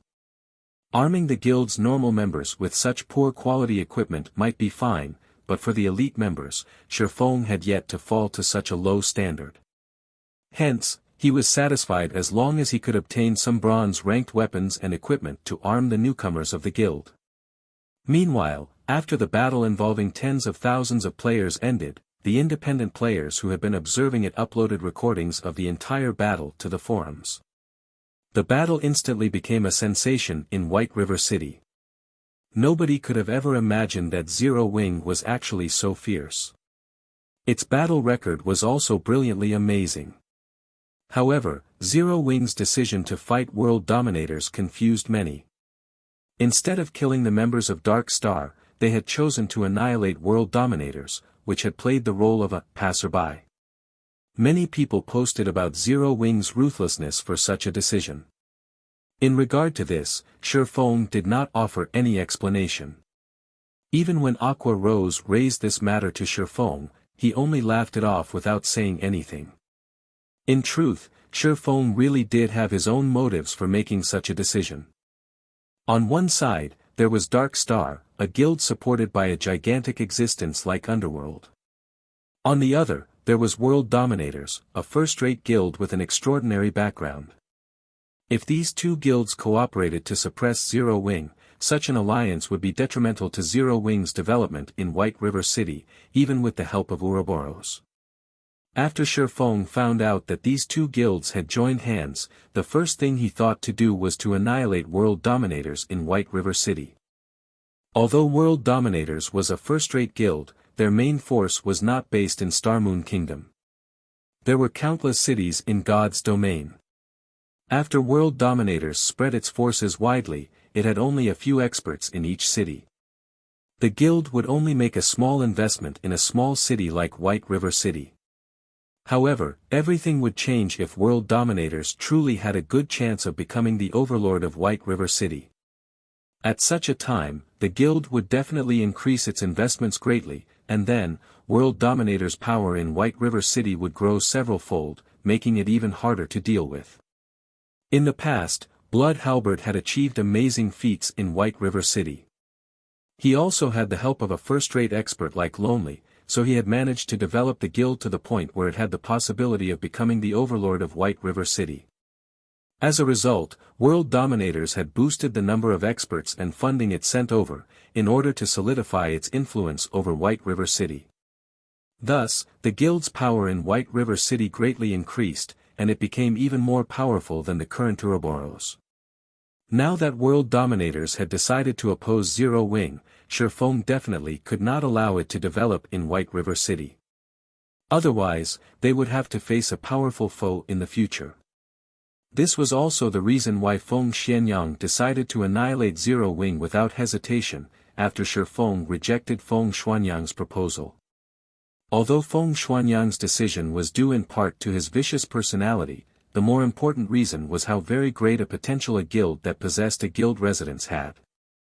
If he did not destroy Zero Wing while the guild was still in its infancy, he would be raising a tiger to serve as his future enemy.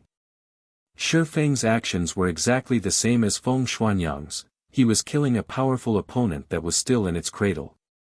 Meanwhile, world dominators starting a fight with Ouroboros at a place with only one escape route was the perfect chance for Feng to do so.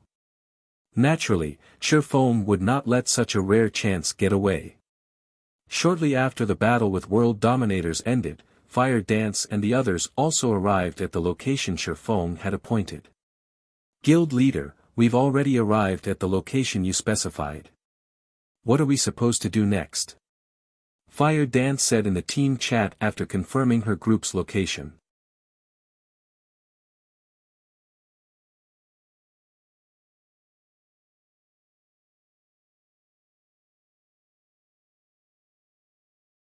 Chapter 308, Black Flame and Yifeng.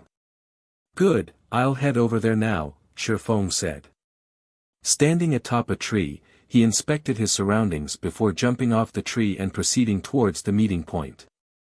Now that Fire Dance and the others had accomplished the difficult first step, what remained depended solely on luck.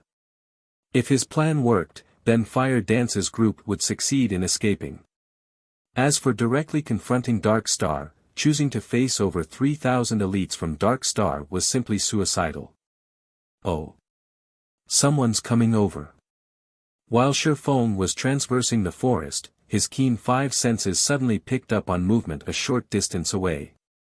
He promptly jumped up onto a tree. Towards the west side of the forest, a team of over 100 elite players was currently searching the vicinity as they moved. The majority of these players were red names, creating a very eye-catching sight. Moreover, none of them tried to hide their presence, which made it very easy for Feng to discover them.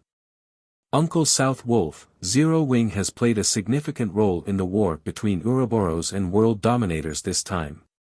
We also can't overlook the combat power Zero Wing displayed. It is definitely not as simple as it appears in the video recordings of their battle. If Zero Wing had not suddenly ambushed world dominators from behind, world dominators would not have lost so overwhelmingly. Now, world dominators in White River City is only an empty shell of its past self. Blood Halberd is also continuously lambasting Lone Tyrant with a barrage of curses. However, since Lone Tyrant does not dare to become hostile with Blood Halberd, he has no choice but to suffer in silence. Black Flame is truly decisive with his actions. Not only did he eliminate world dominators from White River City, he has also severed a large portion of Dark Star's support. In addition, the post he made before declaring war on Dark Star has led to the war between Zero Wing and world dominators receiving widespread attention. Using only 3,000 players to defeat a first-rate guild like world dominators, with such a brilliant battle record, Zero Wing has instantly risen to fame from this single battle. Killing 3 birds with 1 stone. Even I am starting to admire this person named Black Flame. The commentary of the female summoner walking beside South Wolf on Zero Wing's battle was eloquent. She spoke as if she knew every little detail of Feng's plan. This girl was around 20 years old. She had a pair of beautiful eyes that was both bright and dazzling, making it difficult to discern the girl's thoughts. Her cherry lips were currently tilted up slightly, while her eyelids were curved into small crescents. The girl exuded a calm and mysterious aura. During the few occasions when she giggled, she would also reveal a noble and elegant temperament that drew the attention of others despite themselves. Yulan, you are Underworld's female Zhuge. How can you uplift others' prestige while downplaying your own worth? That black flame simply got lucky. He definitely isn't as smart as you make him out to be. South Wolf felt that Yulan overestimated Black Flame, who South Wolf believed was simply an arrogant and despotic person. Meanwhile, Zero Wing's victory in the war this time and the subsequent trouble that visited Dark Star were simply coincidences. There was nothing worthy of their concern. Maybe I am overthinking things, Yulan laughed, having no intention of refuting South Wolf's words.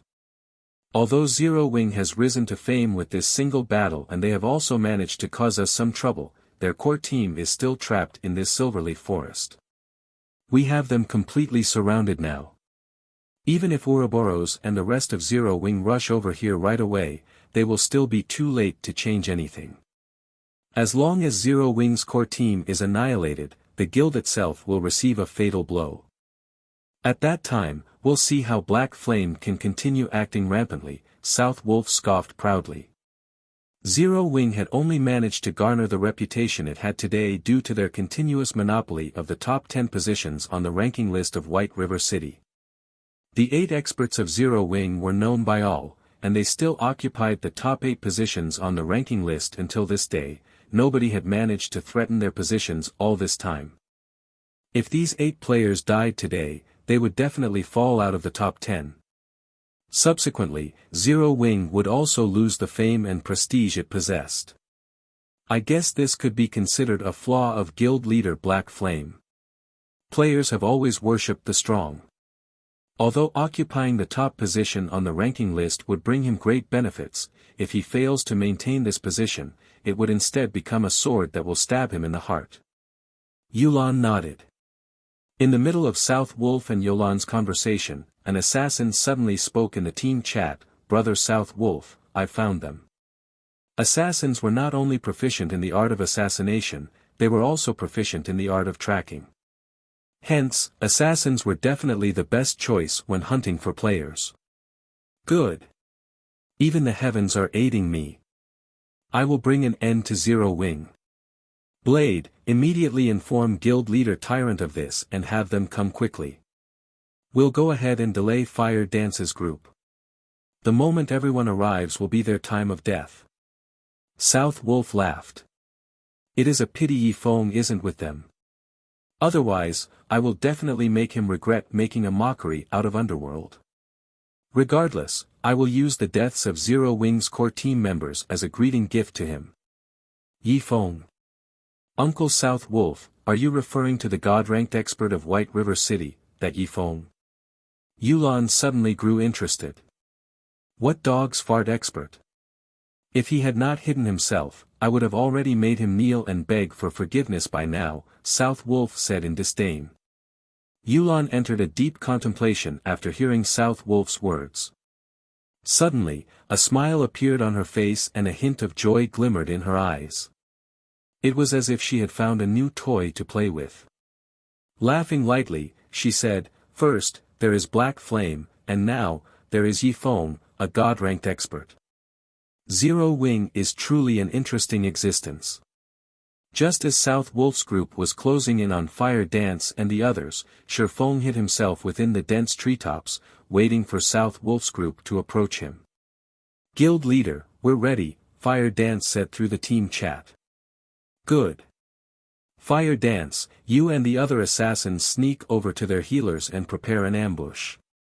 Make sure to maintain a certain distance from their group and be careful of detection. Although it is unlikely that any of them have learned a stealth erasing skill, we cannot rule out even the slightest possibility. Wait until they have entered Blackie's attack range, then make your move. No matter what, do not let them discover our tracks," Feng said quietly.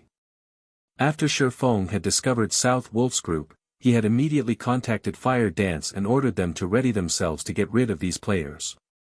Feng had chosen to do so mainly because it was of utmost importance that Dark Star not find out where they were going. South Wolf's elite team consisted of over 100 players. All of them possessed relatively good quality equipment. Although there were a few bronze equipment mixed in, most of them were using mysterious iron equipment. This team was definitely one of Dark Star's core teams. Conversely, although Feng had only around 30 players on his side, every one of them was an expert. It was not exactly impossible for them to eliminate these 100-plus elite players in a short amount of time. Not to mention, Feng still had plenty of basic frost grenades and Tier 1 magic scrolls on him. Naturally, he had distributed quite a lot of them to Fire Dance and the others. In addition, if they could kill all these elite players, the deaths would cause significant damage to Dark Star. So, why not? Leave it to me. Saying so, Fire Dance immediately led 5 assassins and snuck over. Although South Wolf's group consisted of 100-plus elite players, their levels were only around level 17, with level 19 being the highest. Meanwhile, Fire Dance was currently level 21. Fire Dance's techniques and equipment also surpassed these elite players by leaps and bounds. All these factors combined allowed Fire Dance to effortlessly sneak up on the enemy's healers. The 5 other assassins accompanying Fire Dance were not weaklings either. They were all core members of Zero Wing, sporting equipment of mysterious iron rank or above, and were also at level 20 right now. When they snuck up on the healers of Dark Star, none of them were detected. So when South Wolf and his group walked into Blackie's attack range, they all remained unaware of the looming danger. Kill! Feng commanded through the team chat, and immediately, everyone sprang into action.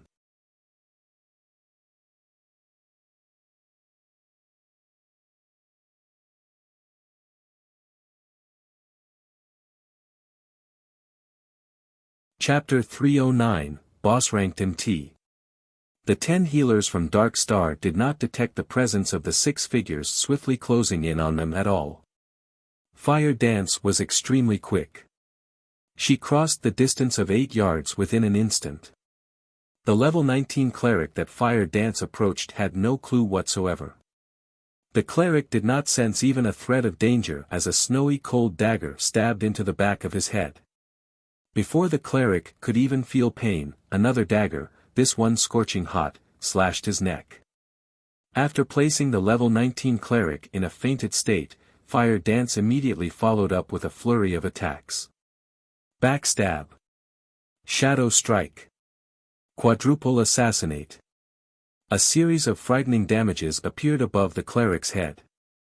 Fire Dance was currently using the pair of fine gold ranked daggers she had received from Feng. In addition, the equipment she wore consisted of fine gold and even dark gold items. For her, dealing with a cloth armor class like a cleric was a piece of cake. She instantly killed the level 19 cleric, who did not possess even 1,800 HP. The other 5 assassins that moved with Fire Dance performed similarly well, killing their targets almost as quickly as Fire Dance had hers. They actually dared to lay an ambush on us. What a bunch of suicidal fools. Everyone, do not panic. Guardian Knights, cast Protection Blessing on the healers. Rangers, mark those fools immediately, absolutely do not let them disappear again. Elementalists, use Ice-type magic to restrict their movements. Everyone else, charge at them. South Wolf quickly issued commands after discovering the deaths of 6 of their healers, a cold sneer on his face. The shield warriors and berserkers closest to the healers reacted quickly. They used charge on the 6 enemy assassins in an attempt to save the remaining healers in their team. Simultaneously, the Guardian Knights of Dark Star cast Protection Blessing on the 4 remaining healers, reducing the physical damage they received by 50%. One could not help but admit that the Dark Star elites were truly skilled players. Their response made it practically impossible for Fire Dance's group to kill the remaining 4 healers now. In the face of the shield warriors and berserkers' charge and also the barrage of frost arrows sent by the elementalists, Fire Dance and her fellow assassins promptly used wind steps, gaining more than a second's worth of invincibility, thanks to the skill's effect. All 6 of them then turned around and ran, leaving behind only the corpses of the 6 healers they killed as they plunged into the forest. Despicable. Assassins, chase after them. Make sure you don't lose track of them. South Wolf bellowed, anger filling his heart. Their team consisted of 100+ elite players. Yet, not only had they lost 6 of their healers in an ambush by 6 assassins, they had even allowed these ambushers to escape.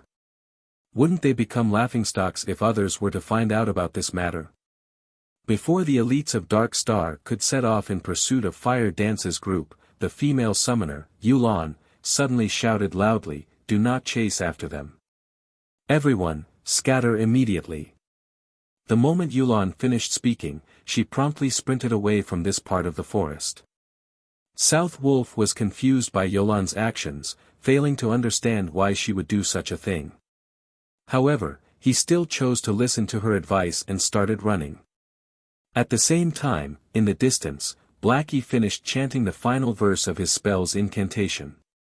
In the next moment, an enormous, golden magic array appeared in the sky, covering a large part of the forest. Shortly after, a dazzlingly brilliant star appeared from the magic array and plummeted towards the forest.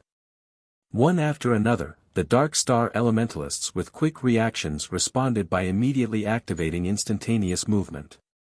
Meanwhile, the other classes also activated their own life-saving skills while doing their best to escape the effective range of the attack. However, there were a few players from Dark Star that failed to respond appropriately. Moreover, Blackie's stars of light possessed a very large effective range. Hence, when the first star impacted the ground, the blast caught over a dozen Dark Star players. The continuous bombardment of the stars of light easily wiped out even shield warriors that possessed more than 3000 HP. To put it simply, all those within the stars of light's effective range died. What an amazing skill. Now that I'm seeing it in person, this skill is extraordinary as expected.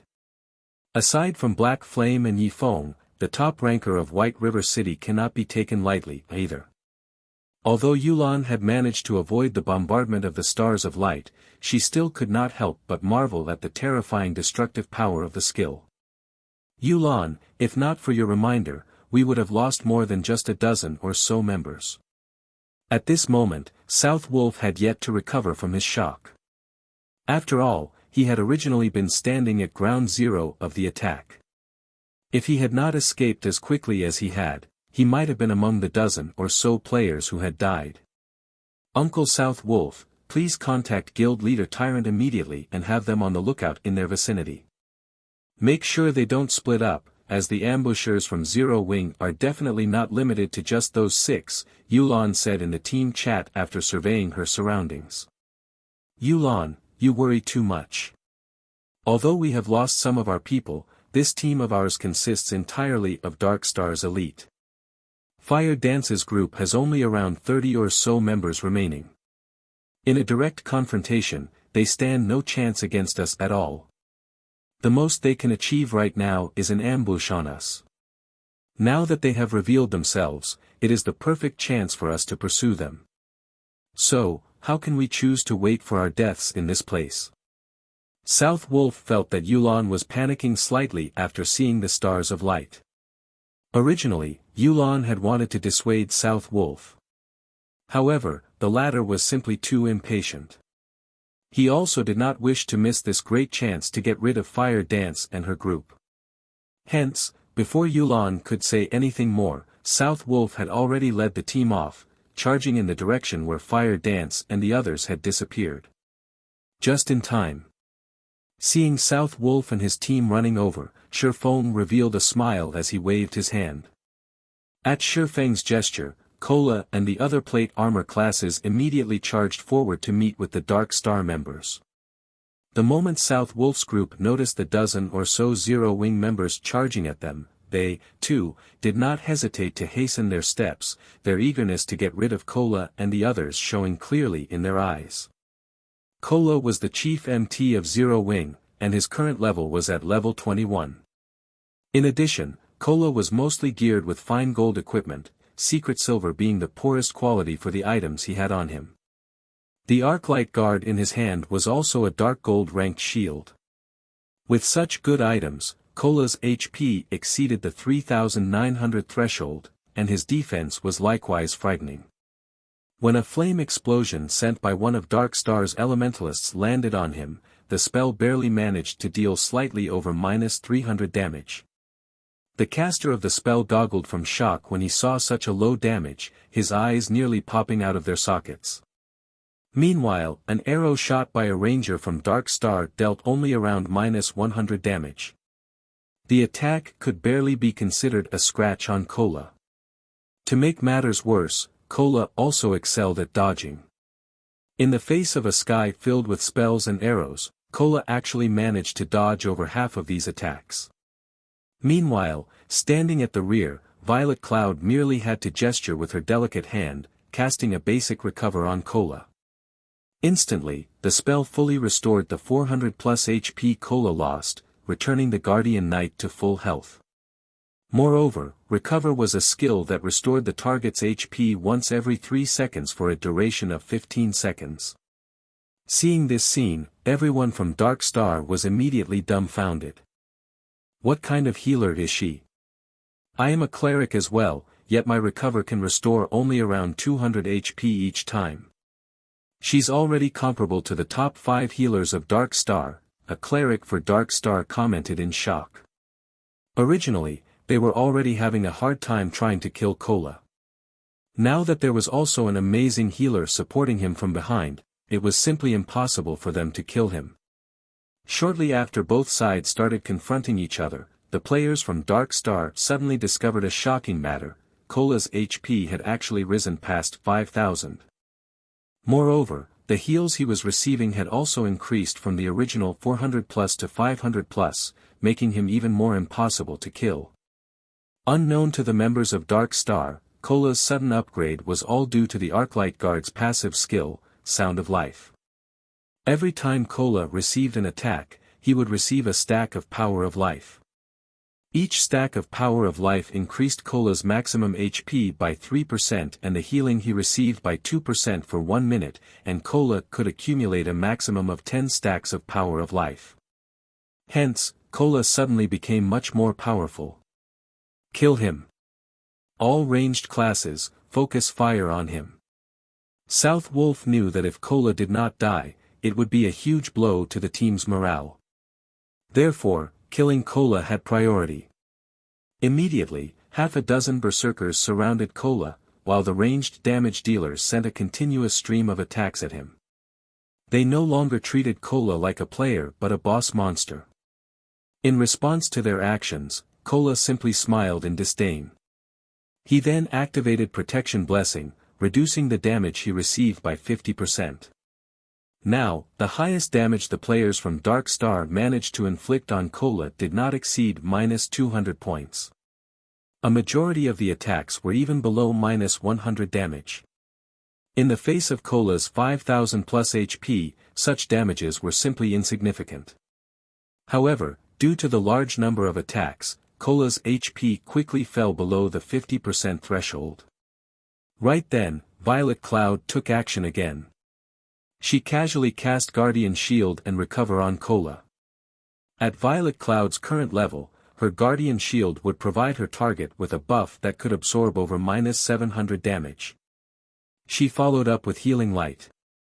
In the next moment, a healing value of +1,600 appeared above Cola's head, in addition to the 500+ HP regenerated with Recover.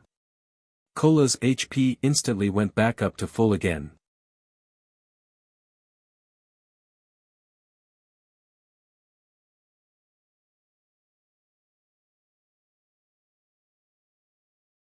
Chapter 310, Reversal. Originally, the Guardian Knight Cola was already a huge headache due to his high HP and defense, and Darkstar's players exerted quite a lot of effort in order to reduce his HP by over half. Yet, in the next moment, he was now back to full health. South Wolf nearly popped a vein when he witnessed this scene. Although Cola was an MT, the damage he dealt was not one bit low, a casual slash from his sword could deal around -300 to -400 damage to Darkstar's shield warriors. If Kola used a skill, he could even deal -500 to -600 damage, which was even higher than that of the berserkers of Darkstar.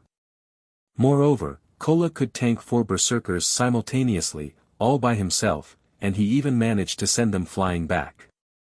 Meanwhile, such a boss-ranked MT was now immortal due to a single cleric from Zero Wing. However, this still was not the end of South Wolf's headache. The MTs in his team were relatively high-ranking MTs in White River City. But the 2 berserkers named Lonely Snow and Water Buffalo still sliced them up in no time. For example, one of the Guardian Knights of Dark Star had come under the combined assault of the 2 berserkers.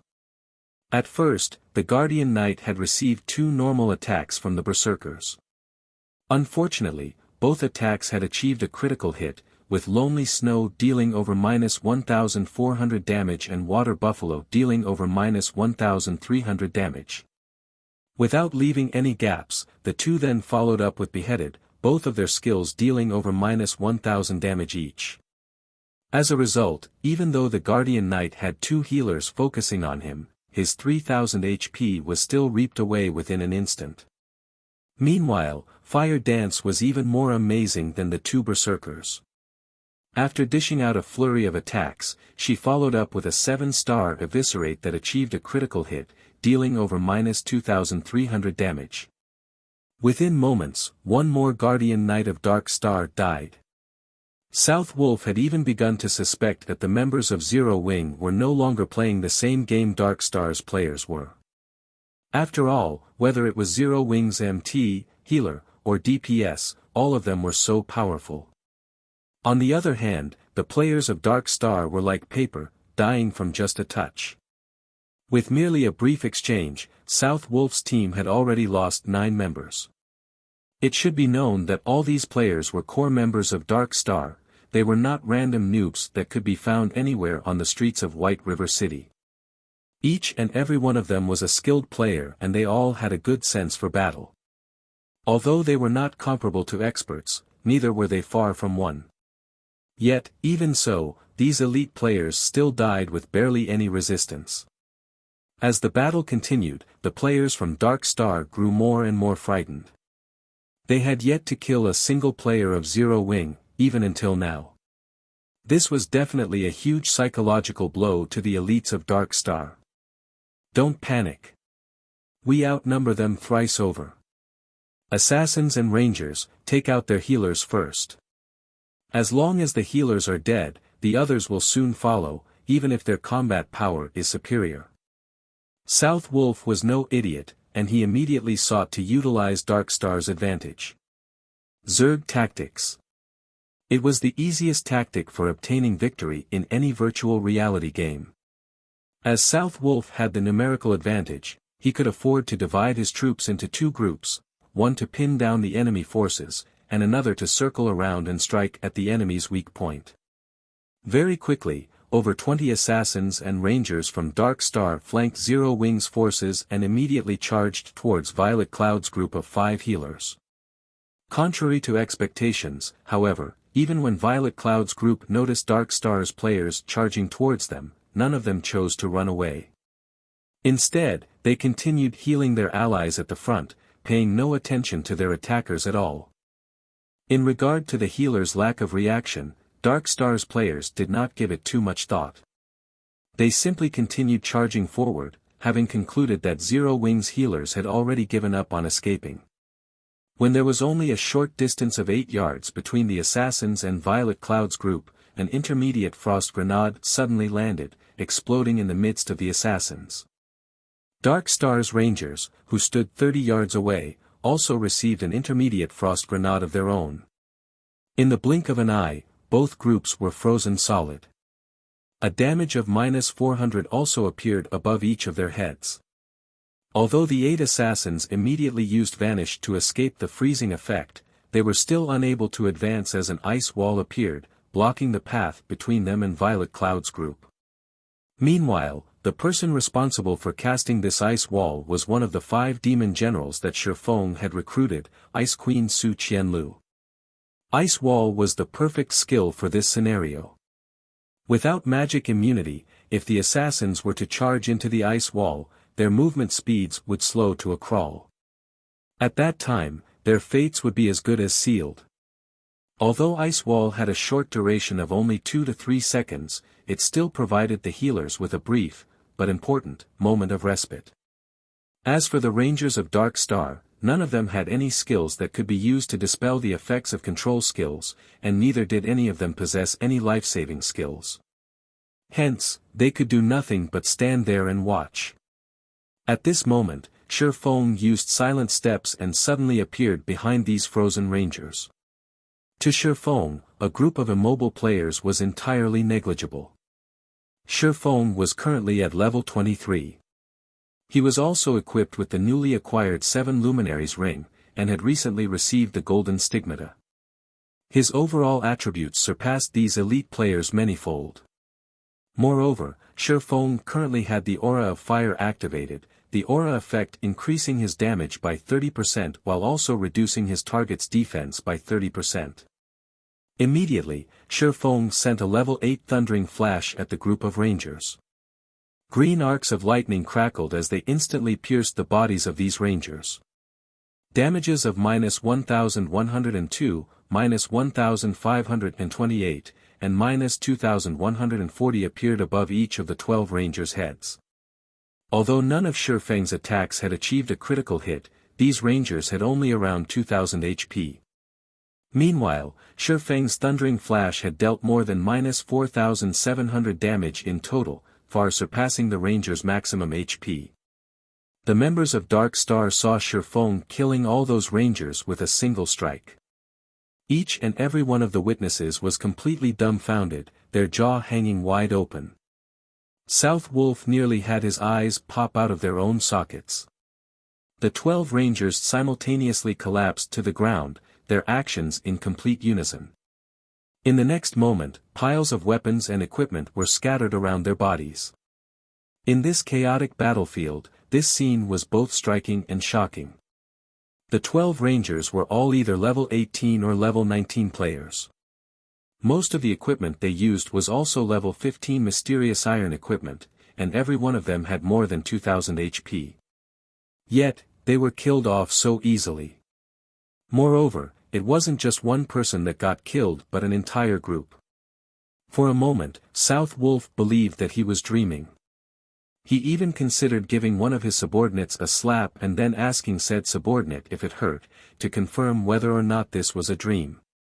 As for the assassins of Dark Star who had been waiting for the ice wall to disappear, after witnessing this unforgettable scene, they had completely forgotten their original task of dealing with Violet Cloud's group of healers.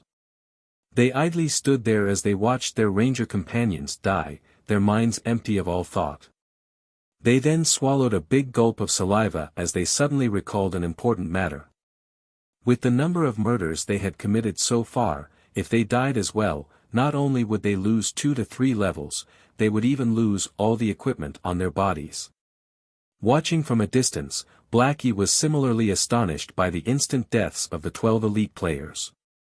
However, he had long since grown inured to Feng's horror-inducing feats, so he quickly regained his composure and threw a basic frost grenade at the still-dazed assassins of Dark Star, freezing them once more. This time, none of the assassins could use Vanish to remove the freezing effect on them. Hence, they could only obediently stay frozen. Following which, Blackie chanted an incantation and used Hell Flame. One could easily imagine the might of a Hell Flame that was powered by the epic-ranked staff Mavis's Guard. Damages of over -1000 points immediately appeared above these assassins' heads, and within 3 seconds, all of these assassins turned into ashes, leaving behind a pile of shining weapons and equipment. However, this was still not the end. After Feng had dealt with Dark Star's rangers, he then cast Firestorm, the activatable skill of the Aura of Fire, at the heart of the battlefield. Firestorm inflicts 500% damage within a range of 10 by 10 yards for 5 seconds. Cooldown, 5 minutes. In terms of damage, Firestorm did not lose out to Stars of Light by much.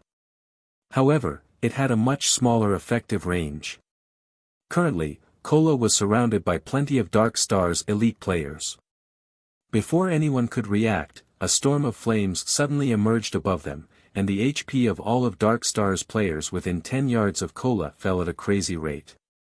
Although Shield Warriors and Guardian Knights were classes with high HP and defense, Feng's equipment was simply too amazing, which resulted in his current attack power being well over 800 points. With such a high base value, even though the Shield Warriors and Guardian Knights of Dark Star possessed plenty of damage reduction items, they still received more than -2000 DPS. As for the other classes, they received more than -3000 DPS. Even when the Shield Warriors and Guardian Knights activated their life-saving skills, which allowed them to have the damage they received, they still could not avoid death. After Firestorm ended, all of Dark Star's players caught within its effective range were reduced to cinders. Only Cola and the other frontline members of Zero Wing remained alive. Dark Star's 40 or so frontline players had died. All of a sudden, Zero Wing's side outnumbered Dark Star's. "Black Flame, why are you here?" South Wolf instantly recognized the person responsible for killing the majority of Dark Star's players. At this moment, South Wolf's eyes were filled with incomparable shock as his trembling finger pointed at Feng's crimson-red name. South Wolf failed to understand why Black Flame would appear at this place. He also could not understand why Black Flame was so powerful. Wasn't Black Flame just a forger? Originally, there had been a huge numerical difference between the two sides. However, in the blink of an eye, a strategic change occurred, all because of Black Flame's fleeting blow. Dark Star was no match for Zero Wing even when Dark Star had the advantage of numbers. Now that the situation was reversed, the end result was obvious.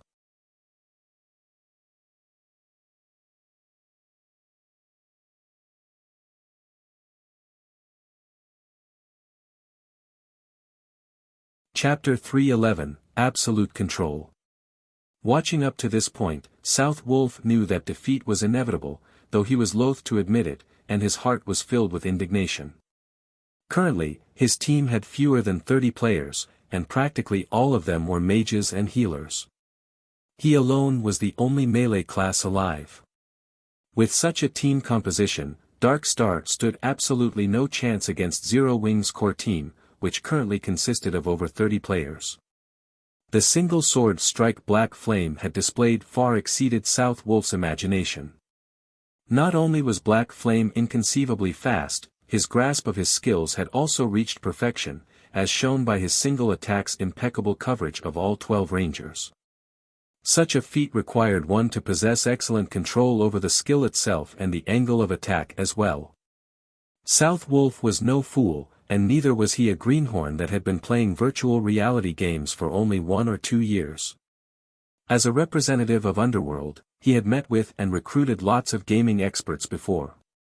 He had also participated in a considerable number of team battles, so his experience in the virtual gaming world was quite plentiful. Naturally, he understood the strategy Black Flame had used since the start of the battle. Black Flame made the Guardian Knights, Shield Warriors, and other plate armor classes charge forward to lure the members of Dark Star into gathering around them. The female cleric, Violet Cloud, was pivotal to this strategy. Although on the surface her healing ability was only double that of the healers of Dark Star, the effectiveness she displayed during the team battle far surpassed that of 3 or 4 healers combined.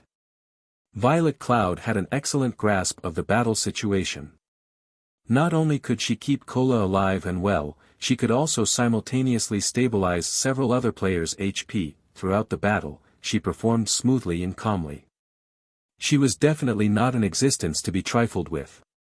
Originally, Zero Wing already had powerful experts like Fire Dance, the team leader of Zero Wing's core team, and Blackie, the #1 player on White River City's ranking list. Now, South Wolf suddenly discovered that Zero Wing possessed not only Fire Dance and Blackie, Cola and Violet Cloud were definitely first-rate experts as well. Everyone else in Zero Wing's core team were also all experts. Meanwhile, Black Flame, who had suddenly appeared, was even more terrifying. The strength he displayed far surpassed that of all those previously mentioned. The scene South Wolf witnessed was like a replay of the god-ranked expert Feng slaying the hundreds of players of Martial Union. South Wolf could not figure out why there were so many experts gathering at a newly established guild like Zero Wing. Even a guild that was newly established by a major corporation could not achieve what Zero Wing had managed in such a short amount of time. South Wolf truly wondered how Black Flame had accomplished such a feat. Although South Wolf was shocked by Black Flame's personal strength and by Blackie, who possessed a strategic-level skill that could affect the entire battlefield. Black Flame, you are indeed amazing. However, the entire Silverleaf Forest is already under Darkstar's control. Although your team of 30 or so players can easily defeat an elite team with more than 100 players, do you think you can do the same against 3,000 players? You have simply delayed the time of your demise. South Wolf laughed coldly as he looked at Feng, his current appearance making it seem as if he no longer cared about the many elite players that had died. Let's go.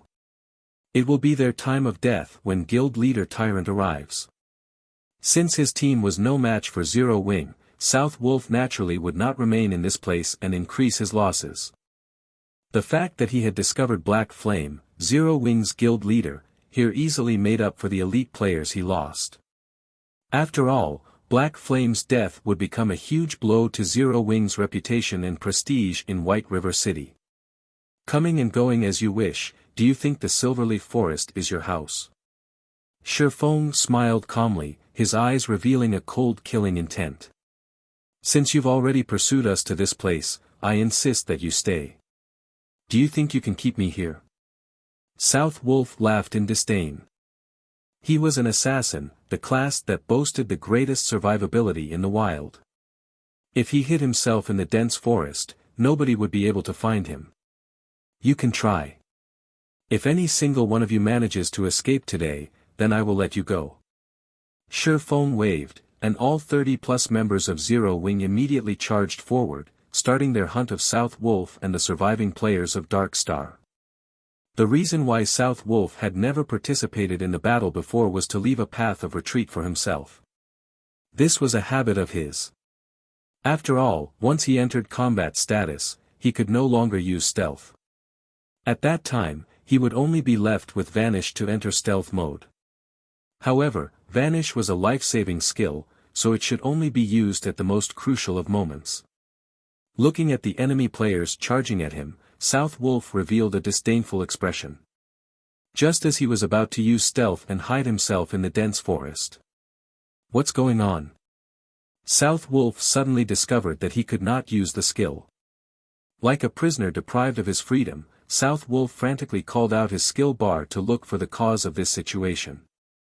Boss South Wolf, we can't use our skills. What are we supposed to do now? The elementalists of Darkstar asked, frightened. Originally, they had intended to cast Ice Wall to delay Zero Wing's charge. Now, however, none of them could use any of their skills, and an elementalist that could not use skills was like a lamb to the slaughter. Aside from sacrificing their lives to earn a few extra seconds for their allies, they were helpless. Run first, talk later.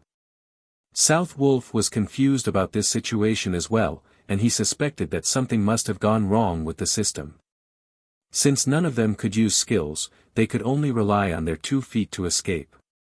As an assassin, South Wolf had great confidence in his own speed. However, just as he was turning to escape, he suddenly discovered that his movement speed had been greatly reduced.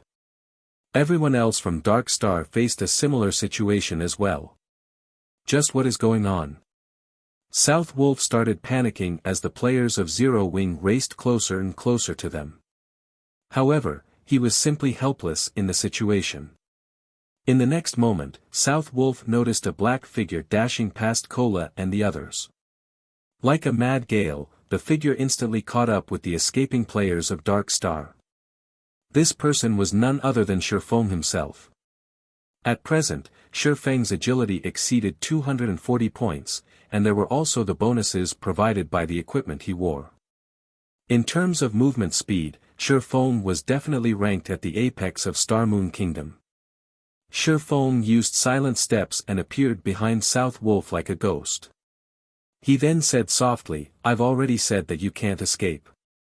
Previously, while Feng was conversing with South Wolf, he had secretly switched the aura of fire on the 7 luminaries ring to the aura of time. Meanwhile, the aura of time reduced the movement speed and attack speed of enemies within a 100-yard radius by 20%, and increased the cooldown of their skills by 20%. When its activatable skill, Absolute Time, was used, it would even prevent enemies within a range of 50 by 50 yards from using any skills or tools for 20 seconds. After Feng used Absolute Time to envelope this entire area, everybody from Dark Star could not use any skills or tools for 20 seconds. Dark Star's current surviving members mostly consisted of mages and healers, so this restriction had truly rendered them completely helpless. One could say that the moment South Wolf's team stepped into this region of the Silverleaf Forest, their lives passed into Feng's hands. Just what did he do? South Wolf's heart was filled with shock when he noticed Feng appearing behind him. Before South Wolf could even ponder on the subject, Feng's abyssal blade had already left its scabbard. Countless silver lights pierced the numerous vital points on South Wolf's body. South Wolf had only leather armor, so every one of Feng's attacks managed to cause over -500 damage, while critical hits dealt over -1000 damage. On the other hand, the mysterious iron-ranked chest piece South Wolf wore was like a piece of tofu. Not only was it easily pierced by Feng's abyssal blade, each attack it received greatly diminished the armor's durability. Just 3 strikes had nearly reduced it to scrap already. Feng's attacks were lightning fast, and he had brandished his sword 8 times in a single series. By the time South Wolf had recovered from shock, his 2000+ HP was completely gone. Suddenly, South Wolf's field of vision turned gray, while his body fell to the ground involuntarily. Even as he died, shock and confusion still filled his face. As South Wolf had not participated in any of the battles so far, his name remained white all this time. After he died, only one piece of equipment dropped by his body. He also lost only a single level. However, were Feng's attacks as simple as they looked? The reason why Feng had chosen not to use any skills, and had instead carried out only normal attacks, was to destroy the equipment on South Wolf's body. When South Wolf died, nearly half of the equipment on his body had already turned to scrap. Now that he had dropped yet another piece of equipment, he had definitely suffered heavy losses. You're tuning into the Han Li's Wuxia Chronicles YouTube channel. We're so grateful for your support, and don't forget to subscribe to join us on this incredible journey through captivating stories. Your generosity through donations truly makes a world of difference, as it's the primary source of revenue that allows me to expand and enhance this channel for you. Thank you from the bottom of my heart for being a part of this adventure.